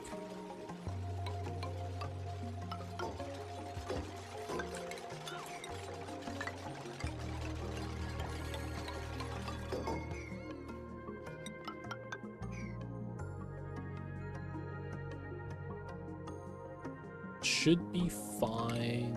And then we get the granite tile here. Should be able to build everything. We will want the bottle emptier here. Okay, we got to build that out, build that out, build that out. I guess that works. Nah, we'll do it like that for now. Because we're going to have to walk through here. We need enough space. Boom, boom, boom. Should be all right. So the volcanoes being active shouldn't matter. We should have enough debris here that we should be okay regardless of situation. And we just need to make a weird design. Weird designs are why we play oxygen not included. Not even lying, man. That's just where it's at, man.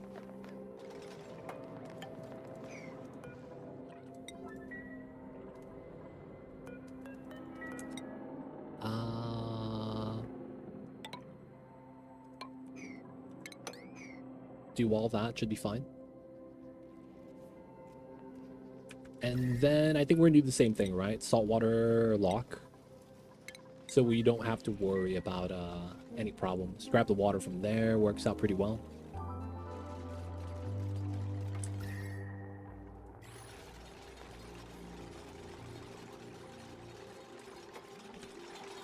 Alright. Granite tile. We can still walk through and build this. We need this side to be a vacuum so we could utilize the properties. You already know what it is.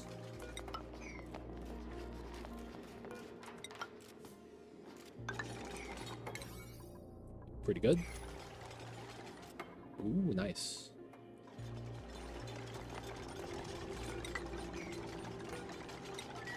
Okay, so while we're waiting, well, I guess I'm still waiting. For this world am I still waiting for this world to stop hating. Oh, can't find a good reason. What are we building now? A more permanent power source that I want to say will become the power source of our colony. We're actively going to run the volcanoes. We're not going to keep it clogged like that. I think we're at a part of the game where we should be able to afford it. Oh, crap. I don't have steel. Wait, hold up. Am I missing? We do. Where's my kiln? Do I not have a kiln? I need to find, like, search bar menu for the kiln, dude. Like, I don't know where it's supposed to be at. Here, we'll put it out here then, I guess. Like, I have a kiln, I think. I don't know where it's actually at. Yeah, man, I don't know where I put it. I don't see it on the map right now.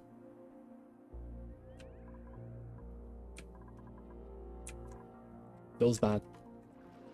So we're going to go for a permanent power source to convert the volcano. The main reason why we're doing all of this is because I want to mine out the area. Yeah, we'll get the lime. I just have to start crushing again.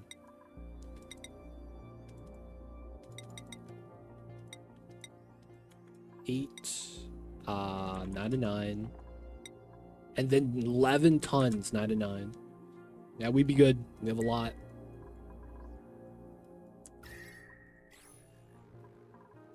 Back down to 219. Not bad.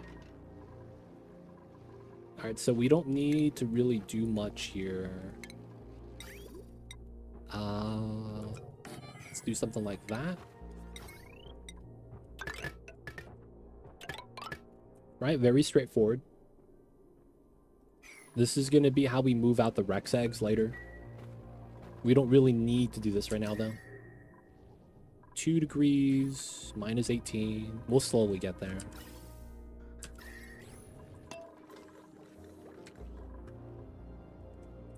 Okay. I think my dupes are sleeping. Yep, they're waking up right now. Put that there so we get the full tiles.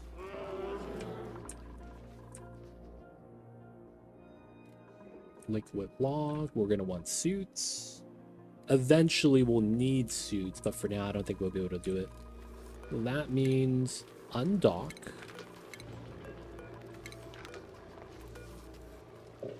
Cancel requests. We're gonna run a temporary power source. Classic situation.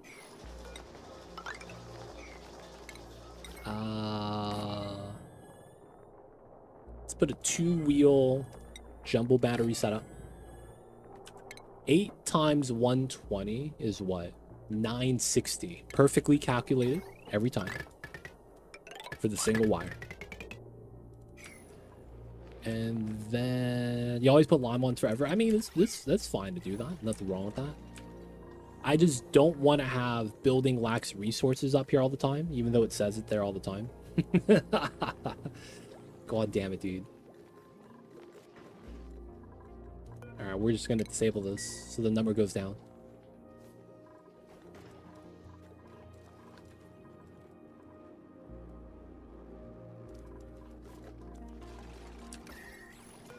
Alright. Get the Mavic.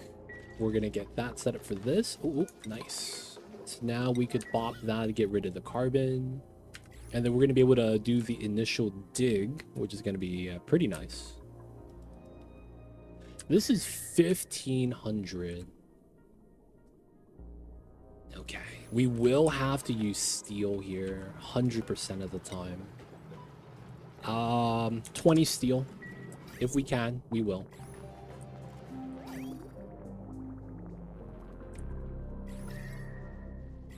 Alright, so this is active for another 22 cycles. 15 tons per tile. Alright, we're going to turn this off. No more dumping water here. We're only going to be adding it in from the metal refinery.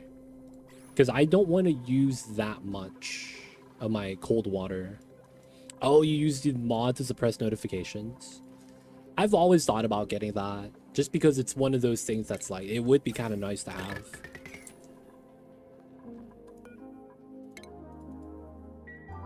But like, part of me is always worried that I'm gonna forget I'm running the mod and then something happens that I like wish I got notified.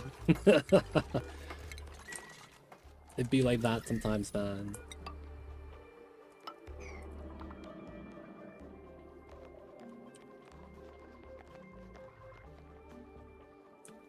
You do a lot of broken building jank, so it's nice to have. It really is nice. I'm not gonna lie. It really is.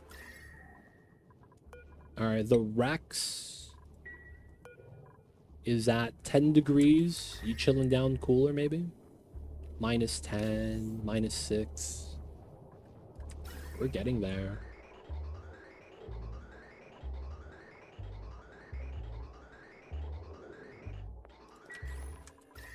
It's getting cold eventually.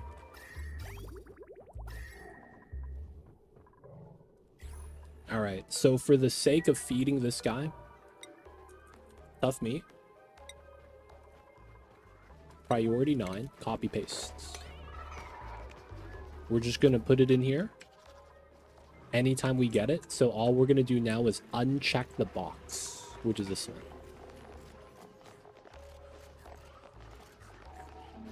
Wait, is that not on here?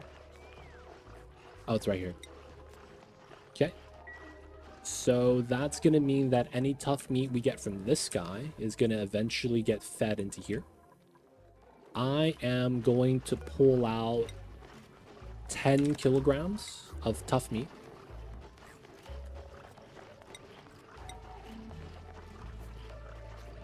All right, and I'm just going to uncheck it.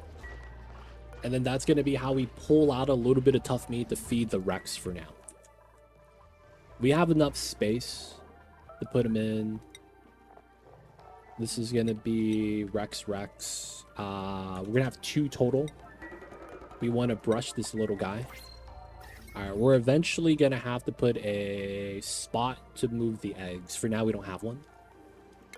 We shouldn't need one. Should be okay. Snack fruit. Nice. Let's get some Jolly Ranchers.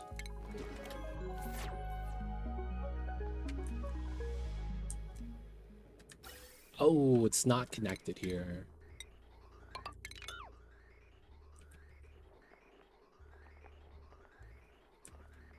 Okay.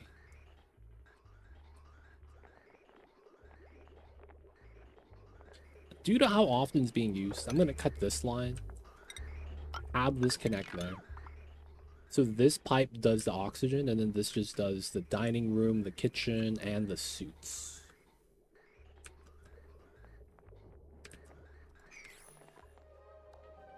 It's a colored Wheezewort. So you're telling me that if I ate a Wheezewort, it would taste like the snack fruit? That's not that bad. I wouldn't be too mad if that's how it tasted like. You know what it really reminds me of, though? Snack fruit. It kind of looks like a hydrocactus, even though we've never seen a hydrocactus in game.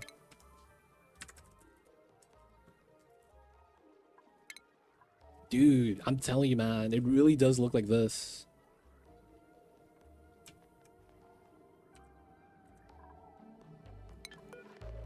Salt water.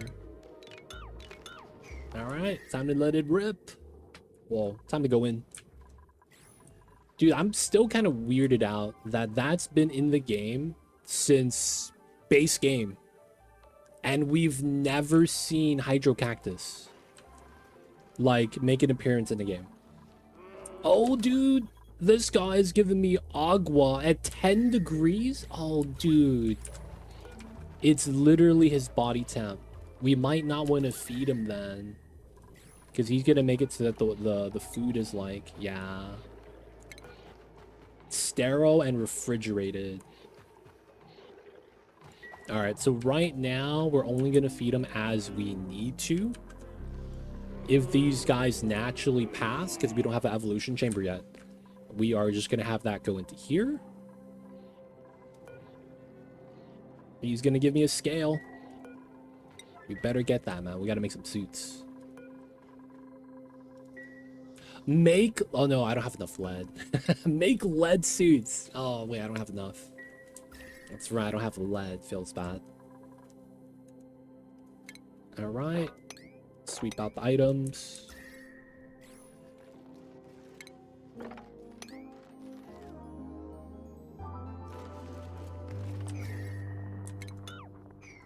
All right, we're gonna sweep out the abyssalite.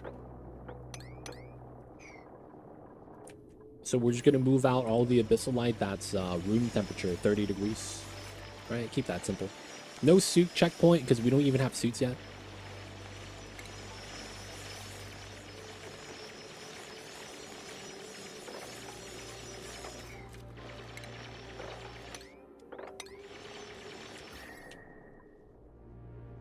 All right, we're ready. Get this little area up, and now we can go in, do our things. All right. I want to test this. Obsidian. Where is my obsidian? Okay, this is not hot.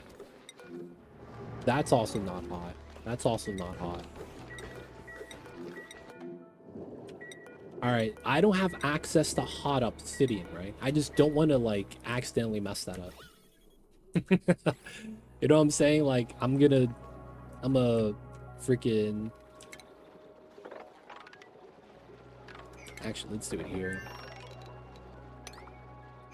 I'm gonna do this thing where I go inside, pull out the hot obsidian, like, routinely, and then we eventually boil the lock. That's, like, the only thing that would, like, really be really bad. I want to say we shouldn't have that problem, though. Alright, after we do that, we have this magma area. I want to dig out as much as we can.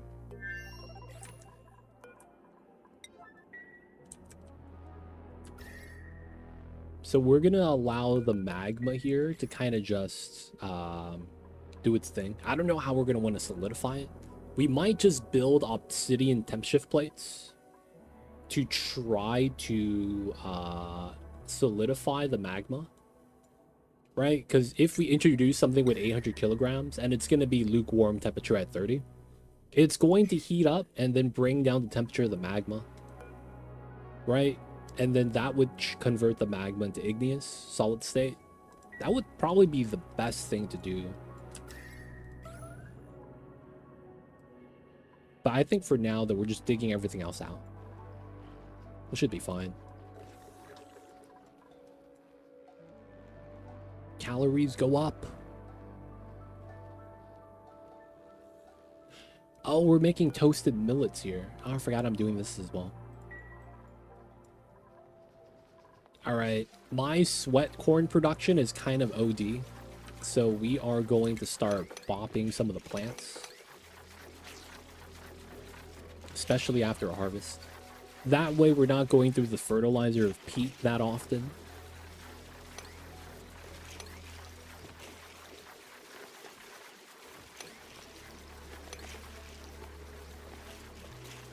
Nice. Right, because we have way too much sweat corn. Alright, that got done. Go out. Let's go out to here. Alright, so another pro tip. If you guys actually, you know what I need? I should do it on the inside, I guess. Let's do a nickel door. Another pro tip. If you have hot items and you know that you're not going to use that material anywhere else, I need to make some refined carbon. One of the things you could do is use those materials inside the hot area. There, in this game, has a top end and low end temperature range, where if your material that you're using to build is outside of the temperature range, it resets to a fixed number. That's to prevent any shenanigans where if your dupe goes into the magma, picks up the 1000-degree igneous, and you build a tile with it, your colony doesn't immediately collapse. That's all that's trying to prevent. So what you could do is use the hot obsidian, build ladders, and it goes from actually, yeah, it goes from 1000 degrees down to 45. Now, you know what? I do want to do that. It's probably fine. All right, so from here, we want to start doing natural ladder. Just so that we could start digging. And then we're going to place the, we're in a vacuum, right? We're going to place the ladder in the pockets so that they could build and dig at the same time. I want to go up this way. This is probably going to be very different.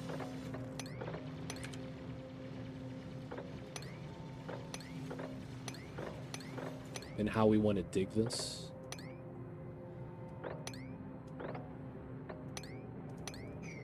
Vacuum. Yeah.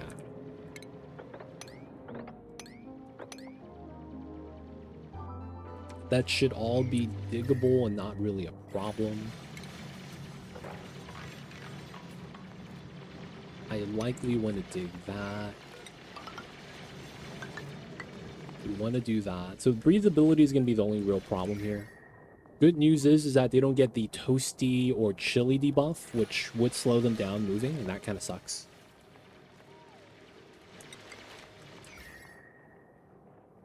All right, I want to make sure no one's sick so that they don't sneeze polluted oxygen. That would suck because we would immediately collapse too. That'd be pretty bad. That would be pretty bad. Okay.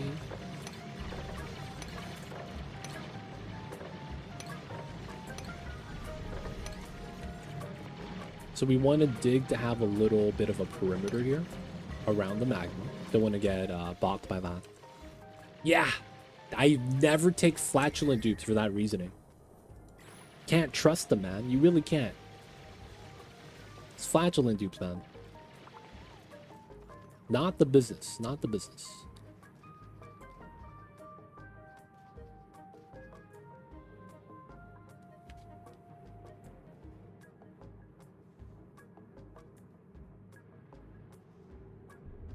I think I know the design we're going to do already. I'm a little bit worried we might not have enough space underneath this.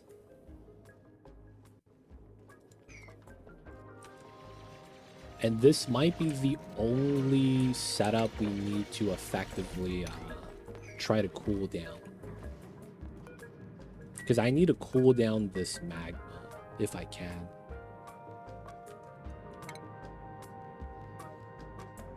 it makes sense that we would need to. All right, I just want to make sure there's no sneaky CO2 in here. Nothing that's gonna wreck me, right? Hopefully it's gonna be perfectly fine.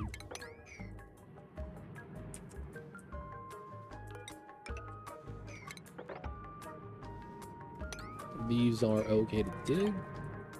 So using obsidian, this also is not going to melt when the magma spills on top. It's not that big of a deal.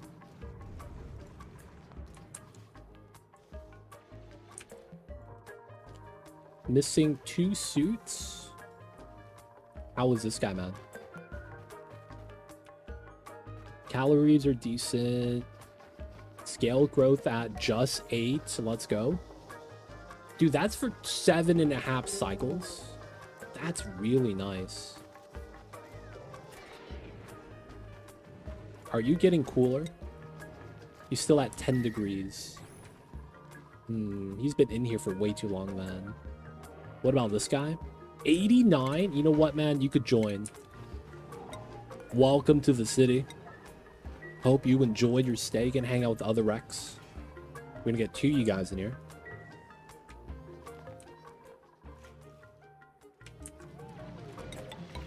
Get that in. All right, this is open.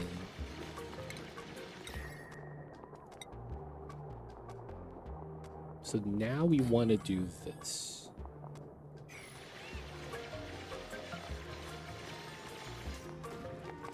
All right, so the obsidian did not change the temperature of the magma at all. If anything, the obsidian might be hotter, man. All right, so this temp shift plate, you can see the obsidian's getting hot. We're absorbing the heat. And then we are at 137, 1560. So since the contents of the building are heating up, we're actually absorbing some heat. And then once it's built, the temp shift plate itself is going to reset back down. So we're going to effectively be deleting heat in this case.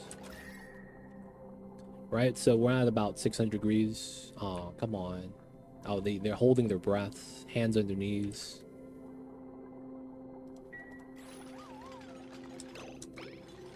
I can't see the progress, man. All right. Temp shift plate immediately chills up. It dropped the temperature of the magma here by about 5 degrees. Now it's back up. Feels back. All right, now that that's there, we can deconstruct this. And we just basically keep doing that until the igneous solidifies. I kind of have to do that, though, because there's no other way to absorb the heat. A lot of this obsidian's also hot, so having it drop in doesn't help us out.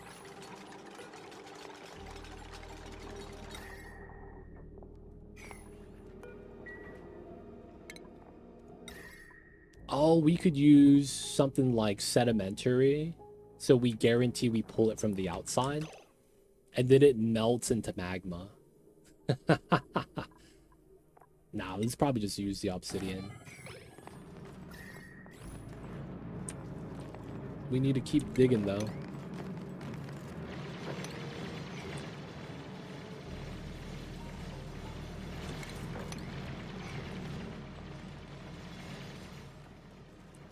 Alright, we got to the bottom. We're gonna have to go through.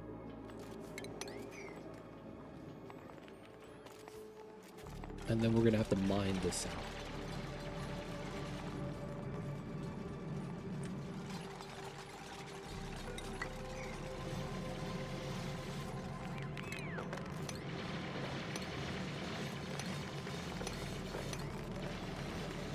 Those are all safe to dig. It doesn't bop the pathing. Still gotta do that. Dude, solidifying this is gonna take forever. Is there any other way we could do it? Pipe in hydrogen in a pipeline, because it's never gonna boil. And then use obsidian pipes. It would be best if I had to connect to a cold biome. And then use that as a heat exchange. Kind of like what we're doing here. Probably not going to be smart, though. Just ate wild. This guy's tame. Okay, nice. 8% per cycle. So I probably do need to make a temp setup for that then. Yeah, I mean, we need it, right? So let's go for the build. Even if it's a temp setup.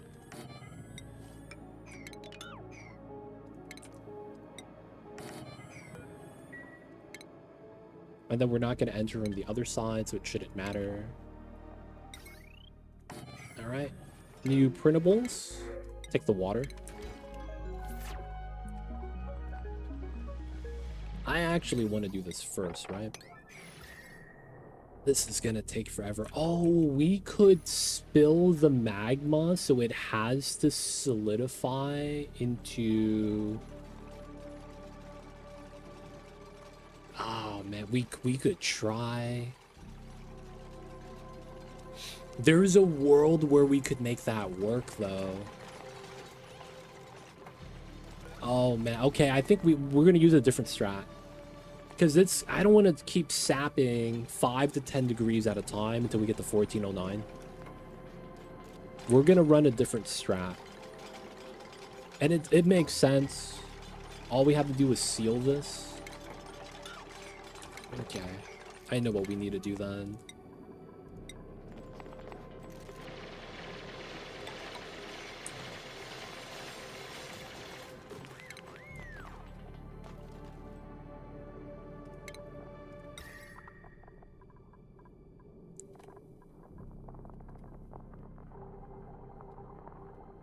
I guess we could use gold for this. Oh, gold melts, right? I don't have coal. What? Wait, can I even do this without coal? Okay. Meme strat of the day.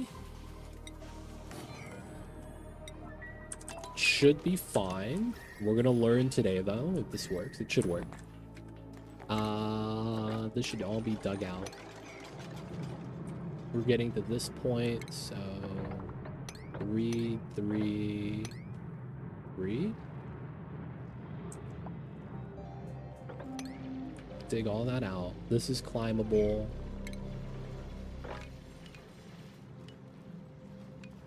Oh, we're not sweeping yet then, I guess. And then I probably want to be able to walk under, so it's these two. And then it's probably like that. That's probably fair. And then we're going to drain this out. Okay? We're going to go here to 10 kilograms. We have trace amounts of algae still. So we're going to be using that. Okay, it's going to seem weird, but this is going to be one of the advanced strats. 3, 3, 3, 3. Yeah. All right, algae's here. We're going to uncheck this. We're going to click on the algae, and then we're going to relocate this to this tile. Y'all gonna see what happens with the power of algae. We're probably gonna need to do this twice, by the way. Oh, look at that. Sand tile. Oh, is that gonna become glass? 17, okay. Now we gotta do that again. 10 kgs. And then we're gonna stack a second tile of sand, and it should stop this from erupting. Because that would be the same thing that happened here. And this doesn't erupt anymore. So it should work out.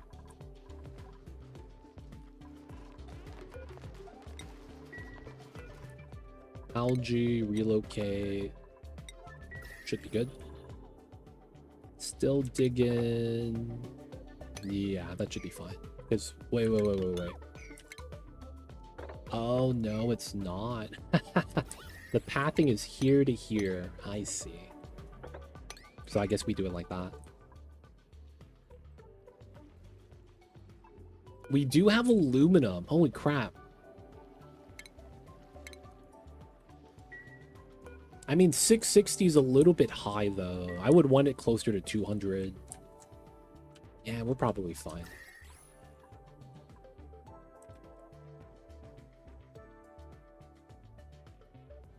Okay, let's dig that. 3, 2, 2, 2. We delete these 2 tiles. And then it's 3, 3. And then it's 3. And then from there, we should be able to open this up.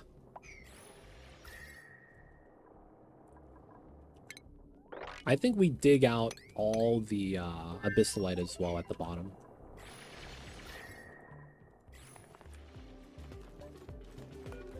Oh, did it do the thing that it's not supposed to do? Oh, crap. Yeah, I think the dirt fell down. No, dude. It shouldn't have done that. Ah, man. Sealing this is looking like a bad time.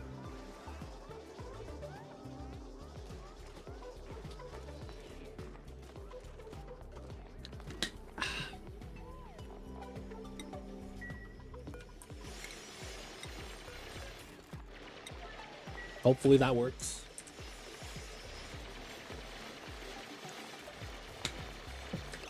Wait. No way. The liquid pressure broke it. Oh my god. This is getting broken by liquid pressure. Dude, no way. No way, man. I mean, I guess that is a thing. You don't think be like it is, but it do.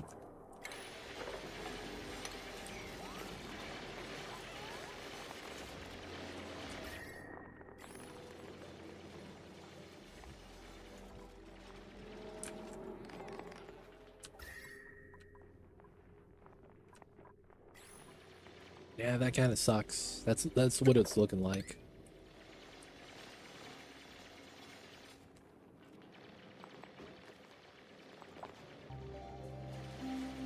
Yep, you see the cracks on the sand. The pressure, and it's because of the soft value right here, 10 value soft. That's unfortunate.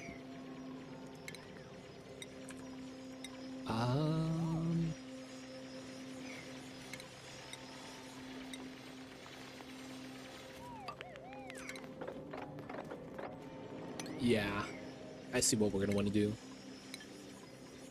We're going to make this a pool so we could drain this. With the residual heat, we're gonna try to seal it again. And then it shouldn't break due to pressure anymore. And then we should be fine. That being said, how are my Rexes? Dude, we have Meteor. I'm impressed. That means my lums are dying kind of often. Oh no, bro. Bird has food poisoning. Bird, we're gonna ban you, buddy. I'm sorry.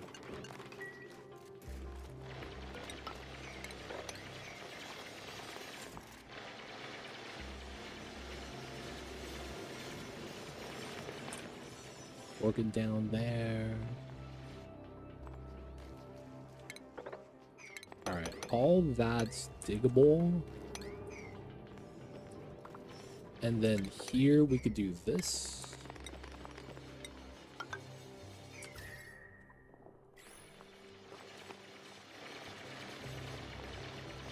Okay, let's get the algae again.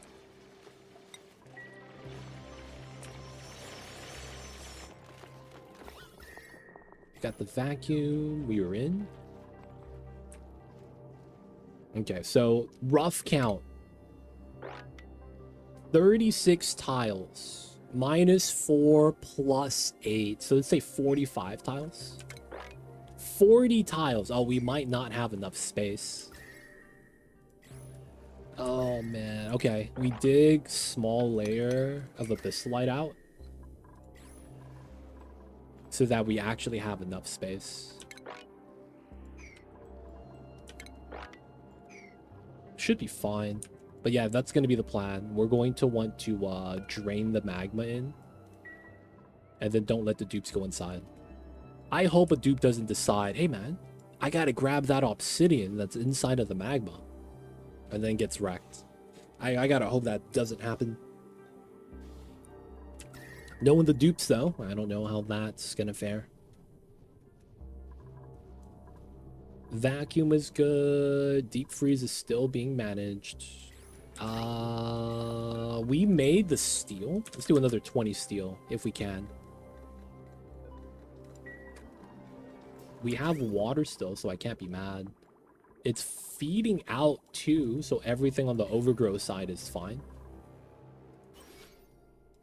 So once we get 12 or the bottom layer, we could start setting this up. I might as well do it.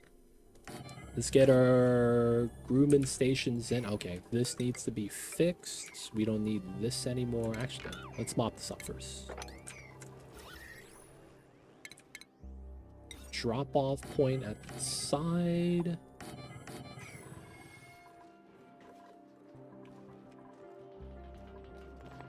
Building this would be priority right now. So we could climb up. Boop, boop, boop. Get to the top. I guess on this side, I don't want to build ladders, so I'm saving it.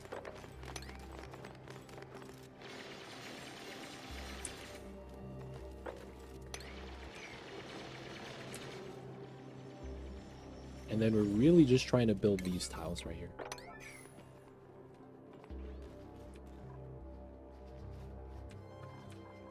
Even with the dug up plants, we got way too much food.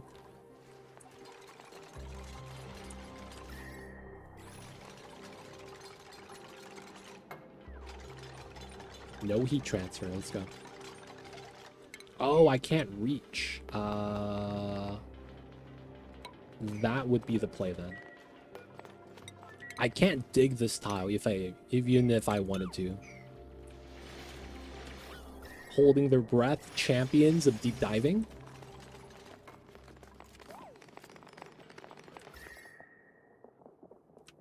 And then we gotta hope that nothing bad's gonna happen. Top layer doesn't count because it's not even full tile mass. So we should be more than good. We should be too good. Maybe more than too good, 3 good. Should be good, boys. How many goods is too good? Please don't get racked. Please don't get racked. Oh, he's got to leave. Okay. Dandrop. Timo, don't die, Timo. He got the dino suit on. He's going to lose to the magma just like the dinosaurs. Get out, get out. Hey, let's go. This is how a ketchup dispenser works.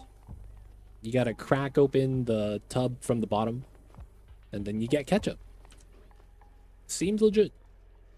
And then this is how you make sauce for the meatloaf. You got to add a gallon of ketchup. And believe it or not, you got to add sugar to that. It's kind of wild, man. You got to add more sugar to the ketchup. All right, that should be low enough. Relocate that to here.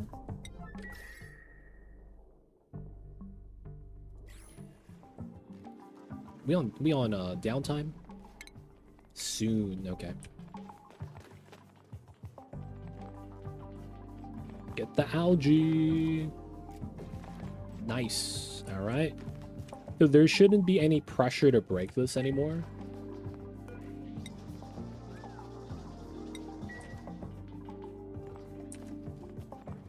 Nice. It looks like we have a lot of space.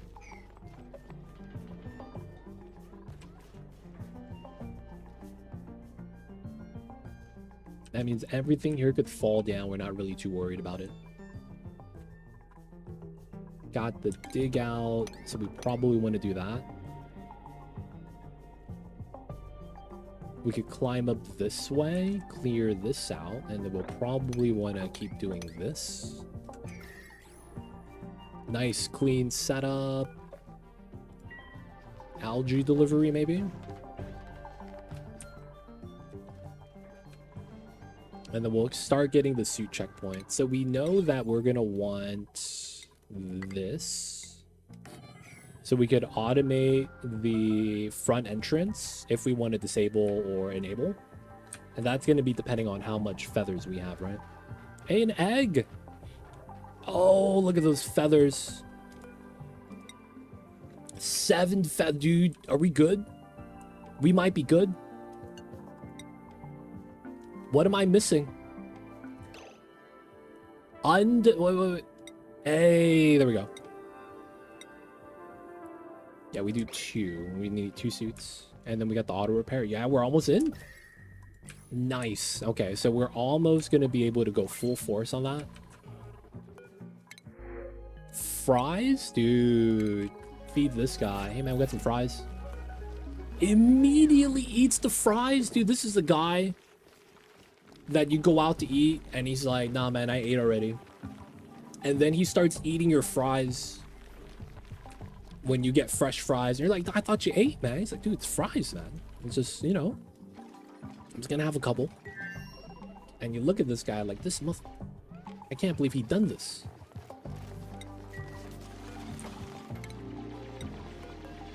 That's the mammoth right now, man. And the worst part about that is he's gonna get the Burger King crown on top.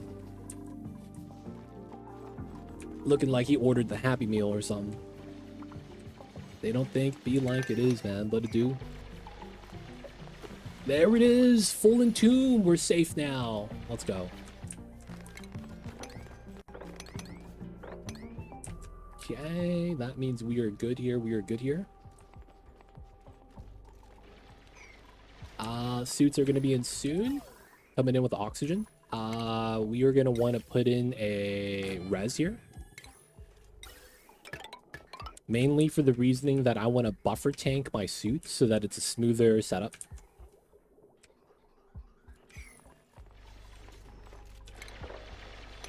Okay, climb up like that.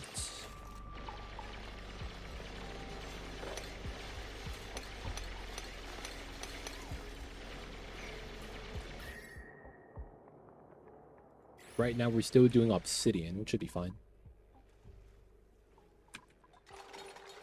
We gotta cut the pliers on it once we can, so it doesn't do the weird loop where it loops left and loops right.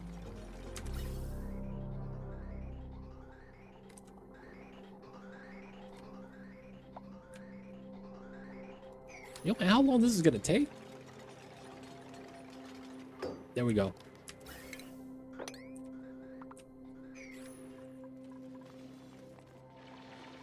Okay, so this is good now.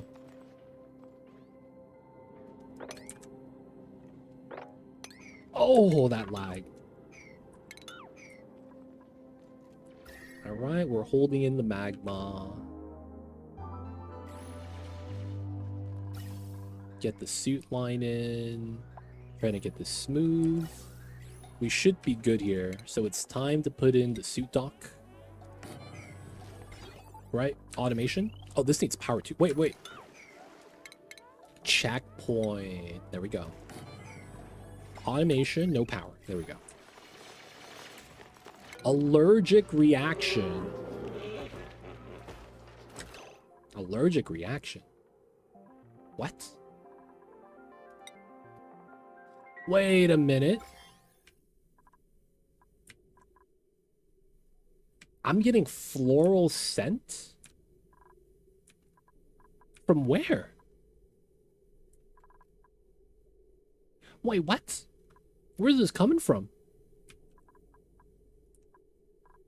The mammoth releases floral scent when he gets fed? No way. That's such a minor detail. Y'all see this? Floral scent source. Oh my god. And it's because he's eating the fries? Come on, man. My dupes are sneezing now. I can't believe they done this. Always permitted. Should be fine. Alright. They're able to breathe. We're gonna slow down the build so everyone goes and... Oh, well, they're gonna be on downtime soon. Mammoth patty, yep. Oh, man. Not even the patty. The Bammets themselves release it. I did not expect that, man. What's going on, Kuda Matata? Welcome in. Vladimir, how are you? We're going to be tackling some volcanoes right now. We got our Rex Ranch kind of set up, not really. And then we did a Tamer on this side so that we could feed the power to the AQ. And then we're going to move the Lums over once we get the overgrowth fully grown out. And then right now we're going to be tackling this side. So of course, if you guys have any questions, feel free to ask. I'll be happy to help. Looks like it's downtime. Yeah, so we should be good. Okay, so move that. We want to do this. Want to do that. Vacuum. Oh, that's a magma blade.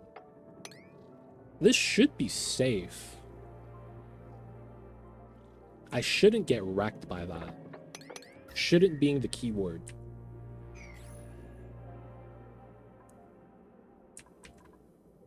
Shouldn't get wrecked. Shouldn't get wrecked. Alright, on this side... we want to dig out everything that's hot. And we're going to pile that together. These items are cold, so we're going to relocate them.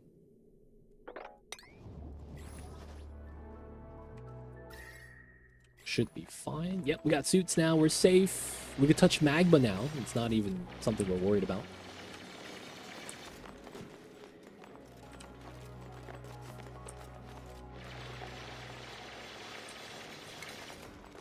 Alright, so we can't get stuck on a one-tile setup.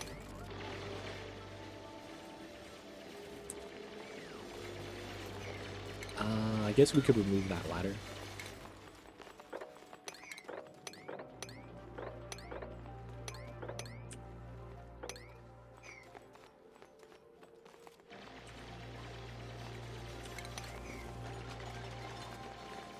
Woohoo. Oh my god. Are they gonna try to go down this way and try to dig? Alright, so the magma could hurt them still because they're standing in it.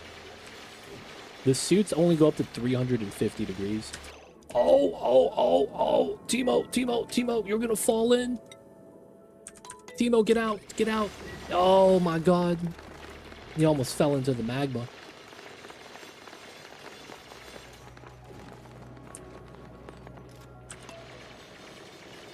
Alright, he's cool. Let's move these to here. Probably dig this out. I probably also want to do that. That's because that happened with the Royal Bammets. Yeah, I did not remember the Bammets did that, man. I'm gonna be real. I was like, wait, hold up, man. Floral scent? That's so random.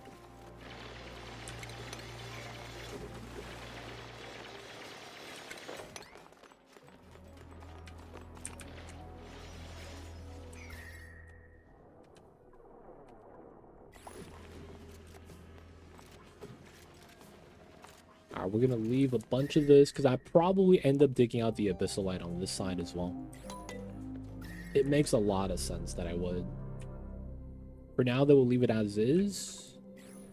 It's decent. Alright, so it's gonna be this side.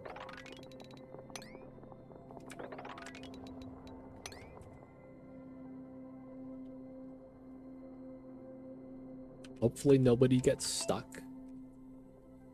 We will have to mine this out. And then we should be able to jump onto there. Ooh, this ladder. It's gonna force the Dupes to make a bad decision. This one is, well, I have to stand there. I'm gonna wait.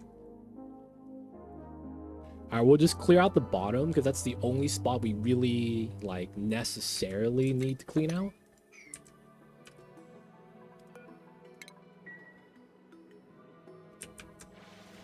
Oh, my man's stuck.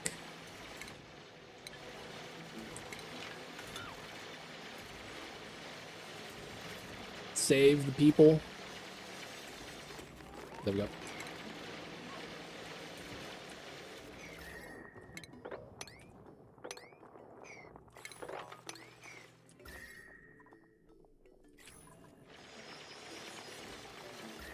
Okay. Hot stuff gets relocated. This is going to be hot too, so I probably end up doing the obsidian ladder here. Climb down normally, and then we should have that. Move the stuff. Ladder got removed. Nice.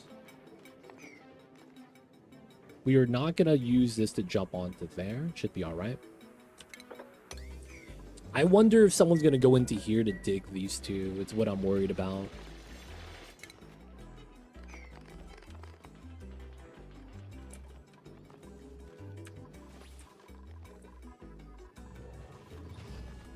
Okay. They're not cramped, so I still think we need to reload. Oh, did we ever finish this? We did. Okay. Locked door. It's probably going to be the same thing. Wait, no, it's this one. Copy, paste. And then copy, paste. Rex egg. We need a critter trap. Try to get this done. This is only going to be built by the rancher. And then we're going to automatically move out the eggs. P9. Yeah, that should be fine. Water. We're out of water. We're good. So, yeah, 1,300 kilograms. And then 160 per tile. Okay. Looking good. We're in a good position right now. Am I saying something like that's going to jinx me, though? Are you going to use those volcanoes or going to clean up the biome? I'm going to be using these two. Previously, I did a stopgap measure where I was using just the debris, right? So this time around, I'm going to make a permanent setup. We're going to tame both volcanoes. And then we're going to also clear out the hot biome here and use that as well. But then we're going to use this as permanent power. As long as we can, at least. Alright, he stands here. It's not bad. Fully submerged is so bad.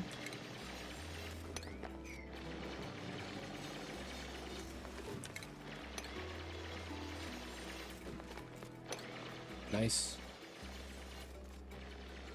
Good stuff, good stuff. Alright, dig that. I want to dig that, but I'm scared someone's going to get stuck on the ledge.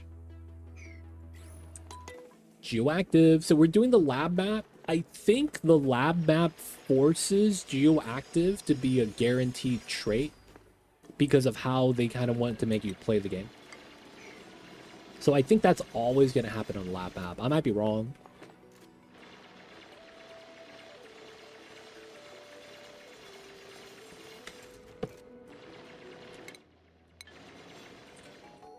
We have a lot of geysers. I think I counted 22. 1, 2, 3, 4, 5, 6, 7, 8, 9, 10, 11, 12, 13, 14, 15, 16, 17, 18, 19, 20, 21, 22, 23, 24, 25, 26, 7, 8, 9, 10, 11, 31. 32, 33. 33 geysers that I could see at least. But yeah, man, that's the challenge.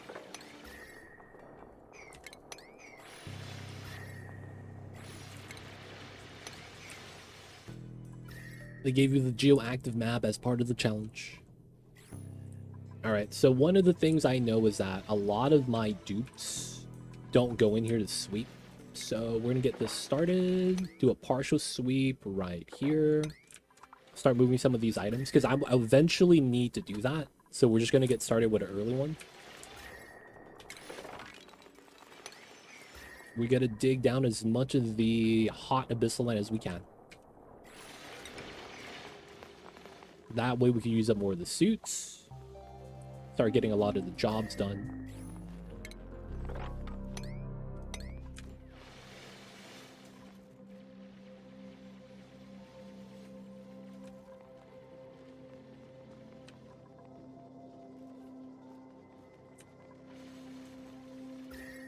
All right.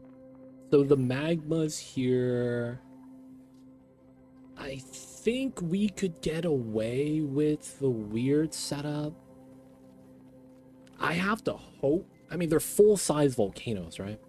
I have to hope there's no real problem here.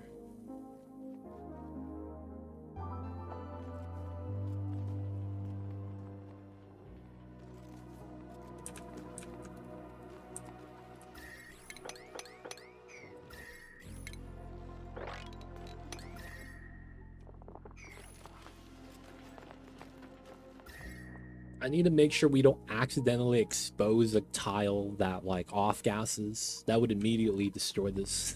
But you can see it's nice and clean, man. Just dig out all the hot stuff. It's pretty clean. Can't really be mad about that.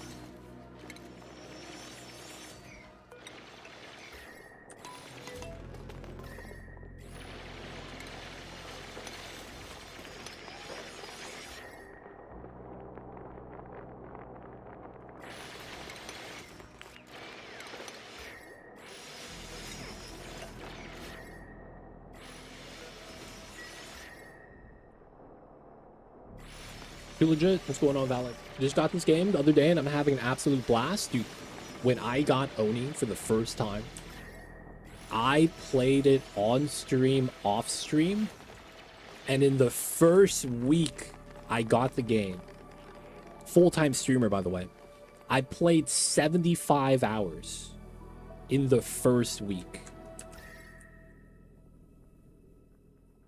It was a great little game, dude. I mean, it's still a good game, but like I was honeymooning hard. You know what I'm saying, man? It's kind of like, you know, being a football player and you're like, you know, working out hard, and then at the end of the day, coach is like, we're going to a buffet. We're like, holy shit, for reals? And he's like, yep, we're going to the Las Vegas seafood buffet. I was like, wait, hold up, man, we're not even in Vegas. He's like, oh, they got one down here as well. I was like, oh, okay. Seemed legit. You go there and you're like, I don't want to leave, man. You get so much variety, you get so much food, eat all of it. Oh my God. Can't stop, won't stop. That's how it was like, man. It really was like that. But yeah, the first week I cranked out 75 hours playing this game. I was determined to get past Cycle 100. It took me a week of playing for 75 hours total to be able to get past Cycle 100. And it's not that it's difficult, it's more so that I'm a perfectionist. Immediately when someone peeves the tank, I'm resetting. You know, you get your first water tank, you have it with water, get a pitcher pump, and then Stinky decides I'm just gonna pee on it, and you're like, oh, okay, I'm just gonna reset, man. It's only, you know, a couple cycles in. That was me, man. That was.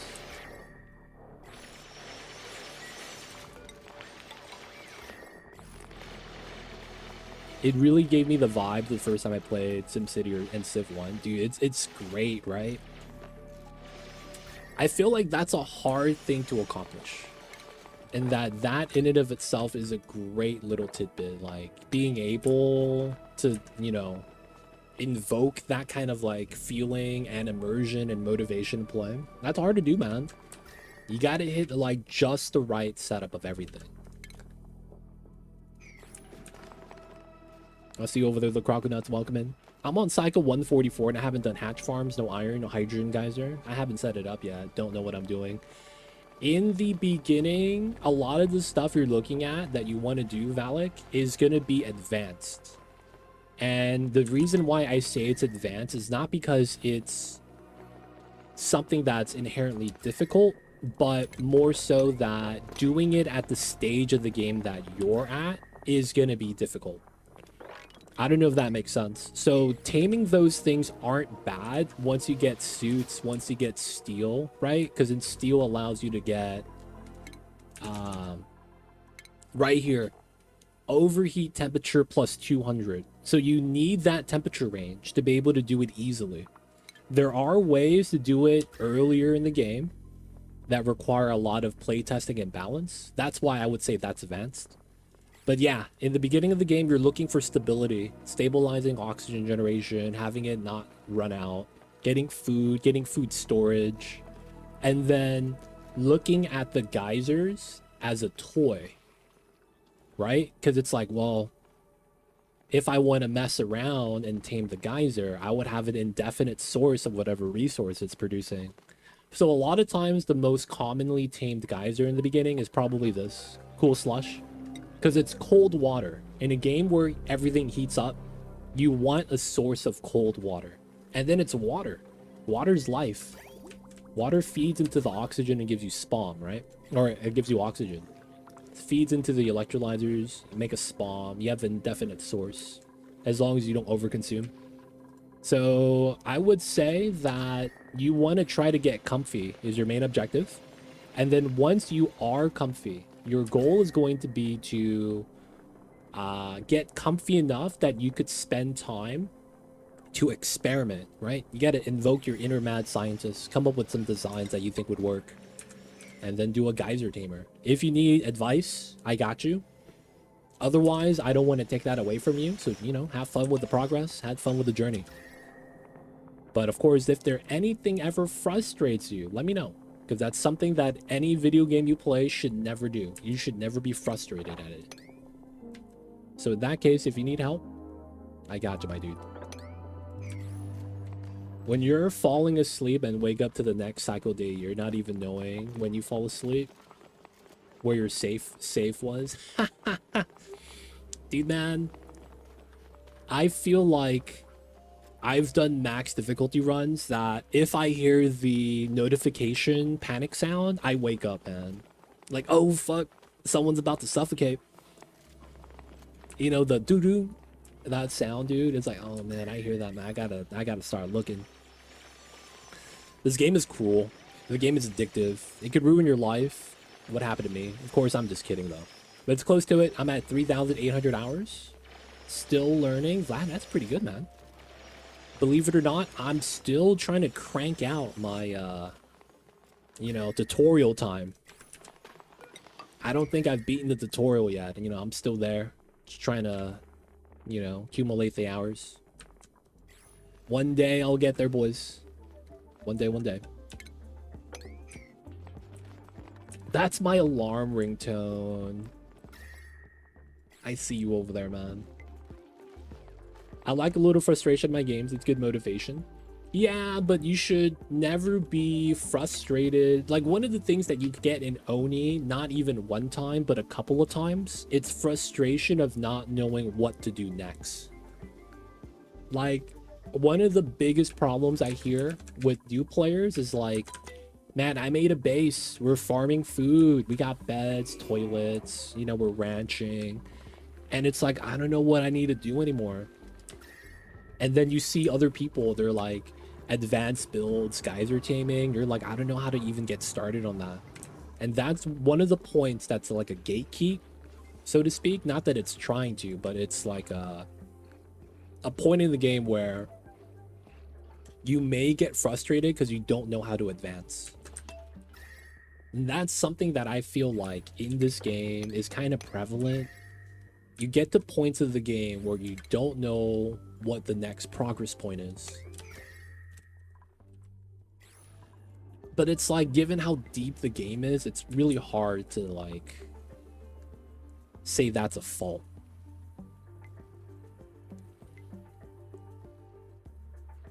Oni tutorial is very fast and does not intuitively lead the player as a well-made game does. Of course not. Dude, this game didn't have a tutorial when it released. The new video stuff is very supplemental in the sense that it's not enough.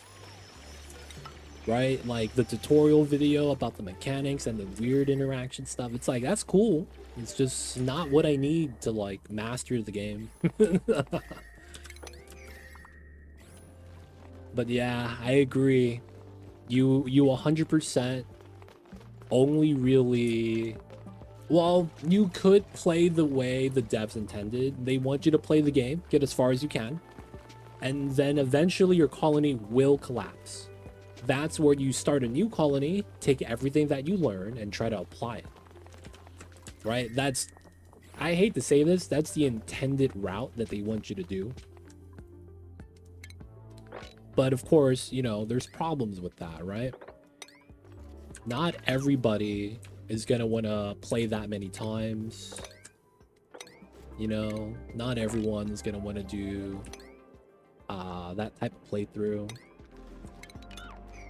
The people that do, though, they get to enjoy it. It's good times.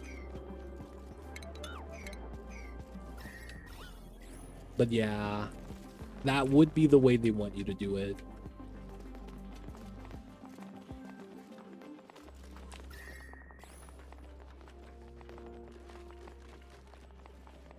Oh, you guys tried the co-op mod? Yeah.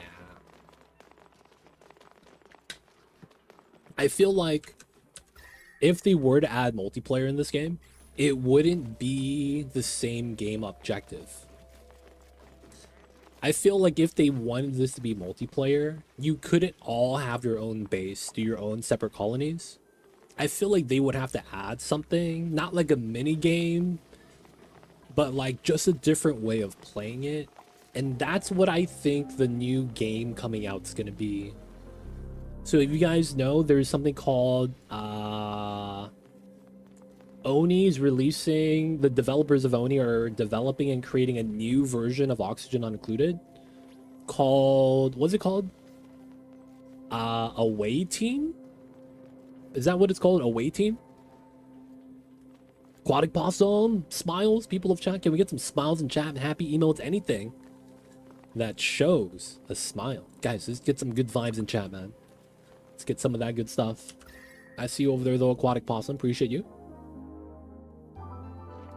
Yeah, Away Team. So, Away Team kind of looks like how they want to solve all the questions people have about, hey, man, are you going to do multiplayer? And it kind of feels like how it was Don't Starve and Don't Starve together. They're just adapting it to be more multiplayer friendly. I could see that as the ultimate goal for why they're developing that game, to be like that. I could see that, man. I'm not sure if that's what they're going to want to do. Shout out to you, Zeric. Appreciate you. Coming in with the Mamba emotes, especially. Thank you for the good vibes. But yo, man, no one else feeling the Wednesdays? You guys all mad that it's, you know, summertime and it's all hot? Let's get some happy emotes, man. Anything you guys got. Anything you guys got. Alright, this is Warm Abyssal. I will move that out. But yeah, I think you can't really just have people play on the same map or have people play on different maps if you want to do multiplayer Oni. It just doesn't feel right.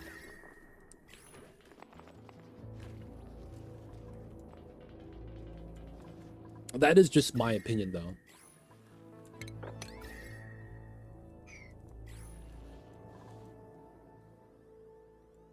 All right, so the temperature has barely changed.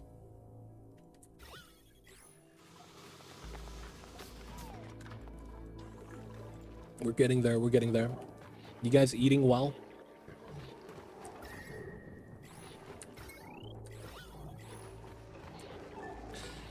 I might want to put a sensor. That would make a lot of sense. That way it's not constantly pumping. Imagine you could see where people's colonies are, time travel lore. Ah, man. I don't really care for that, to be honest. Because it's not like it's a RTS game. Speed is never a goal in this game. More so, there's things that make it so that you have a little bit of pressure to get things done in somewhat of a timely manner. But it doesn't, like... It's not a core part of what they want you to do. At least from what I could tell. While that could be cool, I just don't see that adding any value.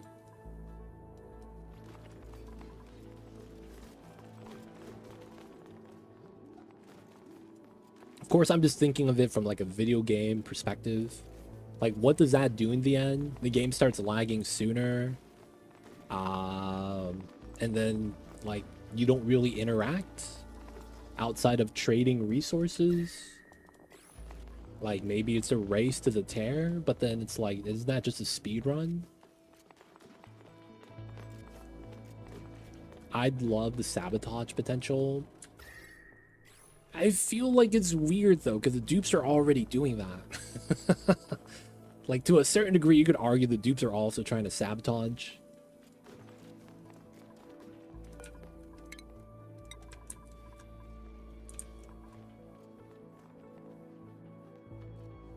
Oh.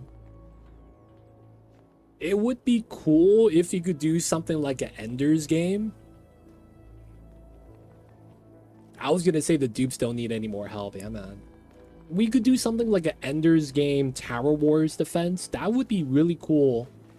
Where you could spend resources and it sends units to attack the other enemy's planet. And then you gotta use the Meteor blasters to shoot it down. You know what I'm saying? Like, that would be the only thing that really makes sense. You can't have an active PvP, like, you know, we gotta roll for initiative. You know what I'm saying? Like, you need something that's a little bit more, a little different, I guess.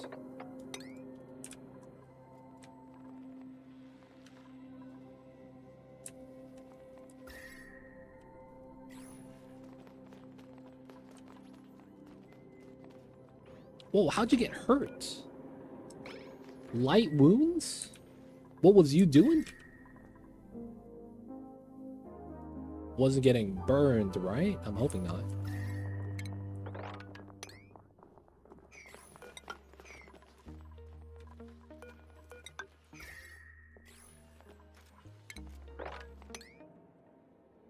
There we go. We're gonna sweep all the items through.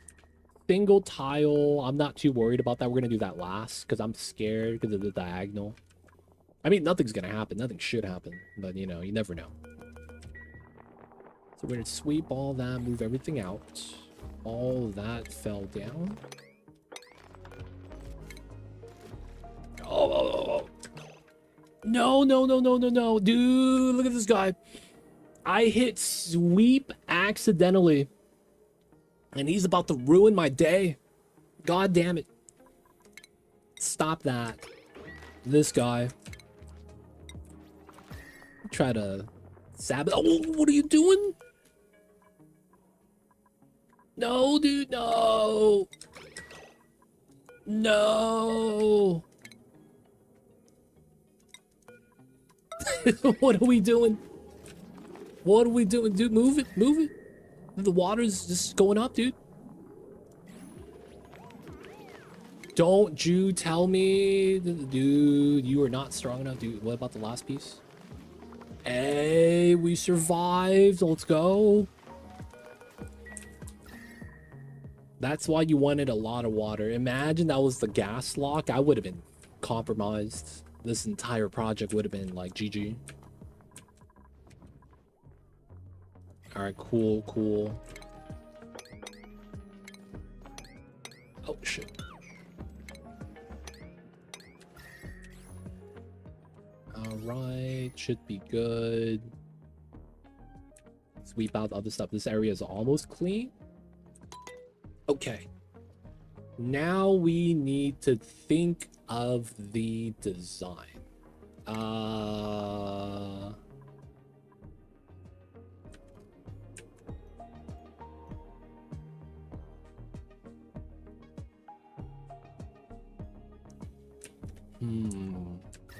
do I want to do it? I feel like I need to open this up, right? All right, so can we move everything here over to here? That may be kind of helpful. I feel like I do want to open this so we could have space. Do I want to run like a jank magma blade? No, probably not.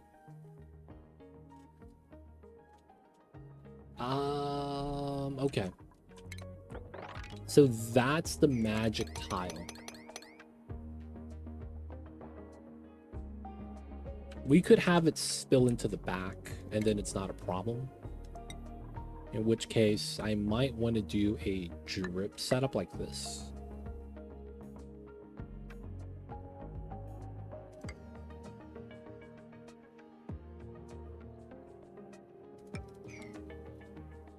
That wouldn't be bad.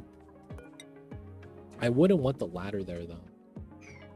And then we would have this there. I guess ladder here. That would make me want to dig this so that we don't get stuck.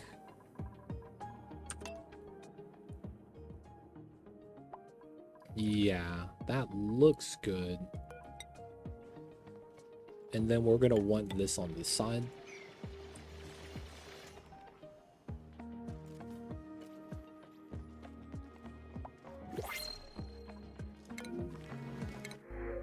Take the water.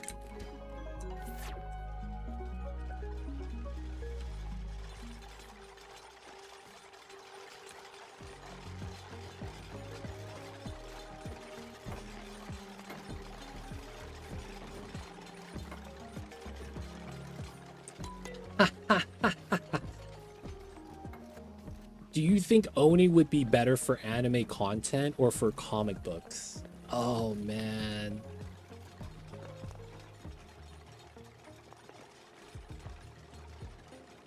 I would probably say...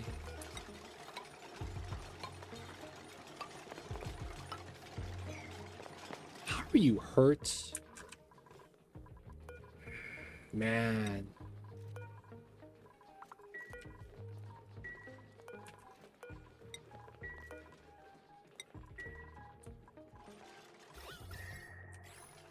That's tough, man. I feel like the art style design naturally gravitates towards the American style because of the 90s, early 2000s. You know, when Superman fights one of the burglars, it's like whap, thump, kapow. You know, you get the verbiage on the words like that. I feel like that style just fits a lot better than the anime style. And it's just the inherent how the characters are drawn. You know what I'm saying? I don't even know if that makes sense. But that's where I would put it, man. Probably. That'd probably be the best way to like describe that. All right, so we got to remove this. Talking dude, talking dupes. Talking dupes, man. I don't even know how that would work.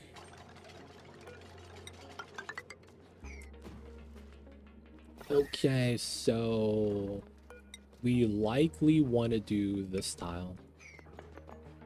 Yeah, old Batman, old DC comics, old old comics in general in America.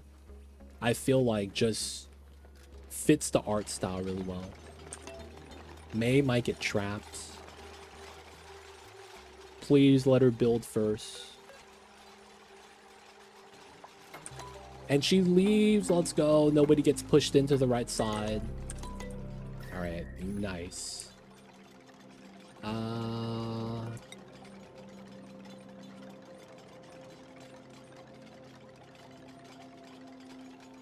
We want... Oh, this doesn't need to be here. Oh, we could adjust this. I didn't even think about that. So this has to be here.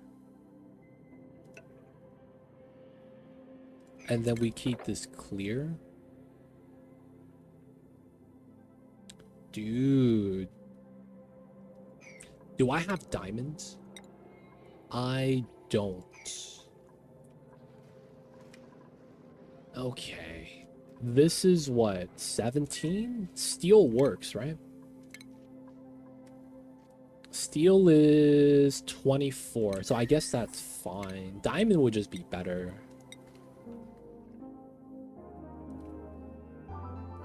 And then I guess that means this is a door.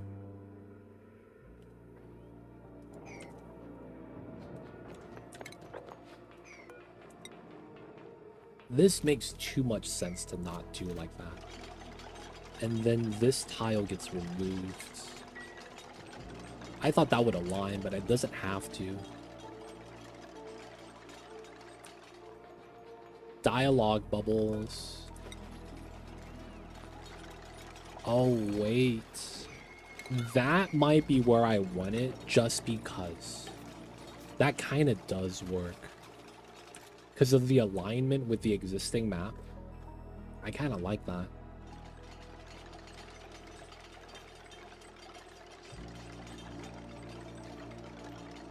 Wait, wouldn't I be better off having it on this side? I would. Wait, how would I do this though?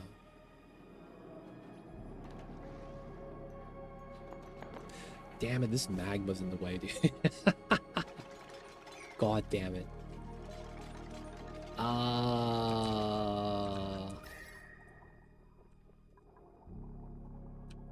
Magma's in the way, dude.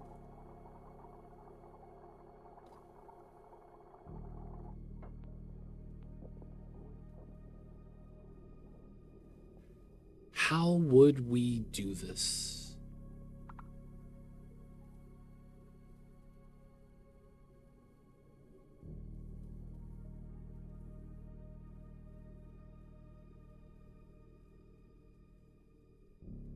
We could do the auto bottler for the memes.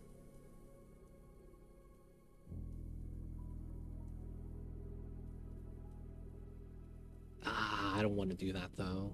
That could be just a super pain.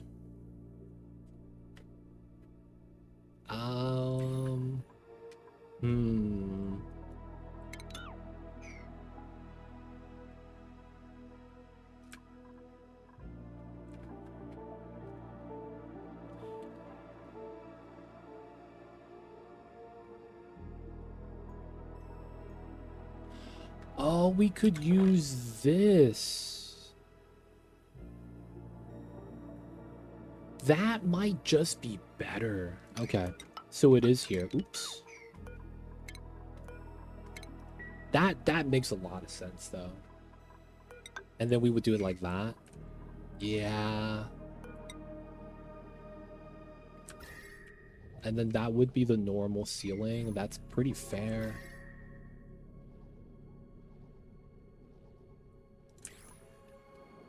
That works. Comes down. Convert. Given how the positioning is, we have to do a second layer. So we have to go down. So I have to go into here eventually. Okay, that's gonna suck. Let's take that, dump it in.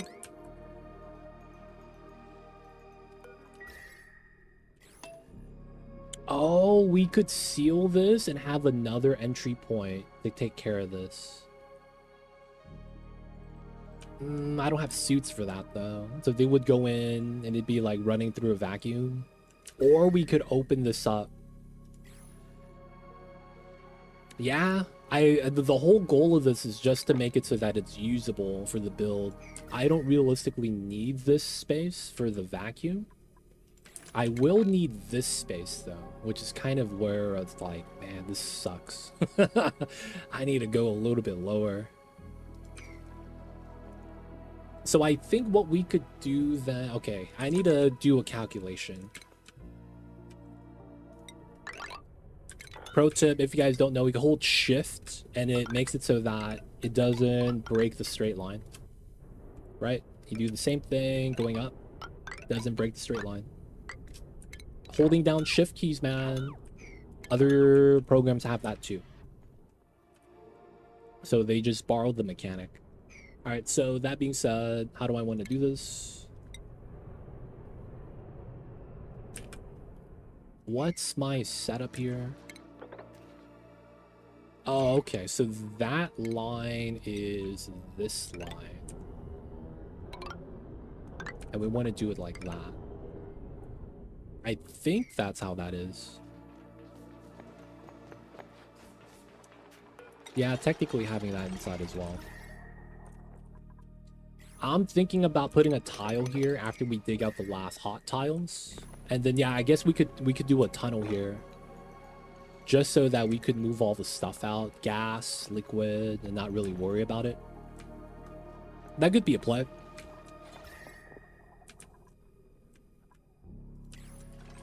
I see you over there, time me up. And then with the alignment, we probably want it down here.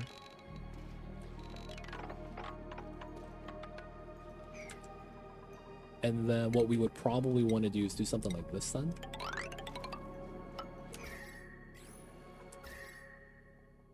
That way, this half that I want to use later on for the build is still in a vacuum. And then the bottom half we could use to crack open to the area and then clear it out. I think that might be a good idea. So this comes down. This doesn't have to go up, but it's effectively what that does. So we have it like that. Yeah, so that's gonna be how that looks like. 1, 2, 3, 4. We have that like that.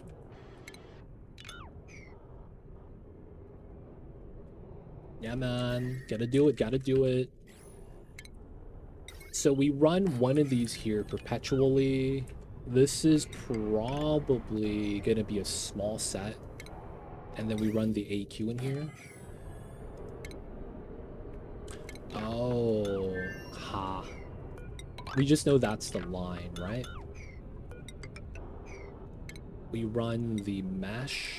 We know that the ST's up here.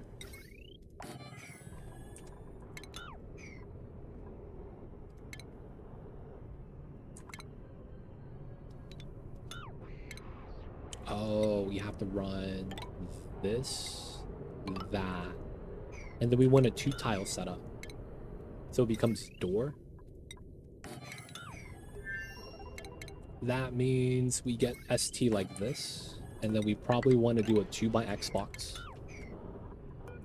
Okay, that allows us probably all of this. That forces a diagonal spawn.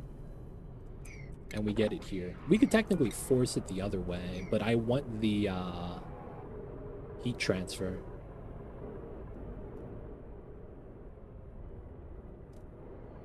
Having that drop down here means probably want something like that. And then we're going to want space here for another steam turbine setup. We'll keep it 3 wide. We know that we're going to want to keep that not touching just to be a little bit clean. This is going to pop out. And then how far it falls down is going to be what we need to figure out.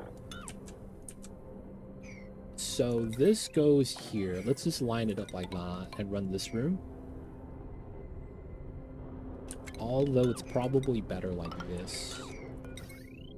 Now we'll line it up just so that we can. Or maybe we can keep it like that. That's also fair. Double up. Sometimes you got a double wrap. And then I think to maximize, we're going to run a 3 wide setup.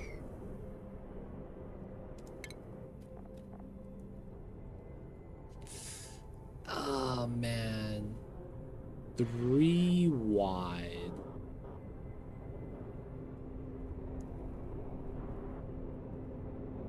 It's gonna be one of those things where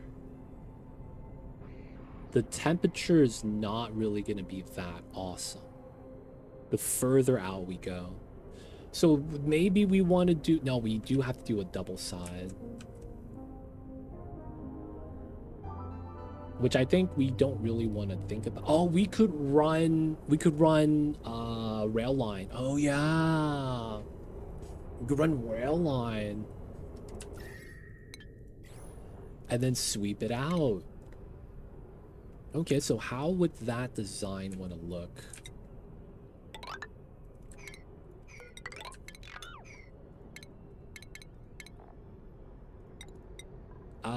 This probably has to be iron. So, no, I had it right before. So it's here, here. And then we run temp shift plates here.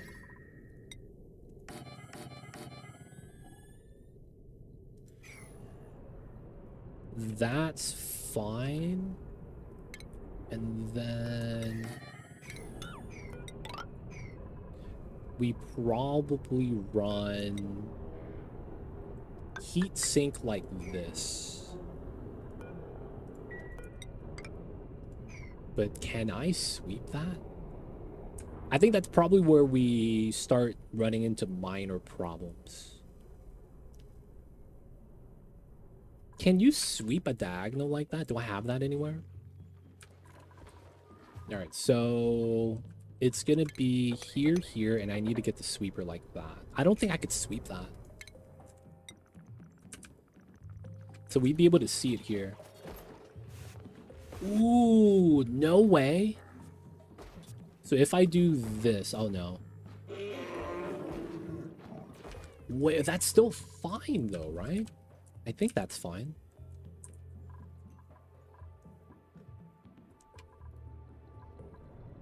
I would do it here and I could sweep this tile.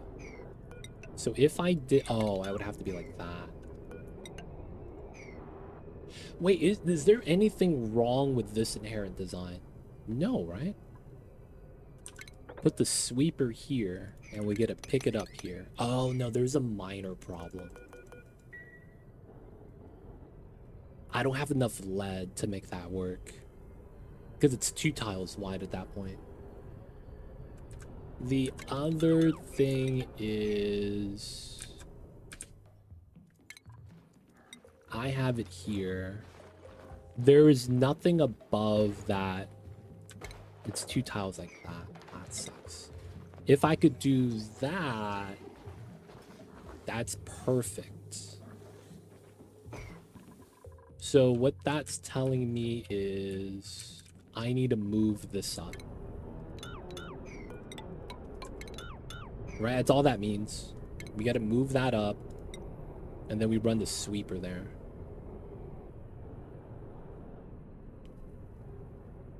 Maybe these don't matter then, and we want to run it like that. Though it would be best with the airflow on this side. Keep it in a vacuum. Probably keep this insulated, although we don't want it to be insulated.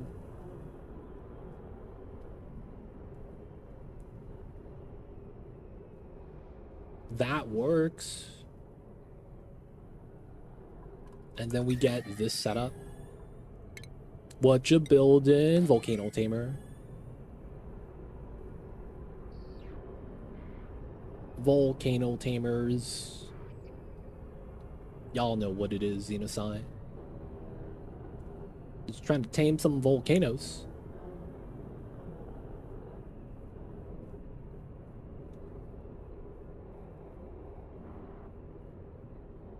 I think we need to do multi-stage. That's probably the smartest thing to do. We need to do multi-stage. Which probably means I pull it back up because we just need this as a condenser. So condenser, main extractor, and then a cooler. So we have 3 stages. It's really just 2 stage, but we have a third you know, separate line setup. I guess this is fine. We could start setting this up. All right, so this is going to be our rough blueprint.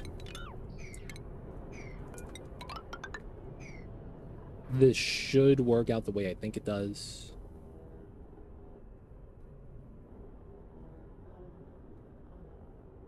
What you building? What you designing? I'm just trying to tame this volcanoes.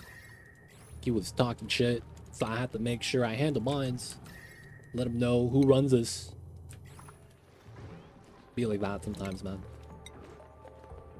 Sometimes the people got to know that I still run this. Wait, hold up. There we go. Granite. Okay, cool. No cinnabar, nope. No cinnabar, no mercury, no copper. I'm missing a lot of the good stuff. I don't even have lead. I got 500, man. I got 5 on it. That's about it. I got 5 on it. Yes, I can. Nice, nice. Were you watching the GDQs?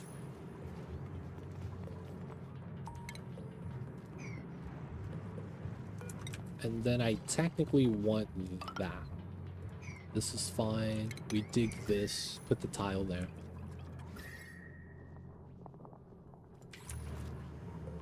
We don't need that ladder anymore. Technically, we don't need this.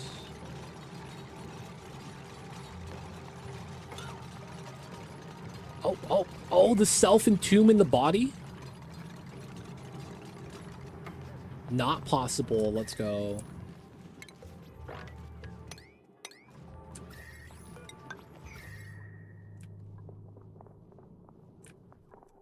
Alright, got the tiles here. Can't really be too mad. It's almost sealed. We're gonna have to go into here, clean it up. Don't really need to do that part. All right, rising pressure, so it should not generate any more magma. Should being the key word. We never know what's gonna happen, man. Sometimes the game likes to lie. Oh man, when the game lies, dude, not a good time. All right, so none of that was hot, right? Nope.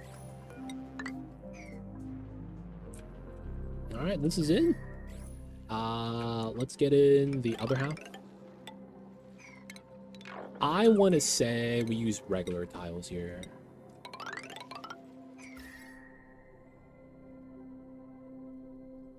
And then we'll dig this after we're done with all that. So I need to go through this to get to here.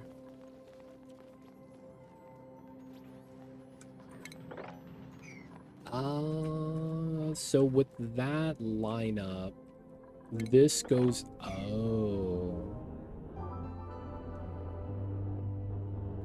Oh, it's here. And then it's 2 tiles over. So it's here. And then this is not. Mesh, steel, 1, 2.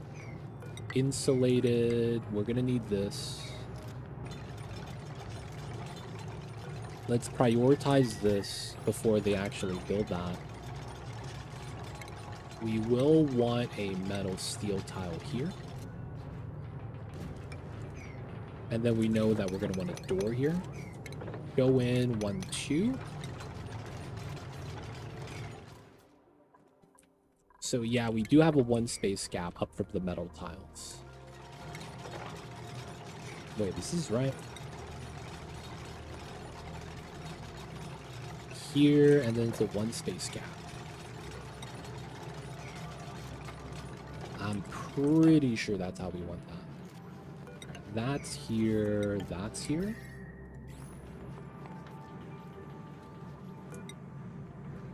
We should still be able to make this jump.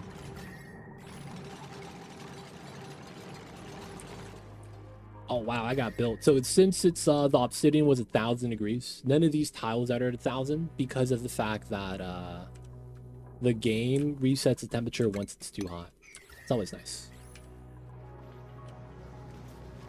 Alright, so I want to verify this makes sense. We do the L. Insulator goes up, 1 space gap. Insulator goes up, 1 space gap. Then it's 1, 2, 3, 4, 5. Yeah. So technically, we could fit everything in. I just don't trust it.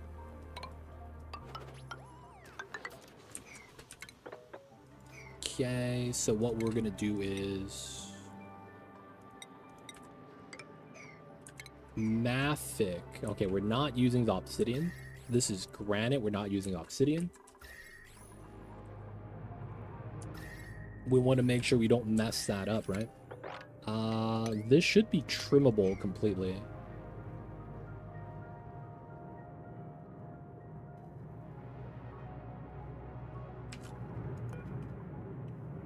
I don't actually know, man, if this is trying to erupt or not. Because it just says rising pressure as a volcano. It never says overpressure or anything like that. It just says rising.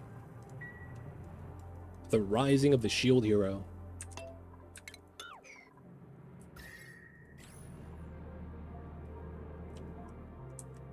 Alright, looks like they don't want to sweep that for whatever reason.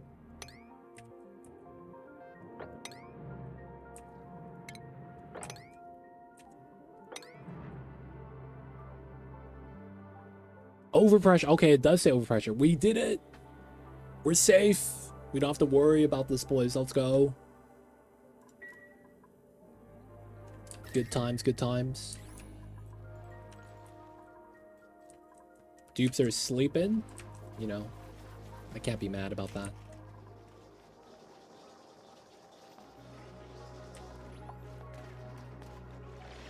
Food is decayed. Oh, no way. The figs are grown. Let's go. Okay, so remove this, remove that, remove this, remove that. Igneous, igneous. We're gonna get rid of the ladders here. And then we're gonna get the grooming station. And then we're gonna move the lums here. We're gonna get 1 for now. And then it might be time to turn this off. And then we're gonna start moving the lums to the new areas. Let's go.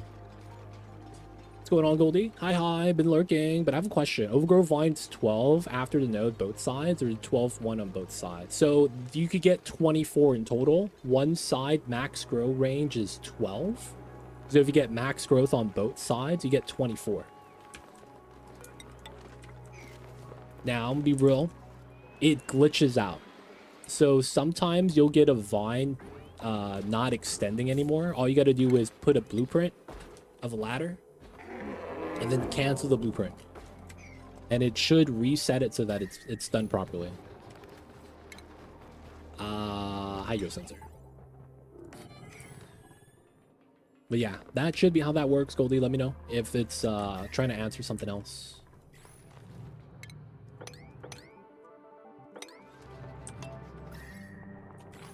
Did we get the dig? Nice. Cool, thanks. Gotcha. All right, so we remove this, remove that, and then we could do a final seal. Nothing hot below us. Looking good, looking good. We could still climb through the 1 tile gap so that we could move the items.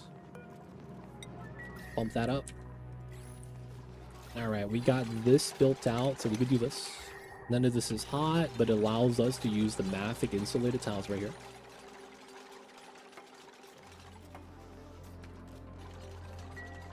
Whoa, Geek is hurt? What the hell? Go on to the triage. Rosebush. We'll take this. I am looking for mechatronics build supply operating if we happen to get one. But it doesn't look like we will. But yeah, I am looking for that dupe if we ever get it. I am looking, man. All right, that's good. Let's get the tile out. And then we'll get the insulated, and then we're going to have this setup.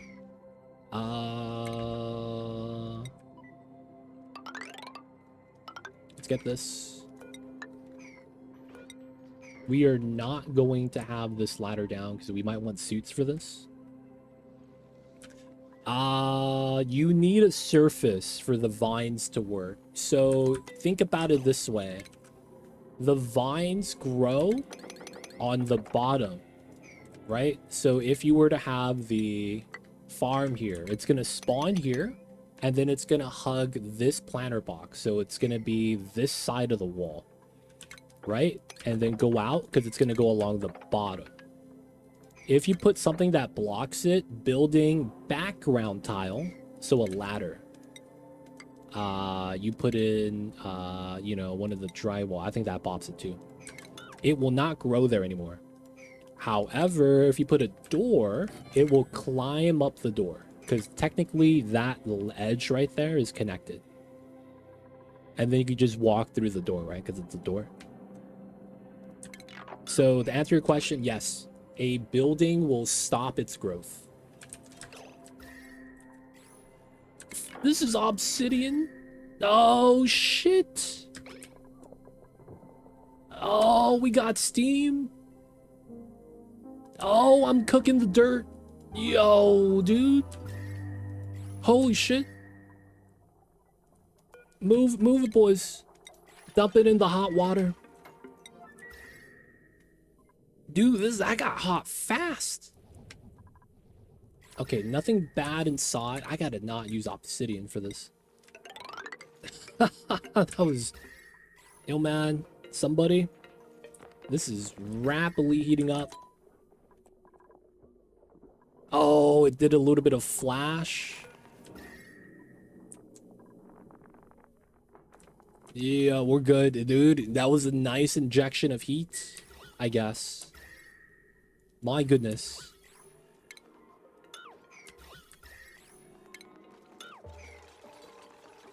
Alright, man. We got some hurt dupes right now. Alright. Let's move the obsidian. Alright, that's fine. We gotta make sure we're paying attention to that. These items go on the side. We want the mafic rock. Nice. Okay, should be good. We're gonna put pump, gas vents. And then we're gonna do power, connect outside. And we're just going to do separate wheel setup for this.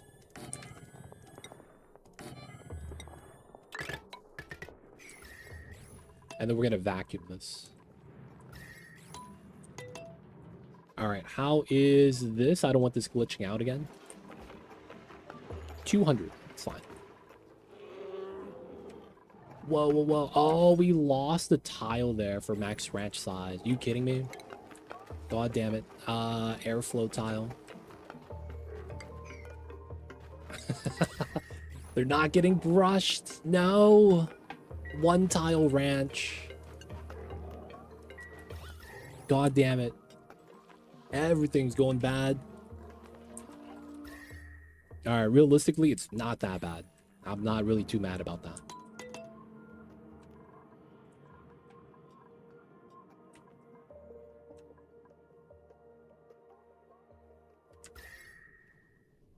Yeah, we good. We doing alright. Let's do a quick seal right there. Hopefully that's going to be fine to do this little circle box vacuum.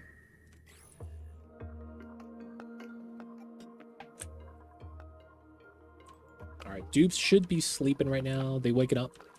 They're waking up.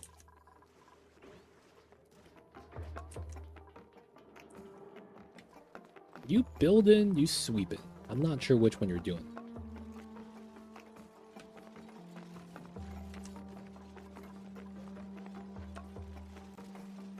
Nice.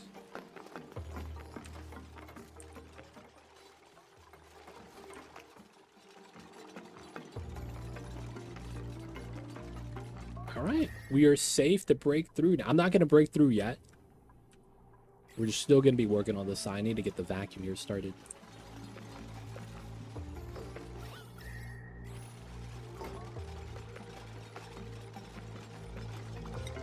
All right, this is safe to close.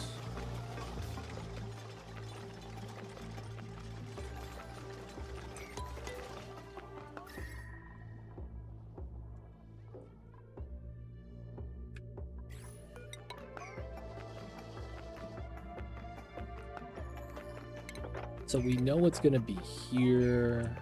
Trim that side. I'll wait to do that.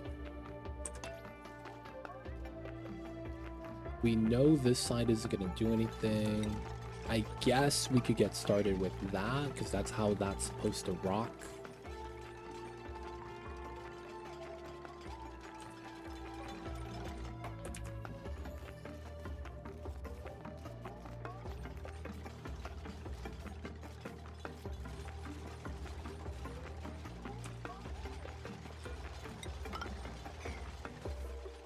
Oh, nails. Nails. Nails. You're swimming in magma, buddy. Didn't take damage. Let's go. That's really nice, actually. I was expecting him to take damage. Alright, so the magma should be fine. Can you imagine if this game, like, when you add tons of mass to the water level goes up? Wouldn't that be insane? It's like you dig the top, the items fall down into your pool of water, and then it floods. I know that that doesn't happen in the game, but can you guys imagine if that was a mechanic?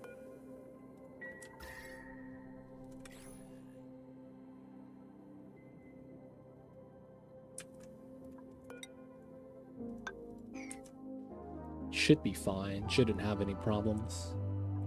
All right. These two mafic rock. Please just don't get stuck on the inside.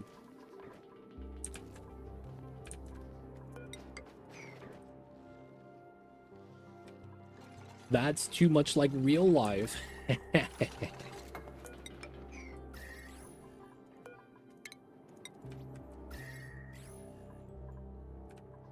And then how did I want to do the heat transfer?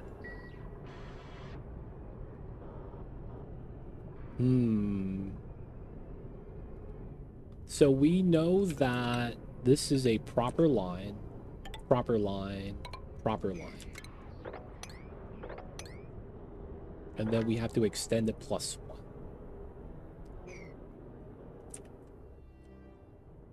I know, man, infinite storage would get insane. I missed most of the stream, had dinner with the in-laws. Hopefully it was a good time, Curacito. But don't worry, you'll get to watch the VOD if you don't mind watching the VOD. Otherwise, though, today, we got the new area for power, new coolant system. We have a rec system now. This is effectively going to be a temporary ranch setup so that all the lums we feed, the meat they give us is going to just automatically get deposited here. So we're giving up brisket. We're not going to be eating that anymore. So all the meat's going to be put here instead.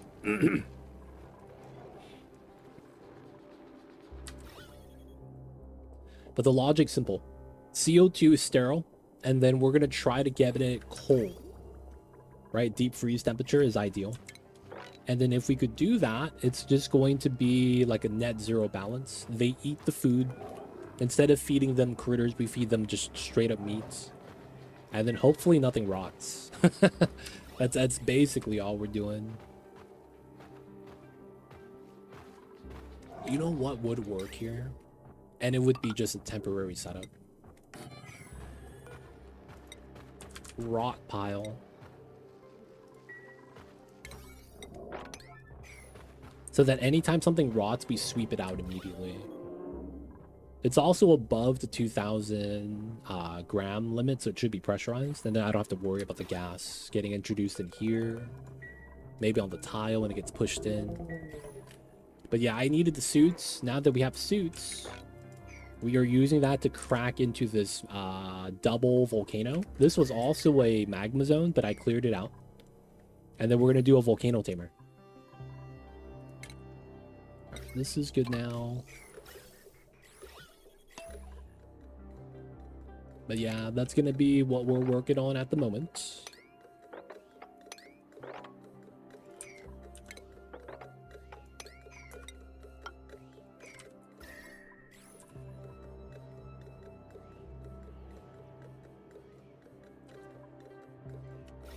Can't have any gas in here. That would destroy this. Then we're going to break through this way. So that we clear this out so that we could use space. Given the normal spacing on the gaps, I guess we don't really want to change this. And we're just really trying to just condense. So it shouldn't really matter too much. So all we need here is a AQ.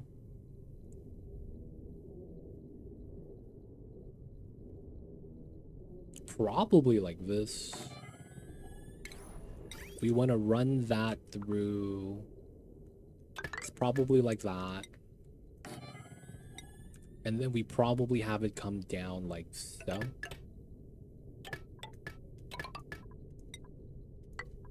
This probably comes through from here with the radiant pipe on the way back. And then this probably goes in. This goes down, right? Then we're going to have multiple of these. This just comes out. And then we're going to want radiant pipage. Do the bridge there.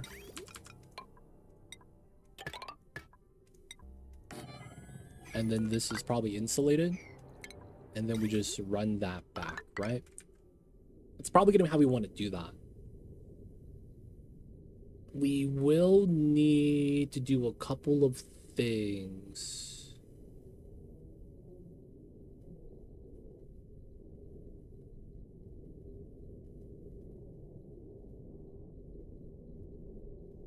Oh. We technically might not be able to do this. Because this kind of assumes that I'm okay. No blueprints, man. They don't want you downloading the skill. They don't want you downloading skill, dude. Just downloading blueprints. Have someone else work out the designs and then you just download it. I don't have a means of... Yeah, I don't have a means of heat transfer. Like, stopping the heat transfer. I just realized that. I don't have a way of doing that.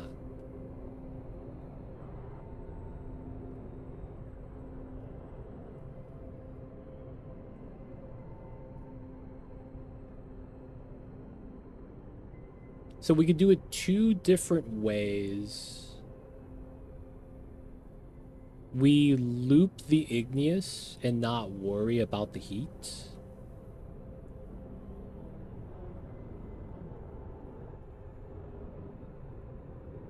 I have nowhere where we could put a door that actually has impact.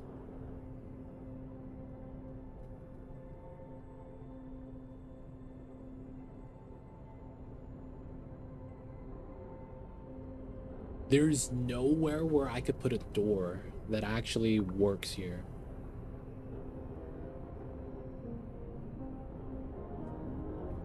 There might be a merit of doing it like this then.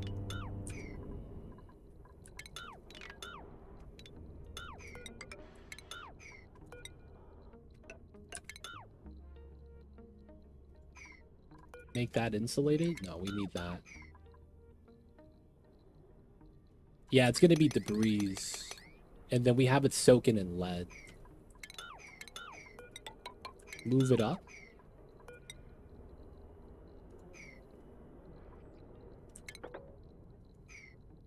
And then can we get to this tile from here?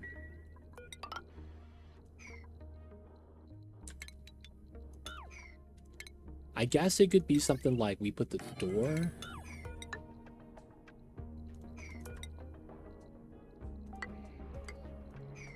Ooh, that works. That works.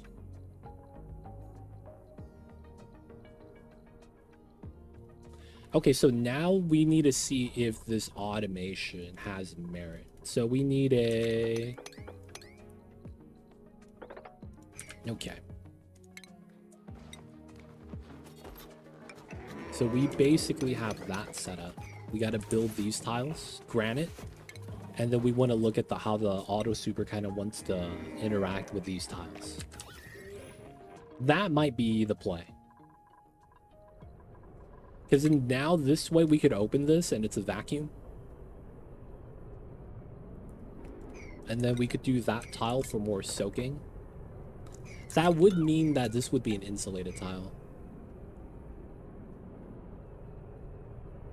Or we make this airflow so there's no heat being absorbed on the left side.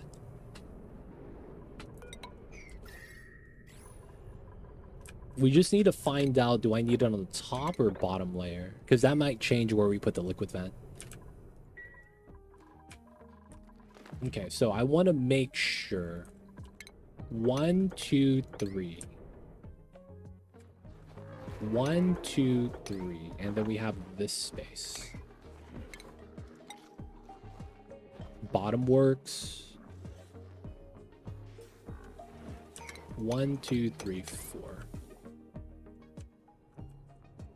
1, 2, 3, 4. Yeah, so it's right here. That fits. Yeah, and then we run a thermal sensor probably here. Run that in, and then we want to do another sensor here. Oh, then we do the left side automation sensor. Because what we're going to want to do is we're going to run a loader. Probably run underneath right here. And it's always going to be running.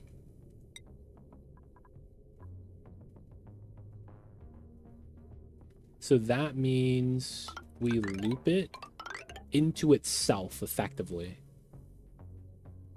And then what it does is if there's already rail on the line, it doesn't release anymore.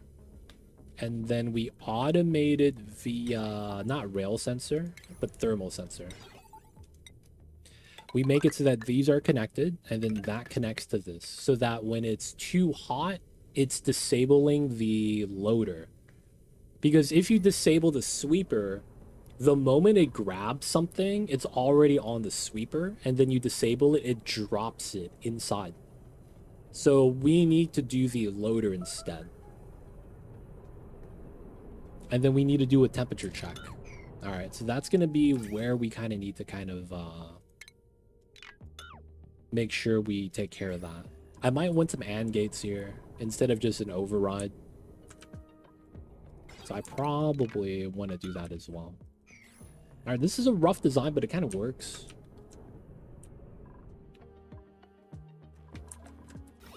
Vacuum is complete. Awesome, awesome. All right, so we do this now. We do that now. The material inside of a loader is in a magic space that doesn't have heat transfer, right? It's kind of like clicking on the meta refinery, scrolling down, and you're like, I have how hot of a water, but it's not really heating up the meta refinery. So the content space, we're kind of abusing how it's a pocket dimension.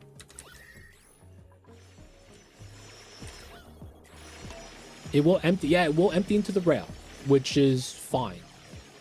What that probably means then I probably set the sensors not at 200, but like 190. So that it only releases if it's not hot enough. And I think that still works. It will still empty into rail, just doesn't accept anymore. Oh, I see what you're saying.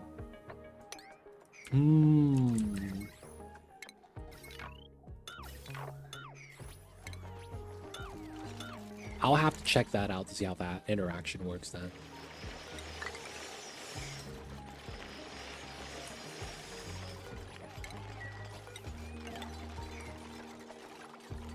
It is going to be igneous. I'm not really too worried about it.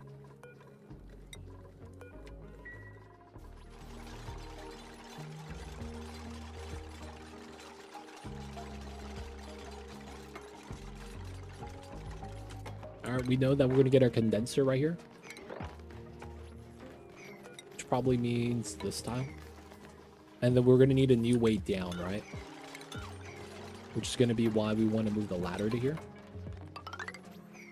Because we have to get rid of this one.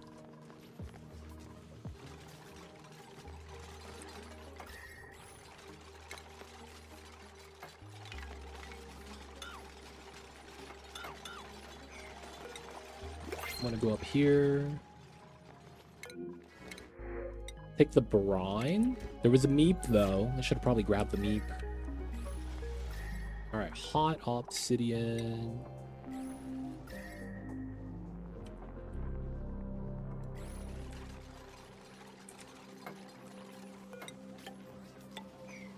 And then we want to get rid of this. Standing here, we get 2 tiles, so we won't reach the left side. Let's get a second ladder then.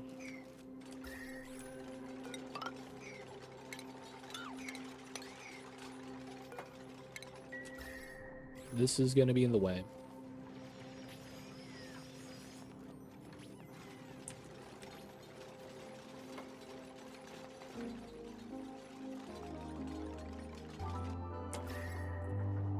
A lot of items here are not hot, so it's kind of good.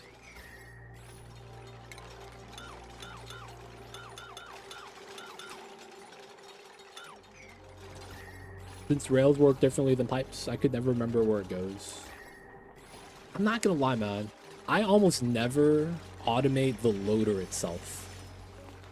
That's the reasoning why I'm like drawing a blank. Like, I don't actually know what ends up happening when that happens.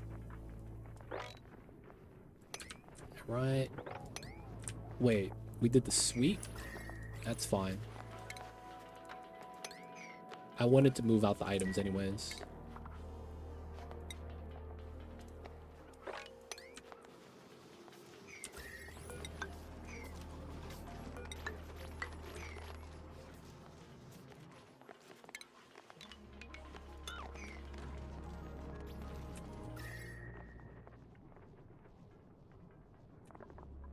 Clean room, boys. Clean room.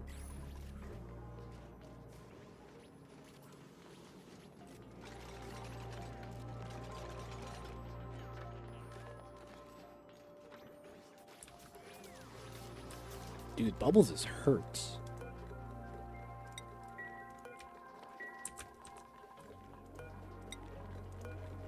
If you don't put a bridge, rails will go both directions. Yep. Yep. You need directional flow established. That's another thing we got to do as well. Or, well, got to remember. Got to remember we got to do that.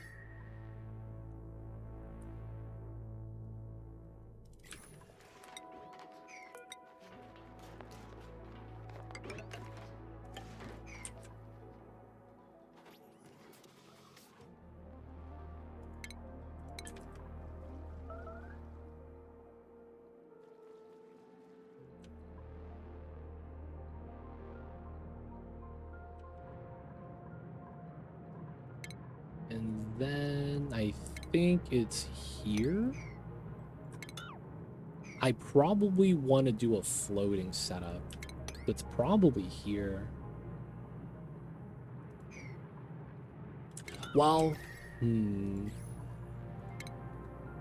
I want to see if there's heat. There should be, actually. Man, I don't trust it. All right, it's gonna be obsidian ladder here. And I think I want to dig these two once I can. Wait, that doesn't help me though. It's here, I think. Yeah.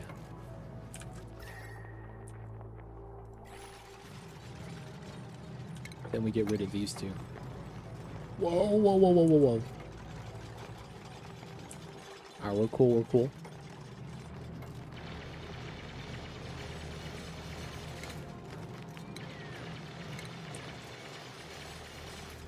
Alright, that we're gonna have to deal with later.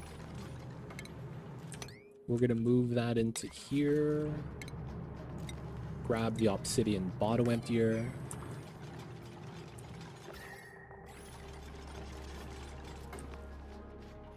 Alright, not bad. And then... Okay, so we do have to do this jank setup.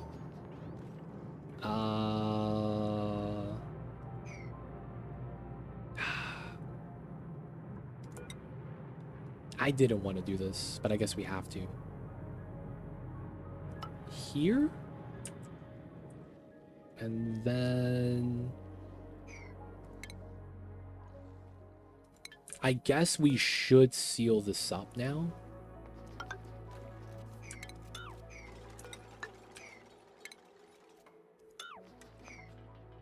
And then we know that we're gonna want pitcher pump here. So technically ladder is on this tile.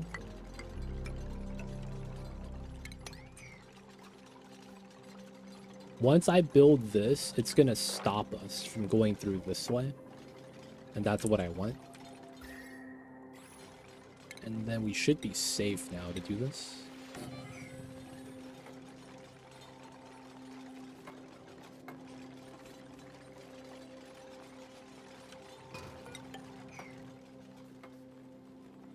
Okay, so we know how the radiant pipeline wants to look like.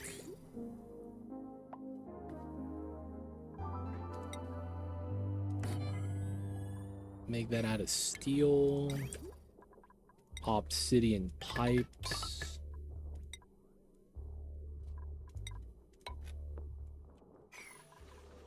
And then I believe the design was 1, 2, 3, 4, 5, 6. And we want to use the 5 on this side because there's the 1 space gap. I also know that it's going to be... Oops. That's wrong. That's supposed to be steel door.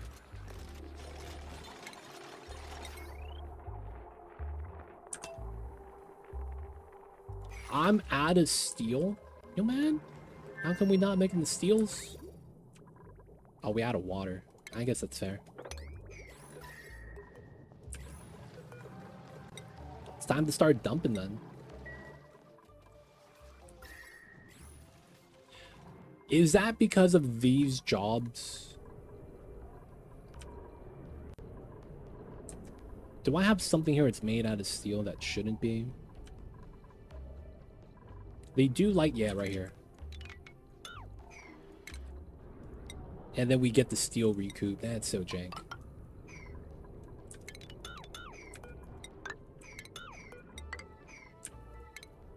And then if I go back into here, yep, we pick up 1,000 steel. God damn this game, dude. Alright, we get that. We're gonna run iron wire here. Like this. 1, 2, 3, 4. That should be where it's at. And then we want to run iron automation. This is gonna be...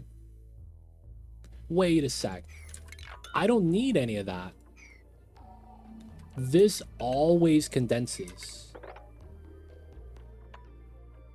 Yeah. Okay. So I messed this up. This is over a tile, which is fine. We get rid of this. This goes in. Pipeline here gets removed. Well, not the entire thing, just the bridge. And then this pipeline segment. And then this ends up being a cut. And then we get that. And then it's going to be like that. There we go. This is cool. We're not going to turn that on yet. I've realized that you always have this running because you're never going to have that much heat because it's always going to leave. I keep forgetting that. Like, this is barely going to run. This is just to make sure that the magma solidifies. So the only heat we have is going to be from the AQ. And that's going to be where we're kind of going to be worried. We're going to need to make sure that we have steam inside when we run this, or else this breaks. This likely means I could do this. And then this is going to be power, heavy watt style. We need to figure out how we want to do the heavy watt plates. I'll likely want to do it here.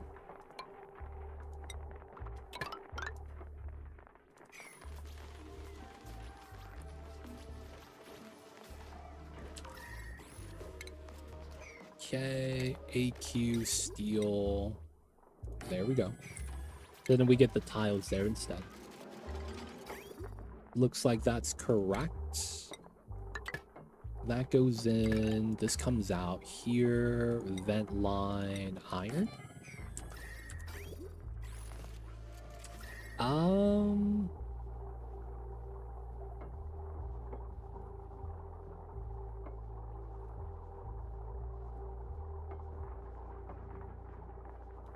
There's no temp shift here. Can I fit one in? Because if we do it like that, everything gets pushed in. Right? So it's going to be like that. Move the AQ in. Right? And some of the pipelines gets changed. Not too much.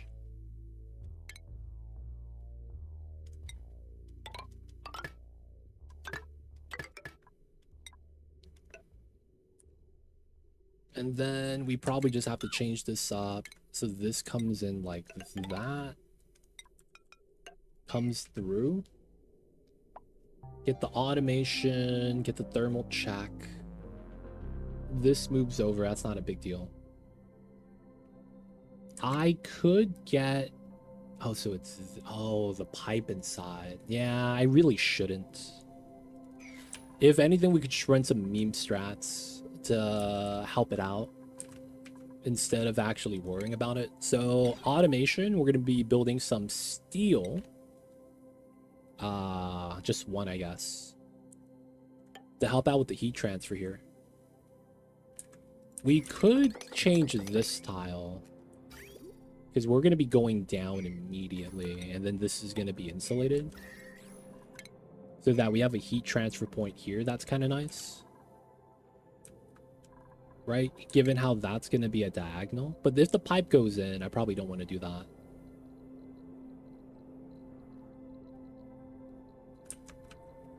Yeah, this is probably how much we do it. Oh, ribbon bridge. I don't have ribbon tech.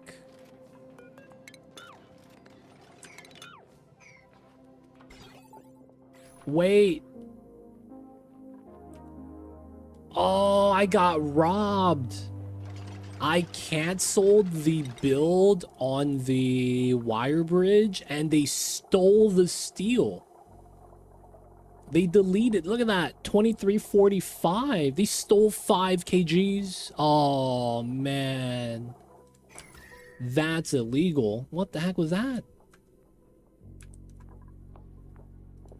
Dude, seriously, what was that? They just don't refund me my steel?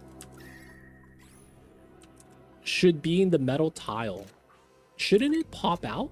Am I crazy? Alright, man, let's see if that's true. I'm kind of curious now.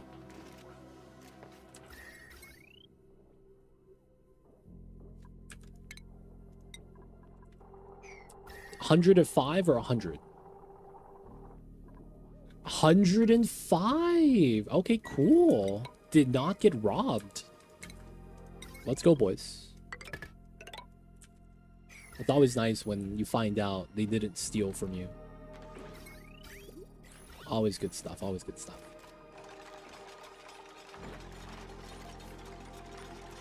Dude, Geek is hurt. Geek's always hurt.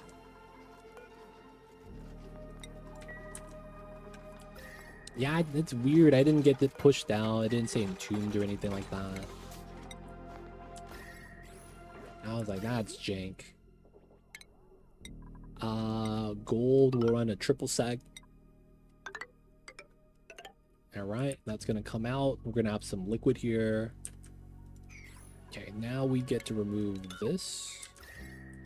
I think that means we get to dig this out. Moving that all the way around so it goes into the magma pool. It's gonna be where we want to put it. And then how does that look like below? So that's gonna get relocated.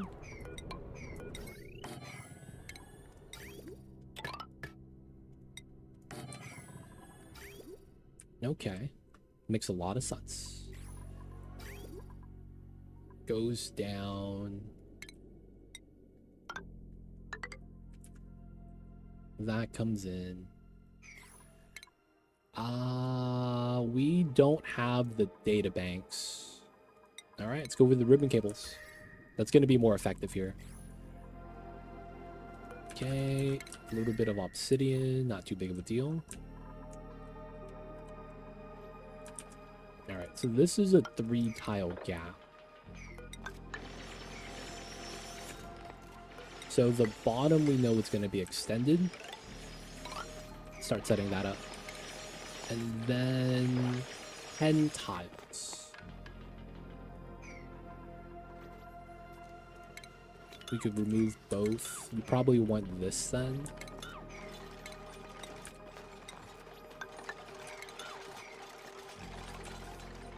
Nice fall. Gotta test some things out in astronauts before flipping my first ship. Yo, man. Flipping the stuff. Always gonna be big moments. So you hope that all works out.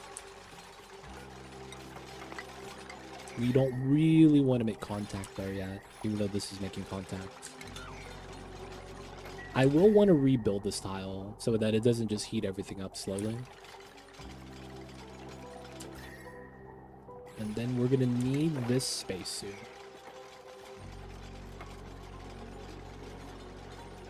Ship pricing is strange. I believe it. I believe it.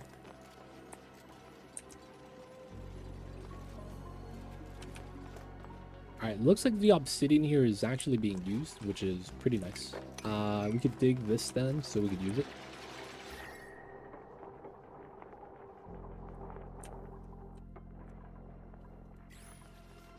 Not bad, not bad. All right, guys, this is going to be a great spot for us to wrap things up for the night. So we have the first half of the Volcano Tamer set up. We got the suits today. We filled up the suits with oxygen. It looks like the Rexes are doing pretty good. If I click on my suits, we have 23 feather fibers. Holy crap. We got suits, baby. We are stocked now. We're gonna grab the coal. Dude, that's such a good feeling, man. Having suits. That looks like this is gonna be the ideal setup, probably. Fill it up with CO2. Eventually, you want to chill it down. And then you're really just gonna drop off tough meat off the lumps.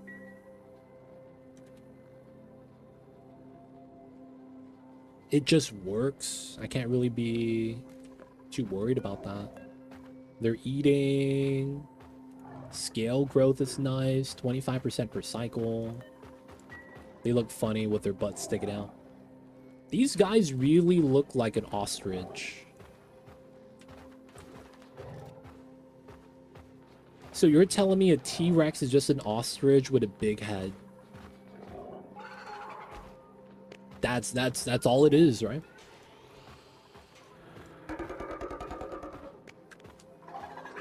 Chlorine rooms gives you eye irritants though. So when you don't have suits yet, especially because you're doing this to get suits, I feel like CO2 is going to be better. But of course, you could use that eventually, right? And then none of the heat leaks out because of the vacuum lock. Nice, nice. I probably do want to get some suits here soon. And let's do the blueprints. Only 3? Feels bad. Yo, no way. This was my first blueprint. Dude, let's go. We got the inflatable water cooler. Splendid. Oh my god. Black shoes. Okay. I don't think I have these though. That's decent. Oh, damn. Yo, man, databanks. Y'all know what it is. I got my lush databanks. Hey, this is nice. Yo, man, I think they patched out the blueprint system because they're actually giving me, like, decent items now. That's kind of nice. I mean, I'm not mad about that. Not mad about that. We probably... No, we're fine here, right? Yep. Guys, thank you guys for being here. Thank you guys for hanging out. Hope you guys enjoyed today's stream. It is going to be time to wrap things up for the night. Let's get that saving.